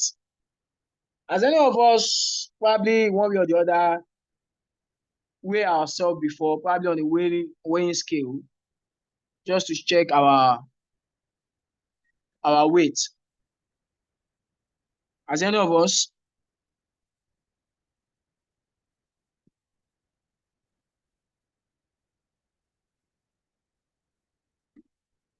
Are we together? Yeah, yes, sir. Yes, I've done that several times. Okay. All right. So now what is weight? Weight is the measurement or the measure of the force of gravity on an object. That is the measurement of the force of a gravity on an object. When you stand on a weighing scale, you are applying a force on that object. It might not even be a weighing scale. Any object at all, when you stand on it, you are applying what? A force. So example sentence, you have your weight on the moon is less than your weight on earth because the moon's gravity is weaker. Another key vocabulary, we have acceleration. Acceleration. The rate at which an object velocity changes over time. In the context of gravity, it refers to how quickly an object speeds up as it falls. That is, when I was talking about we throwing an object into the air, don't let us forget that acceleration also works in this case. The rate at which we throw an object depends on the rate or how quickly that object speeds up as it falls. If you throw an object, if you throw a ball into the air speedily, it falls speedily. You can try it. If you throw a ball probably slowly, then it falls slowly. Am I right?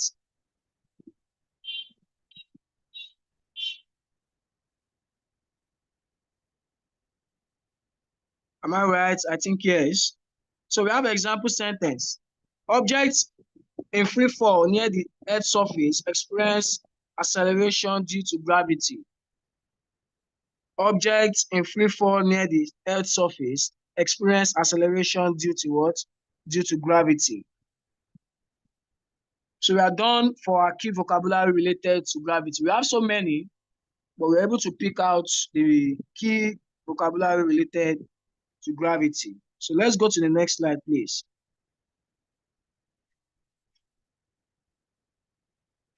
All right, so we have word context activity. So there's a word context activity for us. Use the vocabulary words in sentences that describe scenarios related to gravity. So we're asking our students to use these vocabulary words in sentences. And they should not forget that they should describe scenarios related to what? To gravity. There's an example here. The gravity on the moon is weaker. So objects weigh less than what? Less than on Earth. The force of gravity keeps the planet in our solar system in contrast orbit around the sun. When you drop an object, it accelerates as it falls, speeding up due to the force of gravity. So this is a task for our students to use few of the vocabulary we mentioned in sentences that describe scenarios related to gravity. All right, the next one. We have words association activity.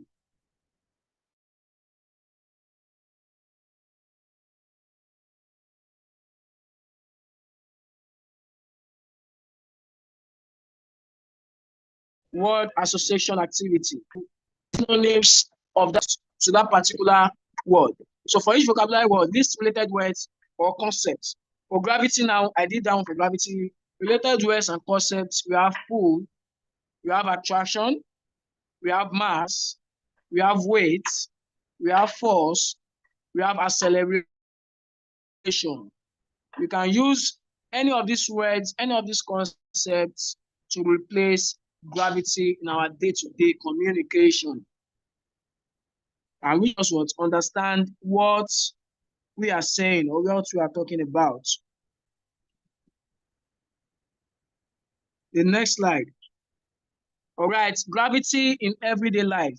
So we want to look at gravity and want to practice some of these action in our everyday life. It is something we do every day. It is something we are familiar with. Example, or let's explore how gravity affects daily activities. Number one, we have jumping. I said the other time, when you jump, gravity pulls you back down to the ground. The height of your jump is determined by the force you exert against gravity.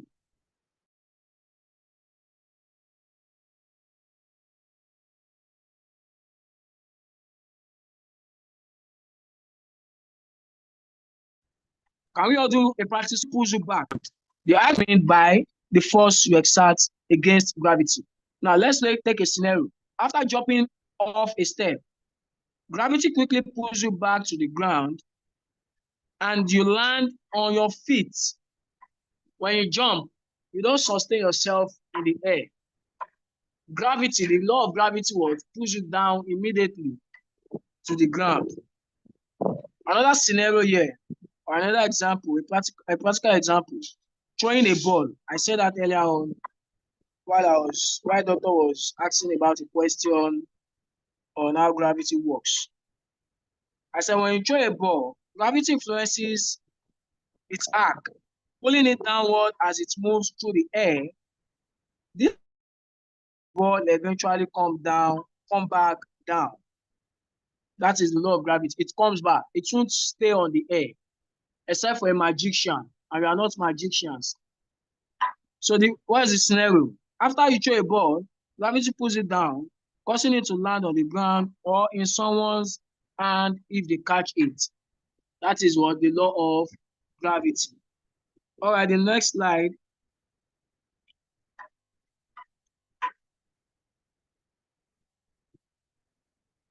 So here we have pictures of our scenarios, practical examples of what we'll be saying. The first picture, you saw it is very small. You just have to incorporate and devise means to get this done in a quick time. So please, we are sorry about that. But for the first picture, if you can see that clearly, we have objects like book, a ball, a round object anyway, and 2 pencils, obeying the law of gravity. When you throw them into the air, surely it comes down. Next picture there, we have an apple on a scale with a small ball. We can see that the weight of the apple is bigger than the ball. So it obeys the law of gravity. And that is why we can see that the scale is not balanced.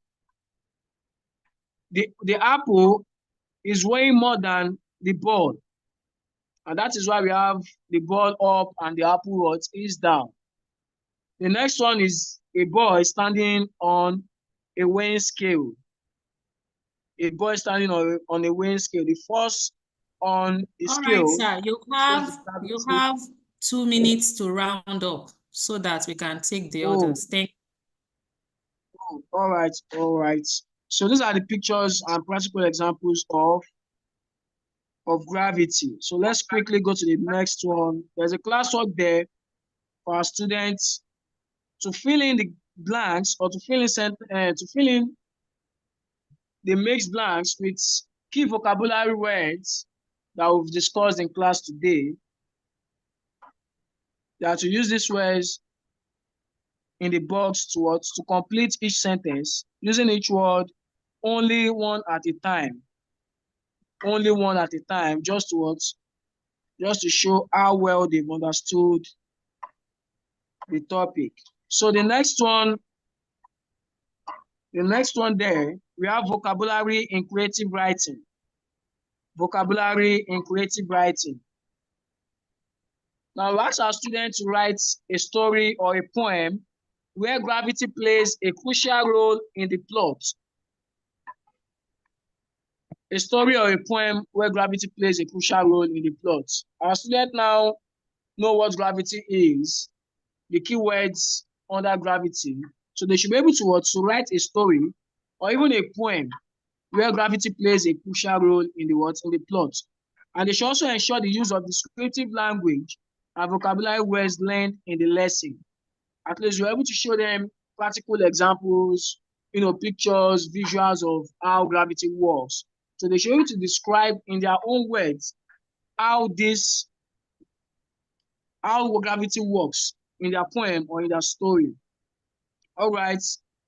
So we have a group vocabulary challenge there also, whereby we'll be dividing the class into small groups.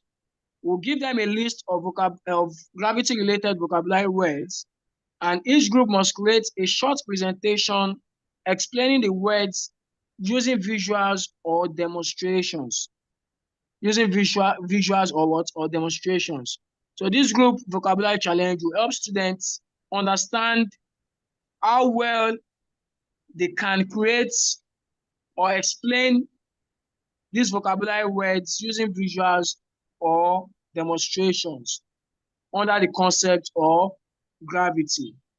And the last there on our slide is the homework and assignments.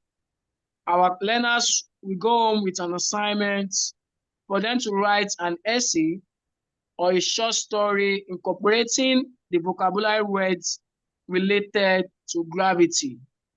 Now, while writing this essay, their focus should be using the words accurately and creatively within the context. They are to use each of these words accurately while writing their essay anyway, and creatively within the concept. So having said this, we're able to what? To use two aspects for a concept. And what our space science concept? We said gravity, isn't it? And we looked at key vocabulary words under gravity, and not forgetting even bringing gravity, or so, let me say even bringing vocabulary in creative writing. That is, we have two aspects. We have vocabulary development, and we also have our essay writing. So I think with this, our students should be able to explore this space science concept of gravity into learning English language. Thank you once again. My name is Ojo Oluwajari Olajide. Thank you, everyone. Wow, that's so wow. Group members, are you here? Would you want to turn on your, what's it now? And applaud your, use the emoticons to applaud the group representative. Well done. I have learned a lot. If I wanted to teach a concept in English language, I have learned just how to do it. So well done, Mr. Ojo. That's good job to your team. Team English Thank you, teachers. ma'am. Team English teachers. Thank you, So ma'am. what we are trying to let you know, what we want to demystify and deconstruct is that there's no subject that we cannot integrate space science into, provided we are willing and ready. Thank you, team English teachers. It's not yet over. I will still see you in the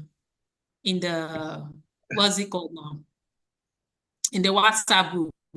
So why I gave the English teachers ample time is because I know that English subject, it's kind of new, including space science, and as first exposure, you were able to bring this together. So that tells you that you are limitless, regardless of the subjects you teach. Well done, team English teachers. Now up next, we have, yes, well done. We have team basic science. Team basic science. Let me put that in the chat. Team basic science, who is presenting for you? Is it Miss Hafsa? Sorry, so that I don't, let me just not use Mr. or Mrs. Let me just call your name so that I will not be calling a female as well I'm calling a male. Team basic science is up next. Who is presenting? Is it the person raising the hand? Is it Hafsa?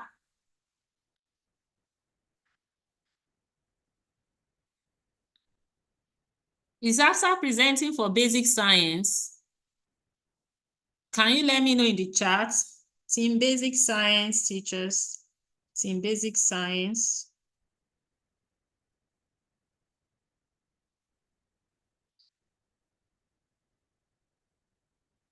Who is representing team basic science? And you can all present. You can take it one slide each in your team so that one person doesn't have to do all the talking.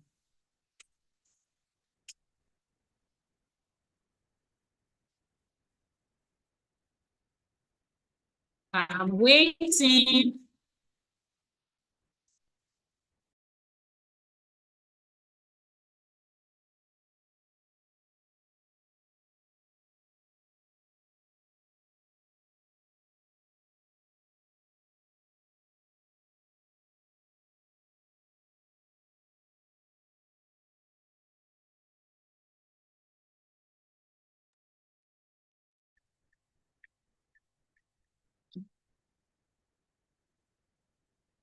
I'm waiting. Who is representing? I can't see the person raising his or her hand. Who is representing Team Basic Science?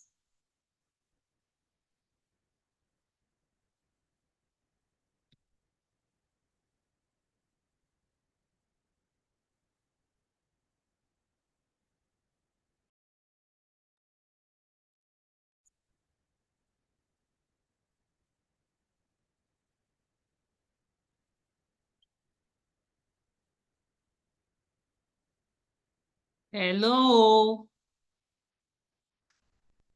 Team Basic Science.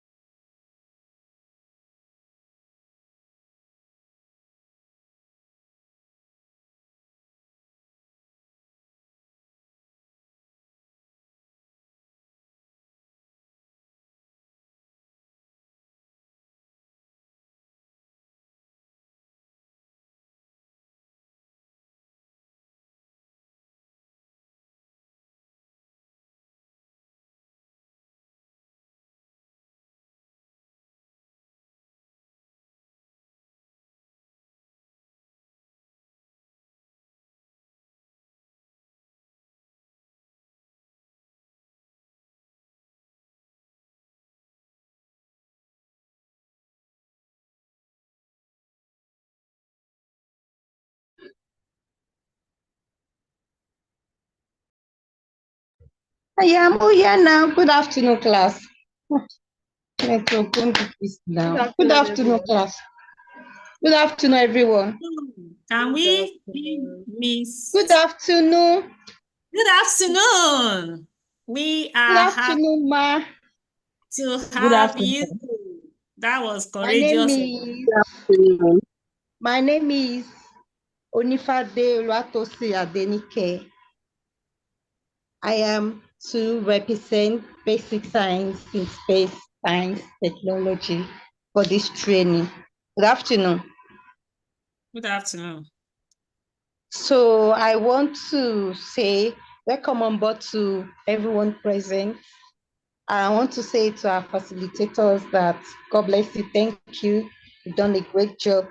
We're well imparted, and I'm sure by the time we resume back to school, some of this that we have learned to be inculcated in our training, in our teaching. So quick one, I want to move to our topic is space science and environmental pollution in space science. Hello? Hello. Hello? I'm with you. Can you hear me, ma? What subject is this? I can hear you. This is basic science. Basic science, okay. Yes, Onifade.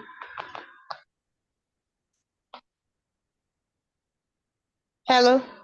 Yes, I'm with you.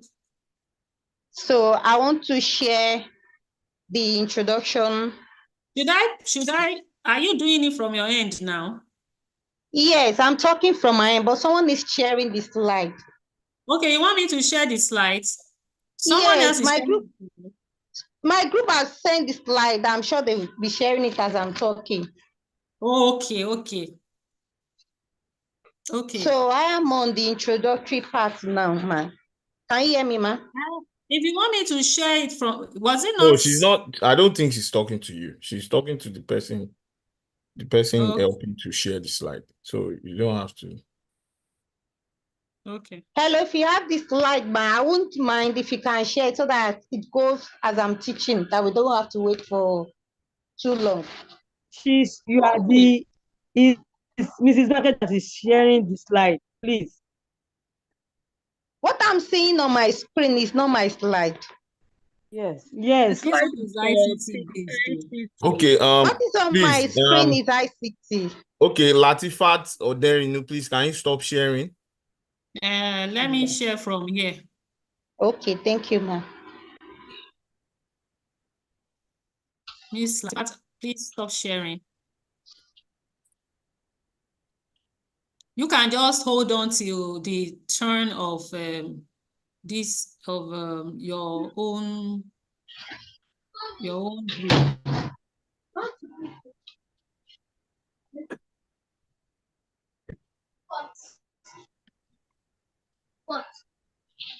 Hey, are we good now? Okay. Basic science. Yes, you are very good, ma'am. Yes, we are on the same page, ma'am. Hello? Yes, I'm with you. We are with you. Yes, so environmental pollution and space science. Before I proceed in this class, I would like to ask students, how do you feel when you wake up in the morning and you see the weather clouded? It seems as if the cloud has taken over that the cloud is not so bright. How do you feel? Hello? Sometimes our day starts from in the morning when we wake up from our homes, even before we start preparing for school.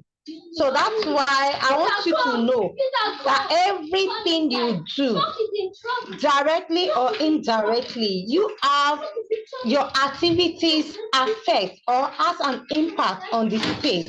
So don't think this topic is an abstract to me. How space science, is very, very far to me. No, it is right by your side. So I want to start from the introduction. Space science is a field that comprises of all scientific disciplines: mathematics, physics, chemistry, biology, and what have you.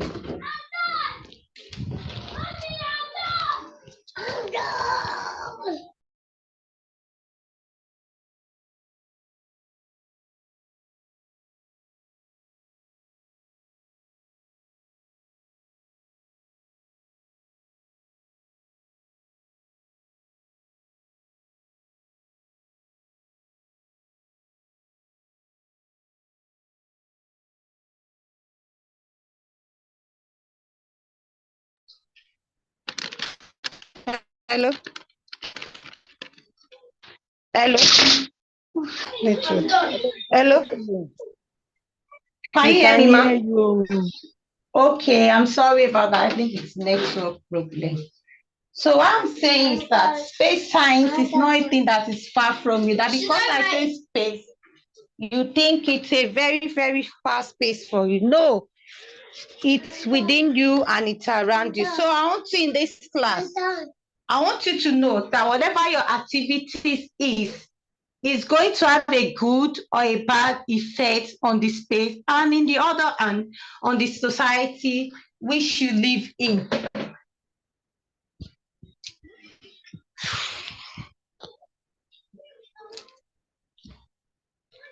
In the society which you live in. So, okay. Let me define what pollution is since my slide is running so fast.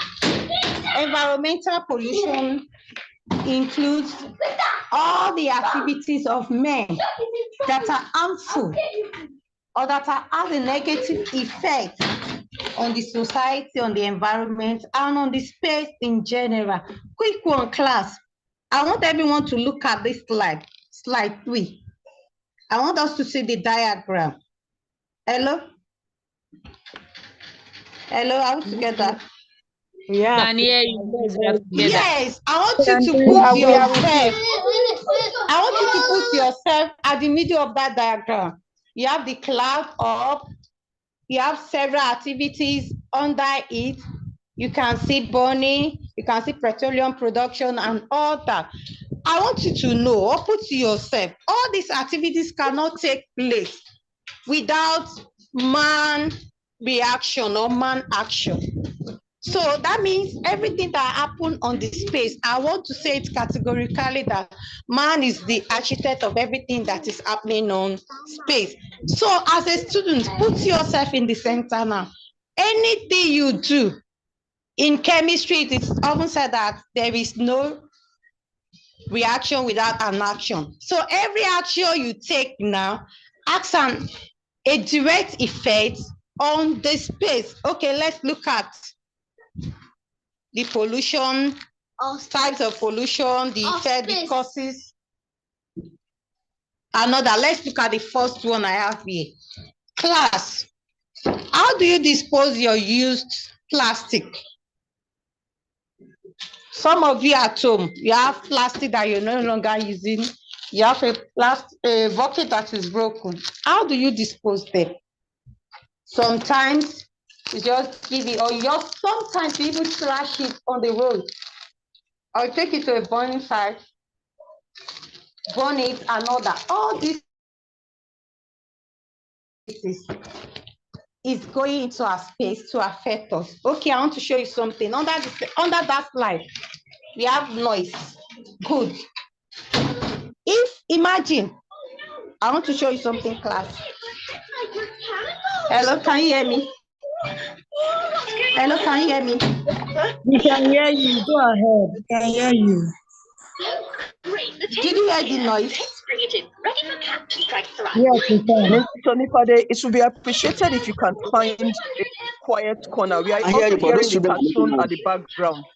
I am sorry. I took you to that noise because I wanted you to hear it. It's noise pollution. Okay. Yes, it's under that slide. If it happened to be in an ID class, I will have a student to scream. But because I want you to hear it, that was why I took you there.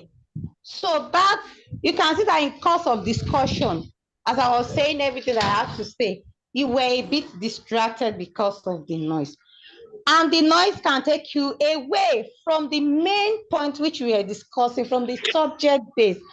It can make you to be stressed even while you are in the class. Let's go back to the plastic, how you dispose your plastic, the effect of plastic and all that.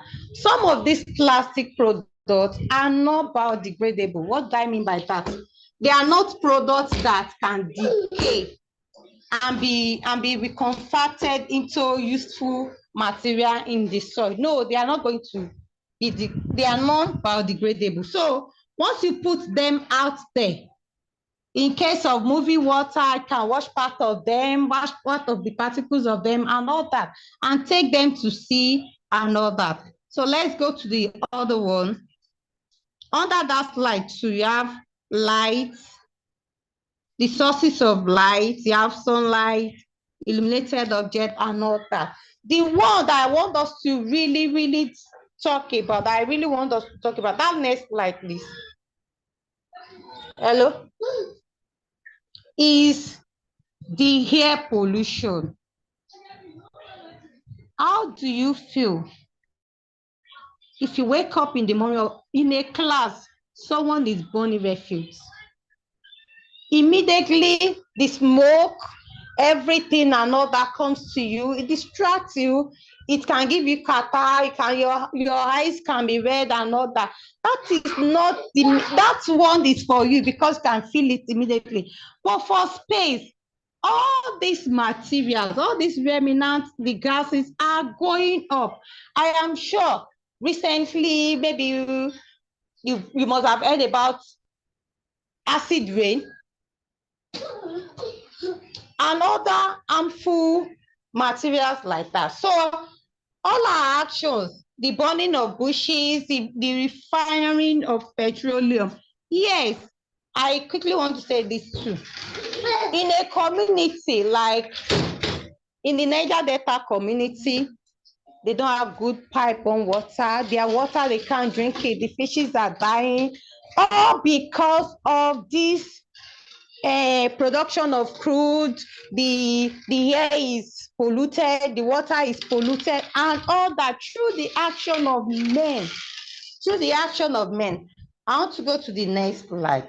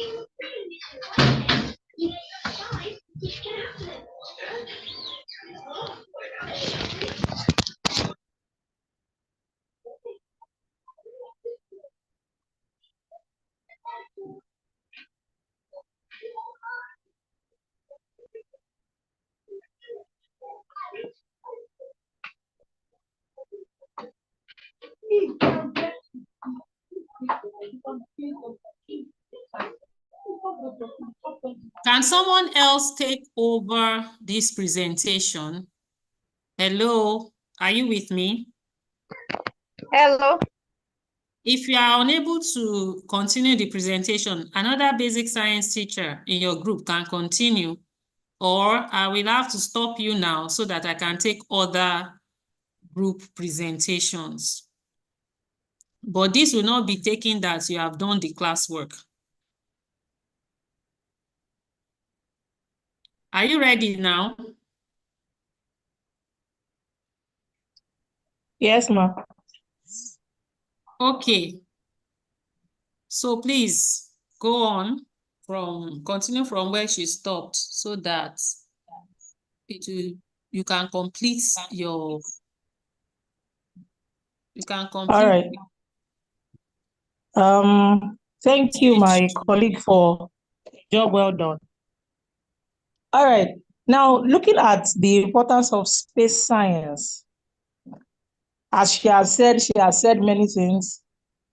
Now we are going to be looking at climate change, space science, environmental pollution, particularly air pollution, actually has a resultant effect on the climate. What do I mean? The climate becomes troubled and so many things happen, and as a result, it leads to natural disasters. Now, so many things that we have been experiencing.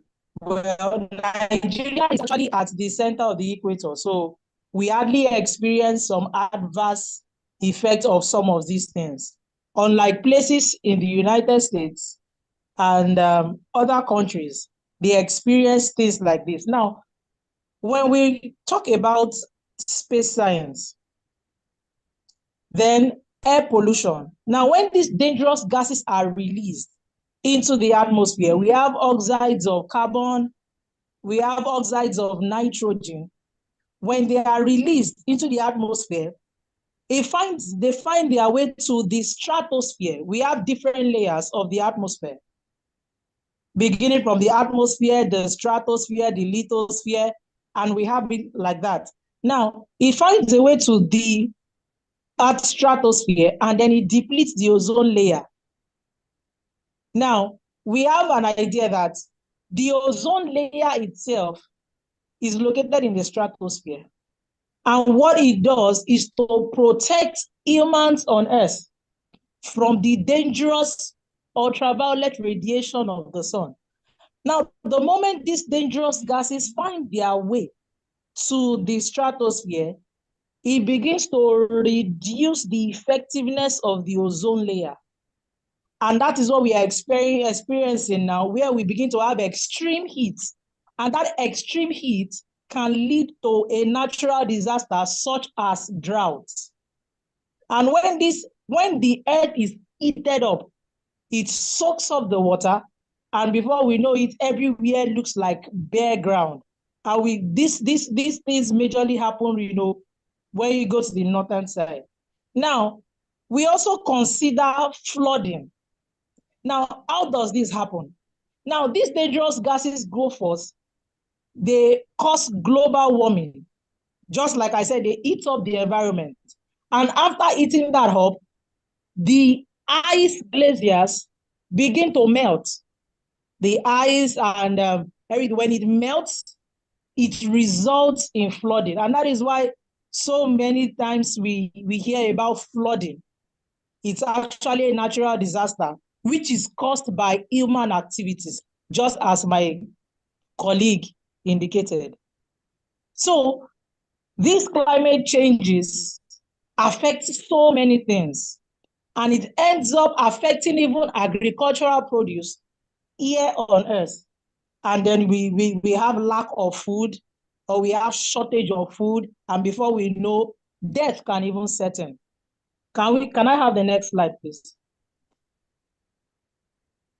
Okay, some of the adverse effects of environmental pollution on space. Now, I've mentioned that, so I'm not just going to repeat that. So I said climatic changes further leads to low agricultural produce. Yeah, now we can see this is a picture. Next slide, please. This is a picture of an Earth getting warmed up because of the release of these gases. Like I mentioned, we have oxides of carbon being released. We also have ozone. Ozone is a gas, but the ozone generated on Earth is actually very dangerous to humans. So looking at these fumes that are being released from factory chimneys, from production sites, from very large refineries, we see it going into the atmosphere and then causing a lot of havoc, changing the climatic conditions, and then the resultant effect is natural disasters and so many unpleasant things. Next slide, please.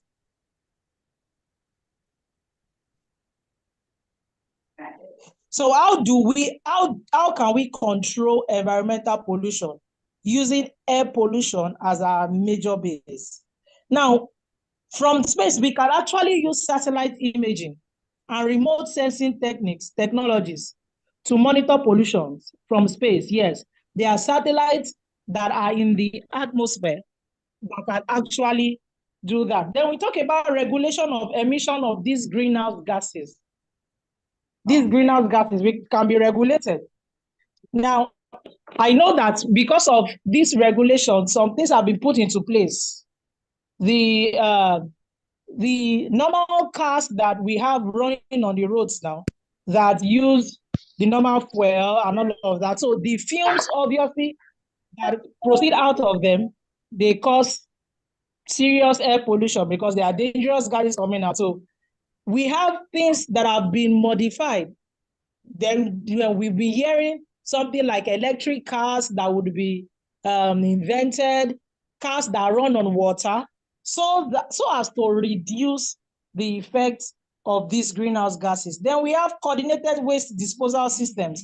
We don't just, I for one, when I eat something, maybe I'm in a bus, in a public transport system.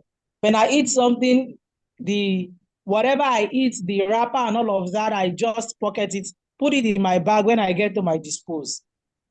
It all begins from us not to dispose waste as we feel like. So disposal of waste must be coordinated, and that is why we have Lagos State has given us this privilege. We have LOMA in place so as to help in disposing our waste properly as they should be disposed. Next slide, please. Establishment and enforcement of regulations, of regulatory laws. There are laws that have been established binding to ensure that pollution is controlled. So the laws have to be enforced, because it is so sad that instead of people just following the laws as it is given, they need some extra force before it can be followed. So many things. We know why our drains today are not working well. You see the gutters filled with dirt when it rains, and the roads are flooded. People just don't pay attention to those laws. Then regular inspections and audits to ensure compliance with environmental regulations and standards. So there are some inspectors for that obviously go to ensure the compliance to all these regulations and laws. Then my colleague also spoke about disposal of plastics and all. Recycling is key, just to prevent to prevent pollution, land pollution. We can recycle our bottles, our glasses, and they are used to make more meaningful things that is useful to the society. Next slide, please.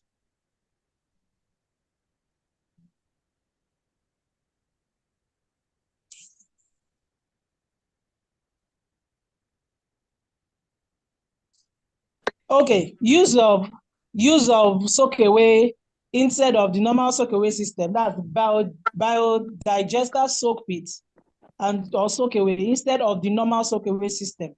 This obviously gets rid of some very harmful waste, and it's far better off than the normal soak-away system we have. Next slide, please. Now, to conclude, we all envision a cleaner environment where the air is good, and we all as humans enjoy the benefit of cleaner air. We all desire that even space, because even space can be polluted due to human activities. When rockets are launched and it is not done as it should be, it goes ahead into space and pollutes space, and then debris and all. So we all desire and envision a cleaner environment. And so we all are meant to work together to ensure that space, Earth is a planet in space, we must ensure that space is kept as clean as possible, looking at the air, the land, the water system, the waterways, and also every other thing that encompasses us. So with this, we have come to the end of our presentation. We say a very big thank you to the convener, Dr. Oluwabanke Adewusi. God bless you, ma, for this privilege to be able to do this. I, for one, have learned a lot, and it has actually changed my orientation. God bless you, ma. Thank you for your fantastic presentation. I listened to it carefully to find the fit within your subject. And as you will all agree with me, that it's not so difficult after all. And good job. For subsequent presenters, please, we need you to work in a quiet environment so that we can enjoy these lessons and learning, so that by the time you go back to watch it, because some of these things may not make much sense to you yet, but when you go back to watch the live stream, you will not be feeling uneasy with the noise, okay? All right. Miss Abiloye Bumi, unmute. What group are you representing? Basic technology, ma'am. Basic technology. Right. Okay, so you're ready? Okay, let me see. I've sent it to you. Should I share it from my side, or you want me to share it? I've not sent it to my mail. You can do it from your end because I was attending to other things, just coordinating. So you can share it from your end. Okay, let me check my document. And then for other presenters, make sure your slides are not too wordy. Let them be beautiful. You saw the quality of slides our facilitators have brought forward. You cannot do anything short. We are exceptional leaders. We are limitless teachers, and we can do great stuff. Okay. So Can you see my screen? Are you sharing your screen right now? Let me check it. I've shared, but I'm not seeing it yet.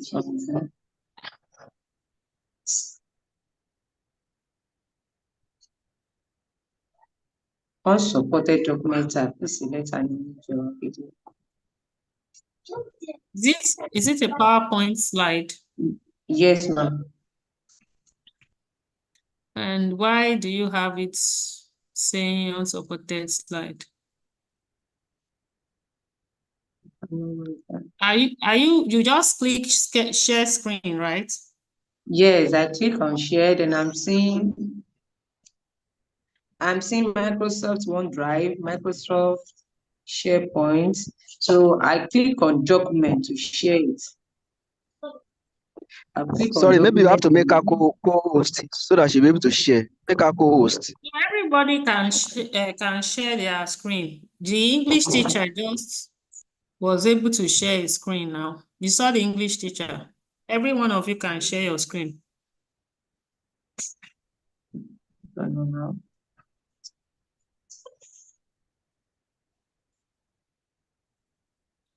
Every one of you can share your screen from your end. Let me see if I can check from file. Which group has this ICC gadgets and space science? ICT gadgets and space science. This one is basic technologies. That's the group. Yes, ma'am. Yeah, but we were seeing your screen earlier. Yes. Basic technology. Can see your screen now. Oh, basic technology is different from ICT based gadgets. It's different. Okay. I'm seeing ICT now. This is ICT, but let me see. Let me keep. You cannot start sharing. Why not that? You can see your screen now. So which of the screen? This is not my screen, ma'am. This is for ICT. Maybe the ICT should present after the ICT. Yeah, let the ICT present. Okay. Okay. So let me welcome the ICT folks. Let's give them a round of applause. I'm sure that you sharing your screen from your phone now, you'll be amazed at what you can do with what you have. Right? You will be amazed. Right. Miss Afsa is representing team ICT teachers, right? ICT teachers. I have your slides here with me and I'm looking at it. I'm studying it to ensure that it is meeting the standards. So Ms. Afsat, you need to unmute so that you can. Where is Ms. Afsat? Have you unmuted?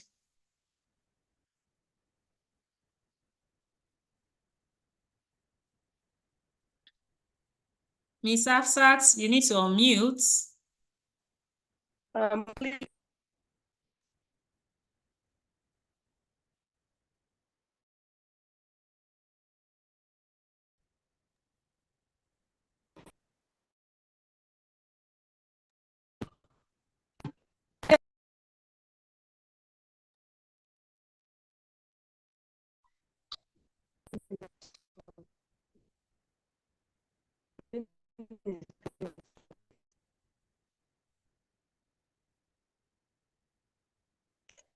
Hello, can everyone hear me now?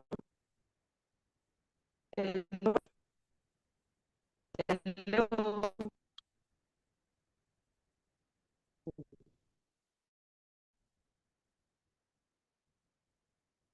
Hello. Hello.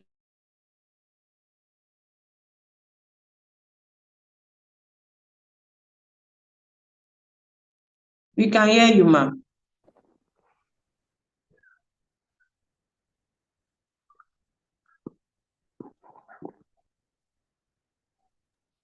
Please go ahead, please. We are here. Oh.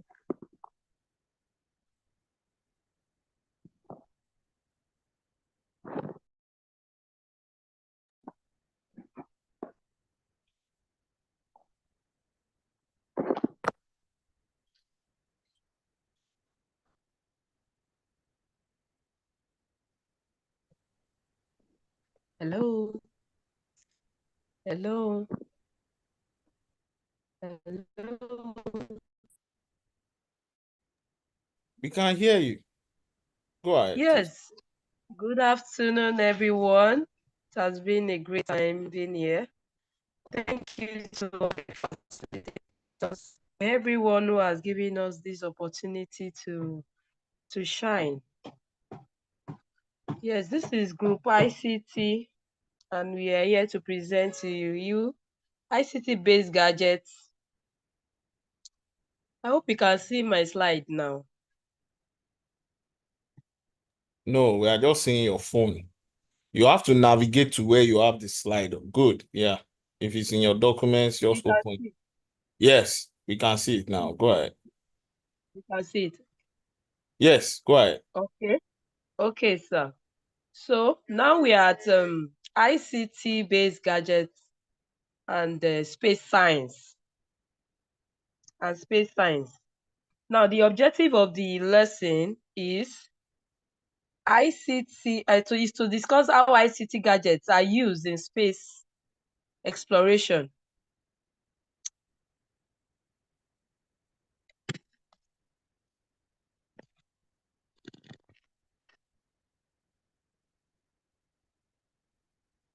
How ICT gadgets are used in space exploration, and we are to explain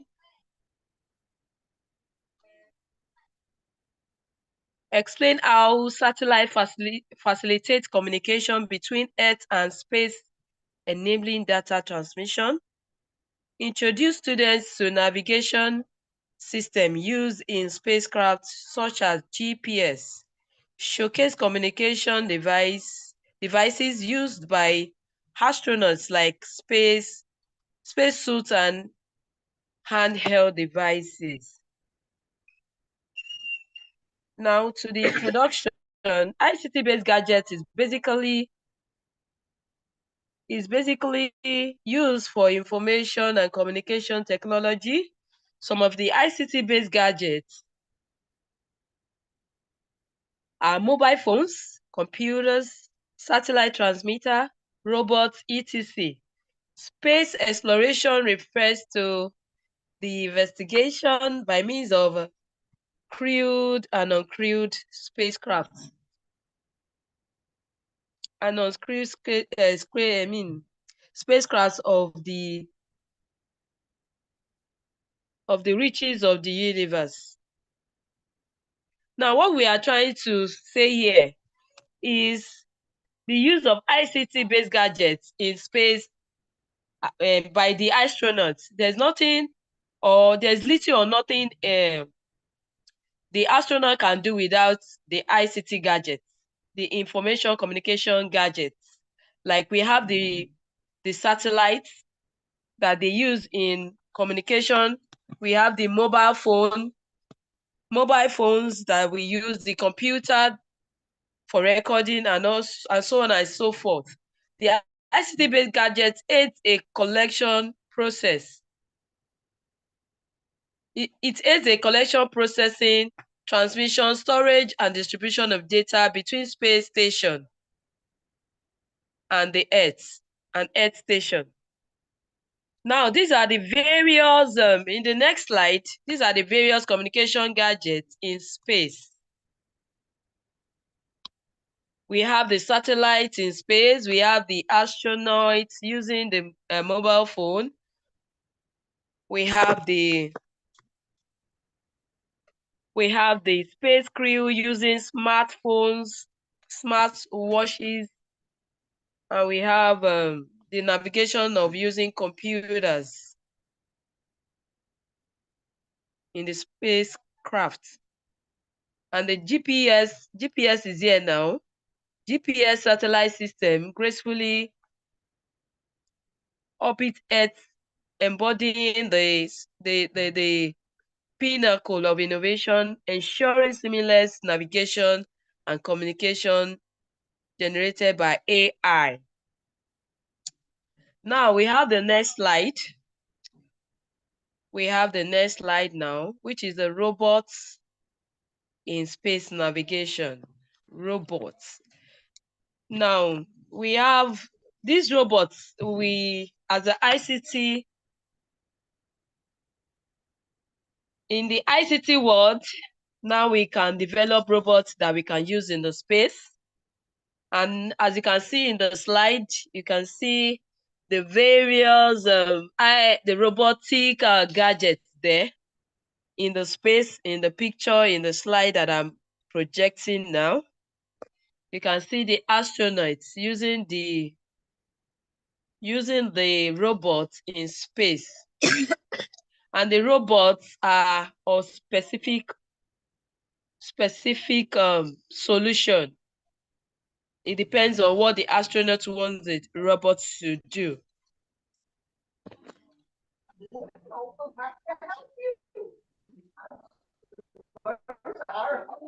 Now, to wrap it up now in our slide, to wrap it up,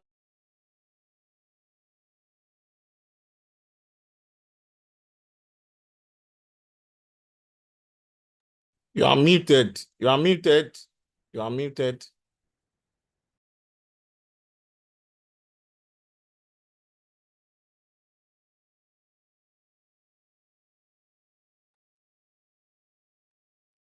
Please unmute yourself. Please unmute yourself.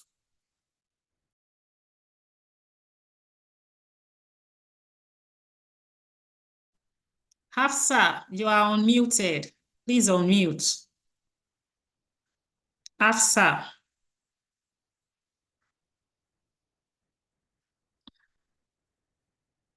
She doesn't know she's muted.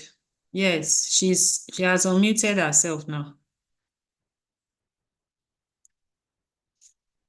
She's muted again. She's muted again. oh, exactly what gets me off track there. I don't know what is unmuting me. Can everyone hear me now? Yes, we can. Yes, yeah.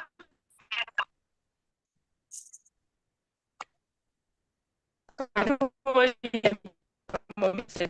hear me now? Yes, I can hear you.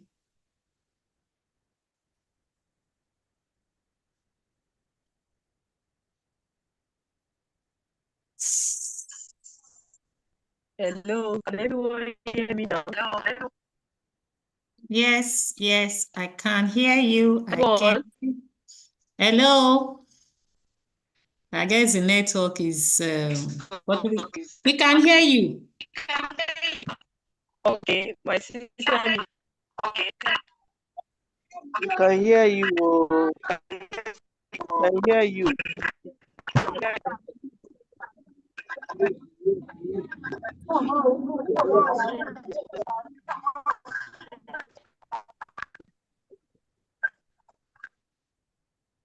Afsa, you can continue. Can hear you.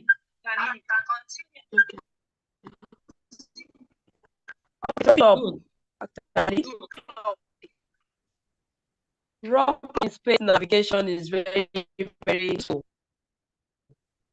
Very useful.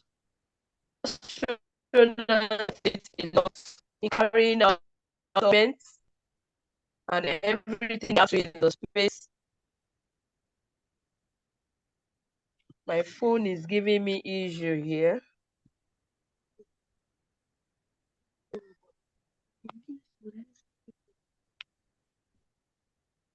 Okay, so you can go on to your next slide. My phone is on.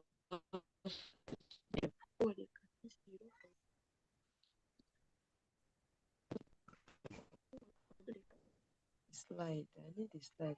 Now, thank you for giving me that slide. The summary is here on my view.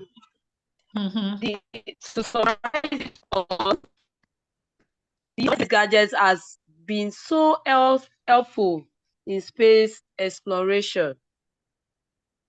It has been so helpful in space exploration and making information gathered during such for further processing. Thank you everyone for my presentation, for giving me the time. It hasn't been easy here with my gadgets. Thank you so much, everyone. Thank you for the time and thank you for listening. Bye. Bye. Thank you.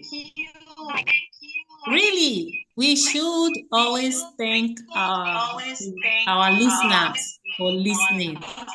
Good job. Well done. Thank you. Well done. Well done. Thank you. So I believe you can share your experiences. We'll take one last presentation.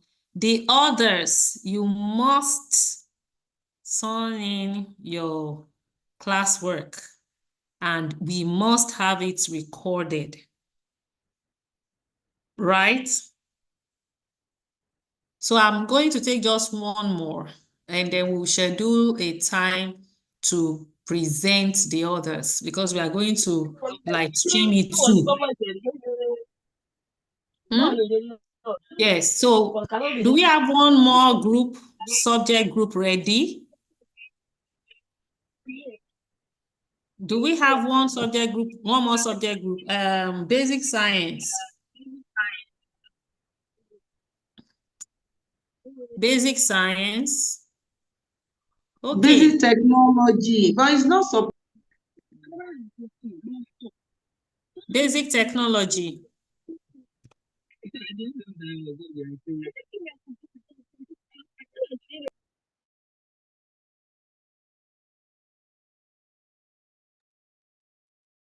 It's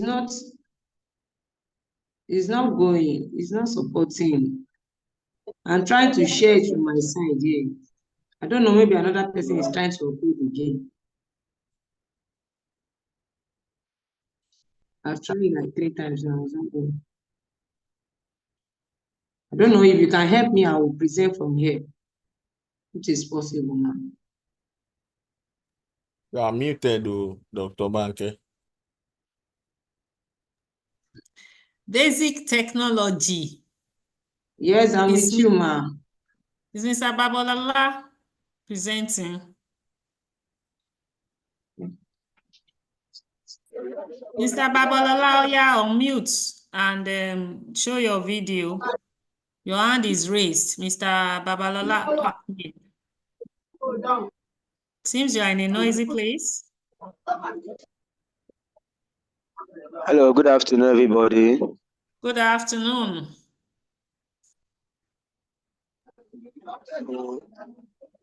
My name is Mr. Babalola. I'm representing physics group. So, Mr. Babalola, you are representing physics group and you are going to be our last subject presenter for today. Then I will take your feedback on how preparing these space science incorporated lessons, what the experience was for you like. So Mr. Babalola, welcome. You have the floor. Mr. Babalola, you have the floor.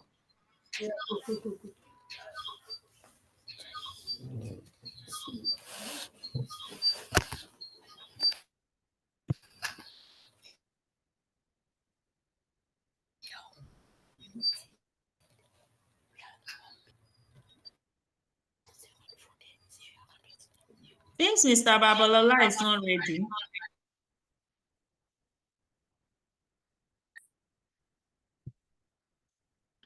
Abiloye Bumi, I can see your screen.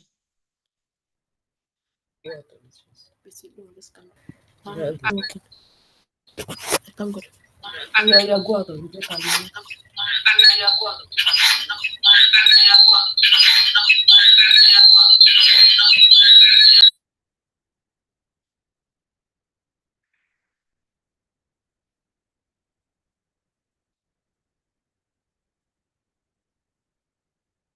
Open with PowerPoint.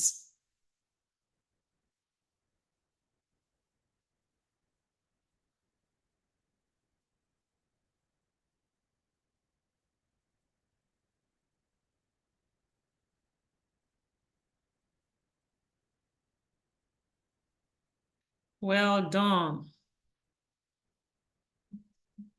Well done. See, that's how we do it. We are relentless. We move regardless of the obstacles.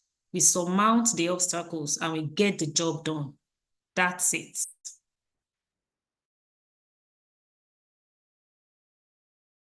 I'm proud of you. Basic technology. You did not give. Well done. Well done. Okay. Good job. Good job.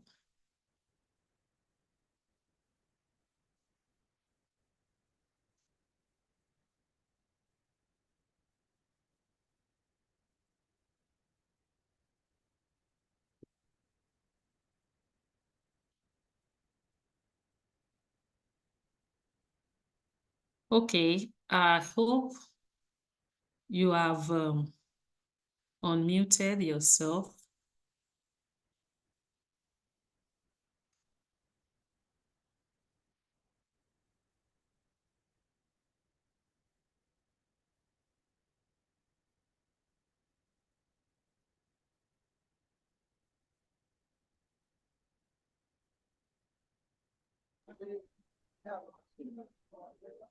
Hello, can I go on? No, we have basic tech. Please, can I talk now? Yes, basic tech. Basic tech and talk now. Okay. Where's my screen? Please, I'm coming.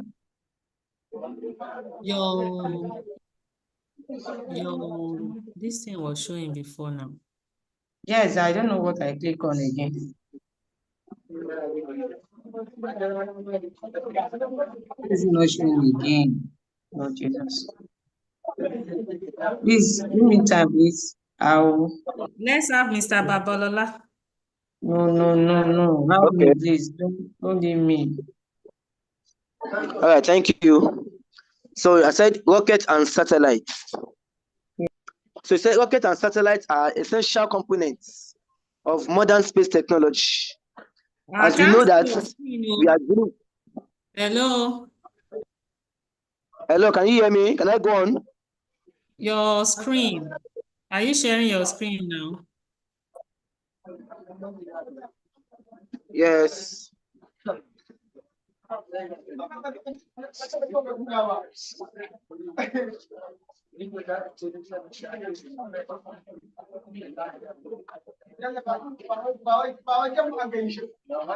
We are not seeing your presentation, no.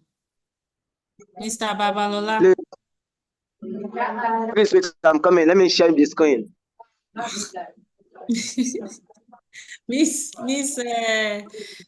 Mrs. Basic Technology is sharing hers already. So whoever comes up first will take it.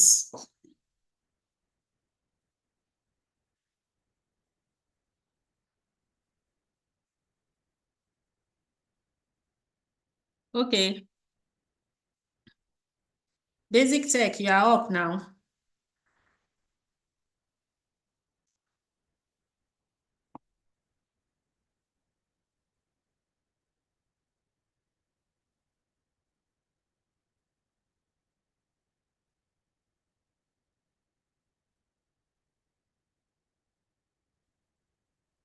Basic tech, you are up now.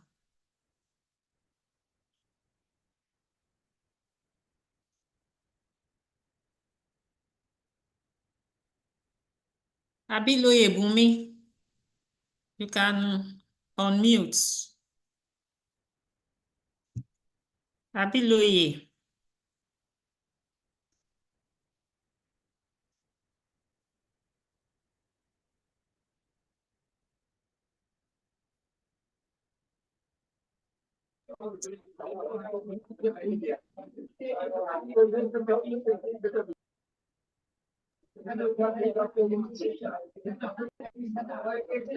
Okay, since Mr. Babalola is ready.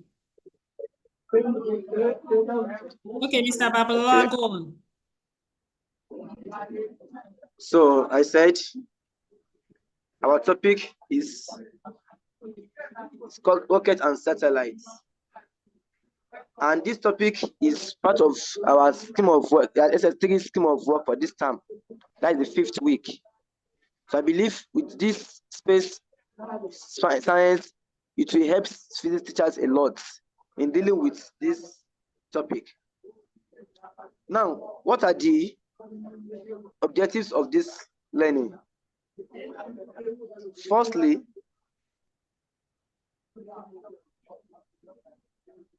so we said rocket and satellites are essential components of modern space technology that enables us to what? Explore the cosmos, communicate globally, and study our planet like never before. So I believe this learning will give us an in-depth look at the history, the mechanics, and various applications of these rockets and satellites. Hello, are you with me? Basic science, you have to stop sharing your screen. We are taking physics now. Basic science, you need to stop sharing your screen. I can't see Mr. Babalola's screen again.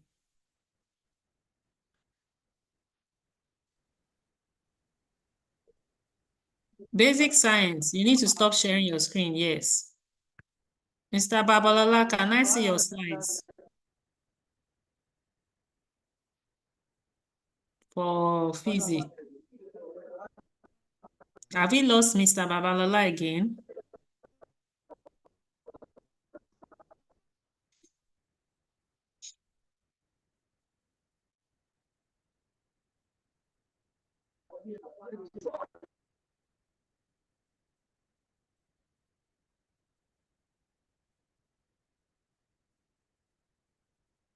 Hello? All right, it's like this is how we are going to stop with the English, basic science, and ICT. Now, I want to have your feedback. English, basic science, and ICT. I want you to share your experience about preparing your space science infused lessons. What was the experience for you? We'll take that, and in the next 20 minutes, we will round up. So we are going to have 20 minutes for you to share what your experience was like infusing and integrating space science into your already existing lesson topics. I hope we still have representatives from English and basic science and ICT with me. Do we still have representatives from English, basic science, and ICT? Can you share with us what the process was like? How were you able to complete the mission? What were the challenges you faced? And how did you feel after you completed the task and you were able to deliver it? Because these are questions that you will be answering as time goes on, because it's not just a one-off activity or classwork. This is something you are going to be doing at lifetime, right? Yes, can I talk now?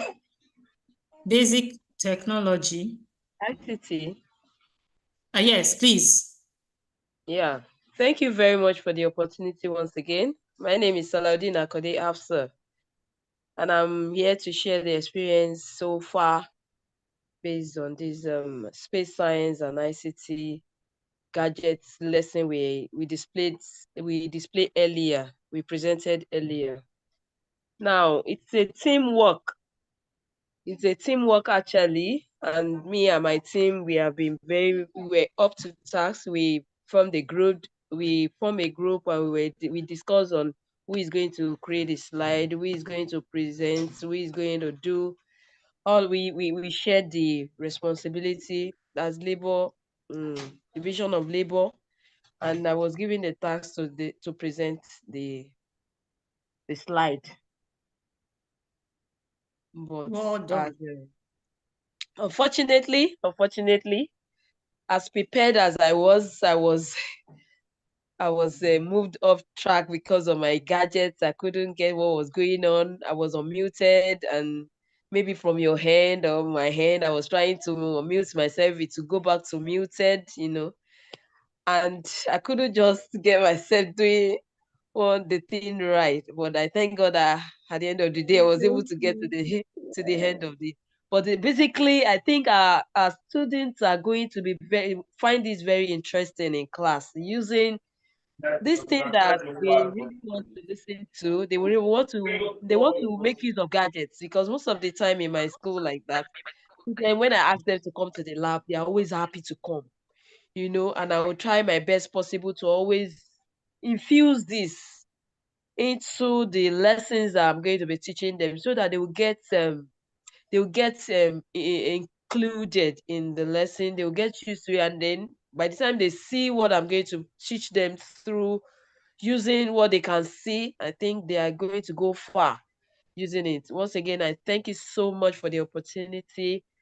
Thank you, Dr. Banket. Thank you, all the facilitators. Thank you, everyone that has given me the time to talk. I so much appreciate everyone. Thank you so much. You're welcome. You're welcome. Thank you for being diligent teacher students in your group. The rest, you are going to turn in your classwork, and it has to be group work, because if we don't do this ourselves, how we transmit it and translate it to our students? Yes, Miss Ajibade Olanrewaju, which subjects are you speaking for? I want to talk for basic science, but I don't know if I'm the right person to talk or the person that presented. No, since you are a basic science teacher, right? Yes. Okay, go on. Yeah, thank you very much. Don't you want us to see your face? The challenges, yes. Do you want Sorry, do you want us to see your face? Are you comfortable with us seeing your face? Okay. Turn on your camera. Okay. Well done. Well done. Yeah, thank you. Yeah, thank you. Initially, we had an issue with the first thing we want to do is to select a topic. Then, initially, I was thinking we don't have much topics to select. But before you know it, people started bringing in topics, very interesting topics that are related to even space, apart from even what we presented. So we now have to just decide to sit down and go for one. That is one. Secondly, we have this problem. Majority of us, I think, someone like me now, I don't have my laptop. Where I am now, I have my laptop in the office, so I couldn't get to my laptop. So majority of us, who will prepare the slide, we have challenges with preparing slide. We get information, then we start having people bringing in, when we settle for a topic, bringing in different materials. So people submitted materials as we are going on. Initially, I have this fear that maybe we will not be able to present. So, but everybody is bringing in the material, and luckily for us, somebody is preparing, and you can see what happened. Why the person that is presenting, it went off, another person have to take off. That is to tell you that it is a team work. So I actually want to I will have mentioned one name here. That's someone in our group, very, very active. The person created that group, very, very active. Supply the material, carrying everybody along. I really love that. I really love that. And lastly, since 2 days now, day before yesterday, I have been on this program from 11 to the end. I cannot imagine that there is a program that can take me to that, take my time to that extent. If I am told that I will wait till that long, I will deny it. But as the program is going on, I begin to find interest in it. I can't just go off. I have to stick to it. This really opened my eye. Of course,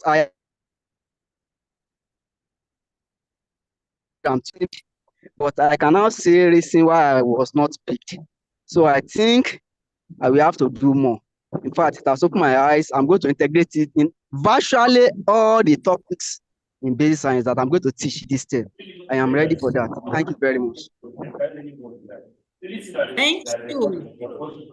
Thank you. That's awesome. So I want to re-echo what you just said, because you will be making this a lifestyle when you get back to class. Selection of topic, defining the task was an issue. Then found out that almost all topics you can integrate space science. Then it talked about preparation of students. Some of us say that we have limitation, we don't have ICT. Personally, I do most of my work on my smartphone, right?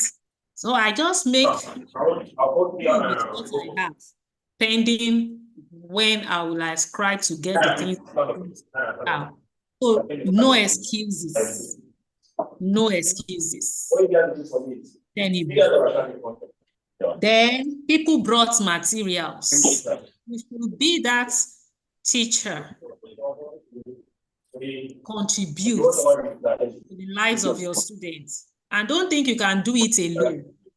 I hope you are getting me. Don't think you can do it alone. This training, I have not done it alone. Just a convener. If all the people like Paul, all the facilitators, if they all agree to come, will this program hold? No, it will not. Do you understand? It will not. So you see, everyone together, everyone achieves more. That's what is called team. Together, everyone achieves more. So people you don't leave it to the group leaders. When you get back to class and those students want to, there is no way they will even leave it to the group leaders, because they will all want to be involved.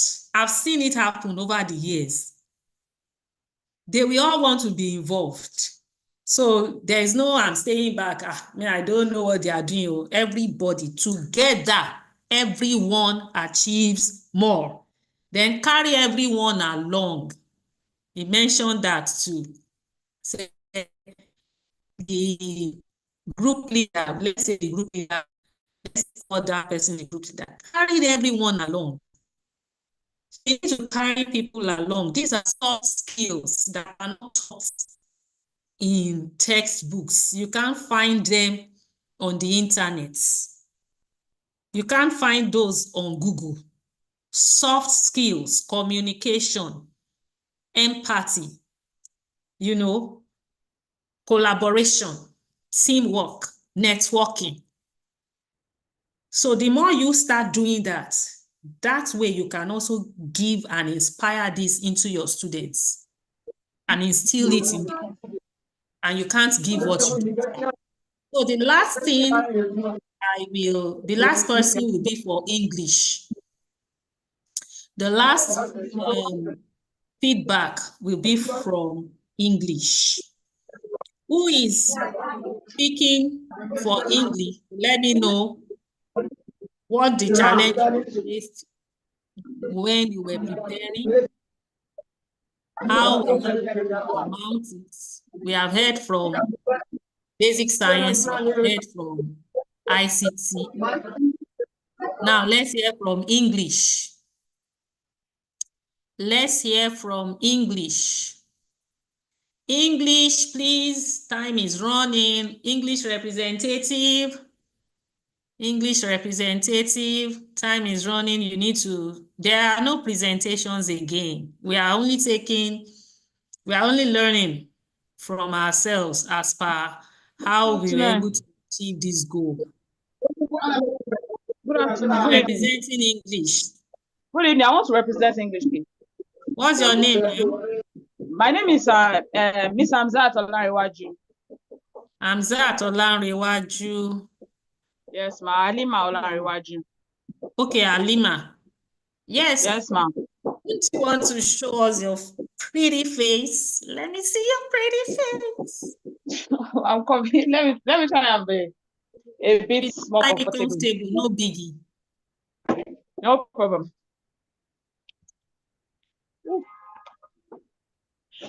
Okay. Here I am, ma. Okay, I quickly admitted some people in. Alaja, salam alaikum. Wa alaikum salam. So Tell me the experience for you. The experience, the training, everything has been so inspiring though. Then the task, I think it's what to think is easy for the students. I will ask them to go in groups to make some presentation, put yourselves together. And I think dealing with human beings is generally not that easy because you actually have different people with different opinions, different points of views. Okay, when I joined the group, I realized someone created the group. And when I joined it, I realized I had to pick up from wherever they have been discussing, which was, how are we going to tackle this question? What topic should we handle?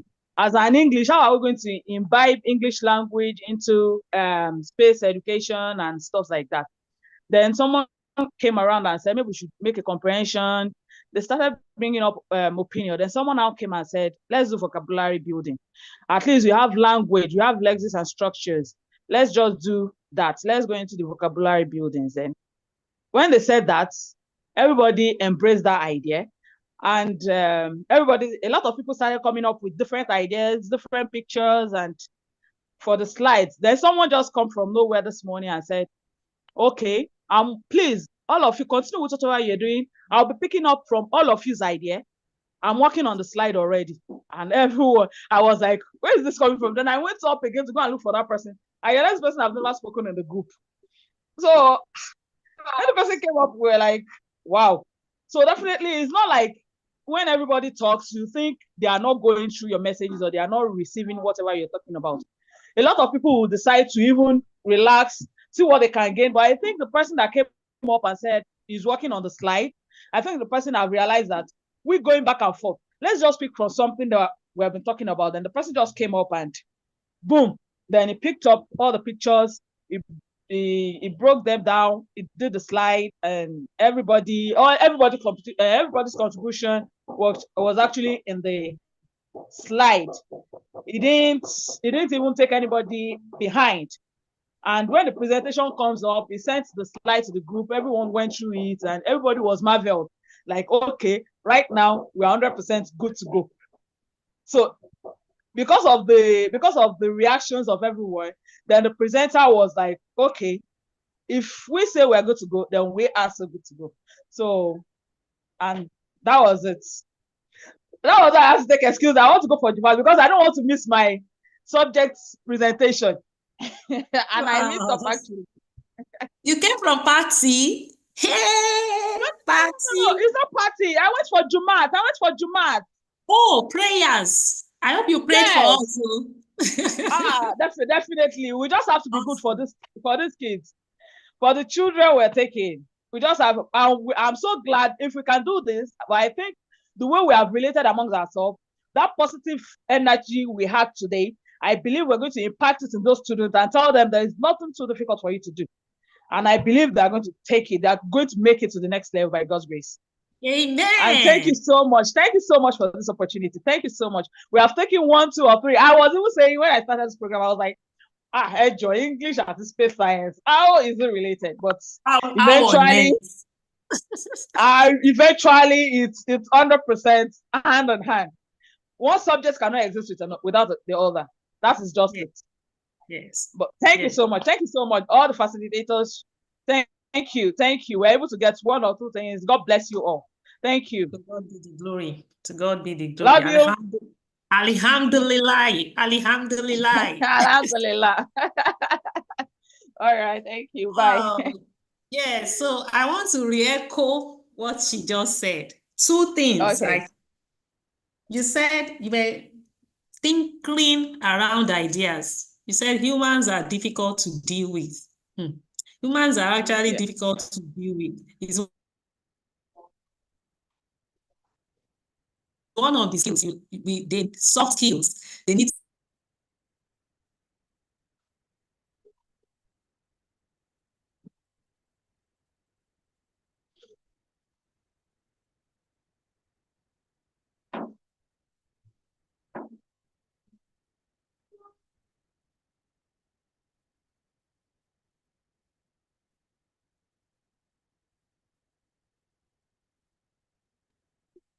See me, the network is cheap. Start learning from now, cooperation, people.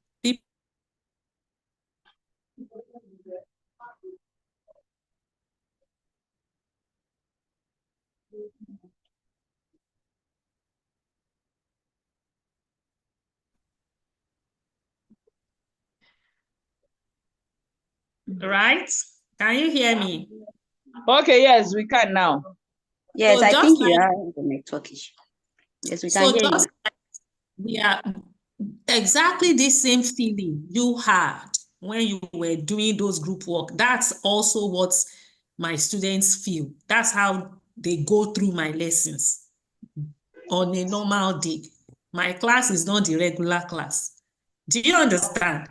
So because you've been there, you'll be able to empathize, you'll be able to translate it, you'll be able to inspire it in them. And you are building them beyond just passing by, right? You are building them to be problem solvers, to be solution providers. Okay, so thank you. Yeah. So the remaining subjects, you are not off the hook. I beg your pardon. You must do this task, and it must be slides, PowerPoint presentation, just like the facilitators, top quality, because we are exceptional, distinguished teachers and educators. We are not mediocres, right? So we do what is excellent, okay? So we will chat on the WhatsApp group to schedule your presentations for the other subjects. There were like 13 subjects, so we will schedule that. And on that note, I want to thank you all for availing yourselves up for the training. Do enjoy the rest of your day. I will be signing out and introduce everyone. Oh, before we go, our group picture, please. Our group picture. Can we take our group pictures, please? Turn on your video. Turn on your videos if you are comfortable and you want to do that. Now is the time to take our group pictures. Yeah, what a day. Well together. Done, I want you all to say it together. Together. Everyone achieves more. Can I hear you? Everyone together. More. Want to go say it again? Together. Together. Everyone achieves more. Achieves more. Awesome. Together. Now let's take a picture. Hey. Network. Network. Okay, so we're going to say space. And give a wide space. Making it again. Space. Space. That. Space. Taking. All right. See you all back in the WhatsApp group. Okay, Bye. well done, ma. Bye. We appreciate you, ma. Thank you. Thank you. Bye. Thank you. Thank you, ma. Bye. Thank you. I'm going to play our national anthem as we end. Bye. Bye. Bye-bye. Bye-bye. Enjoy your Bye. weekend. Bye. Bye. Our national anthem. Our national. Okay, national anthem. What You want to read You the have to play national our anthem? national anthem. So much. Already.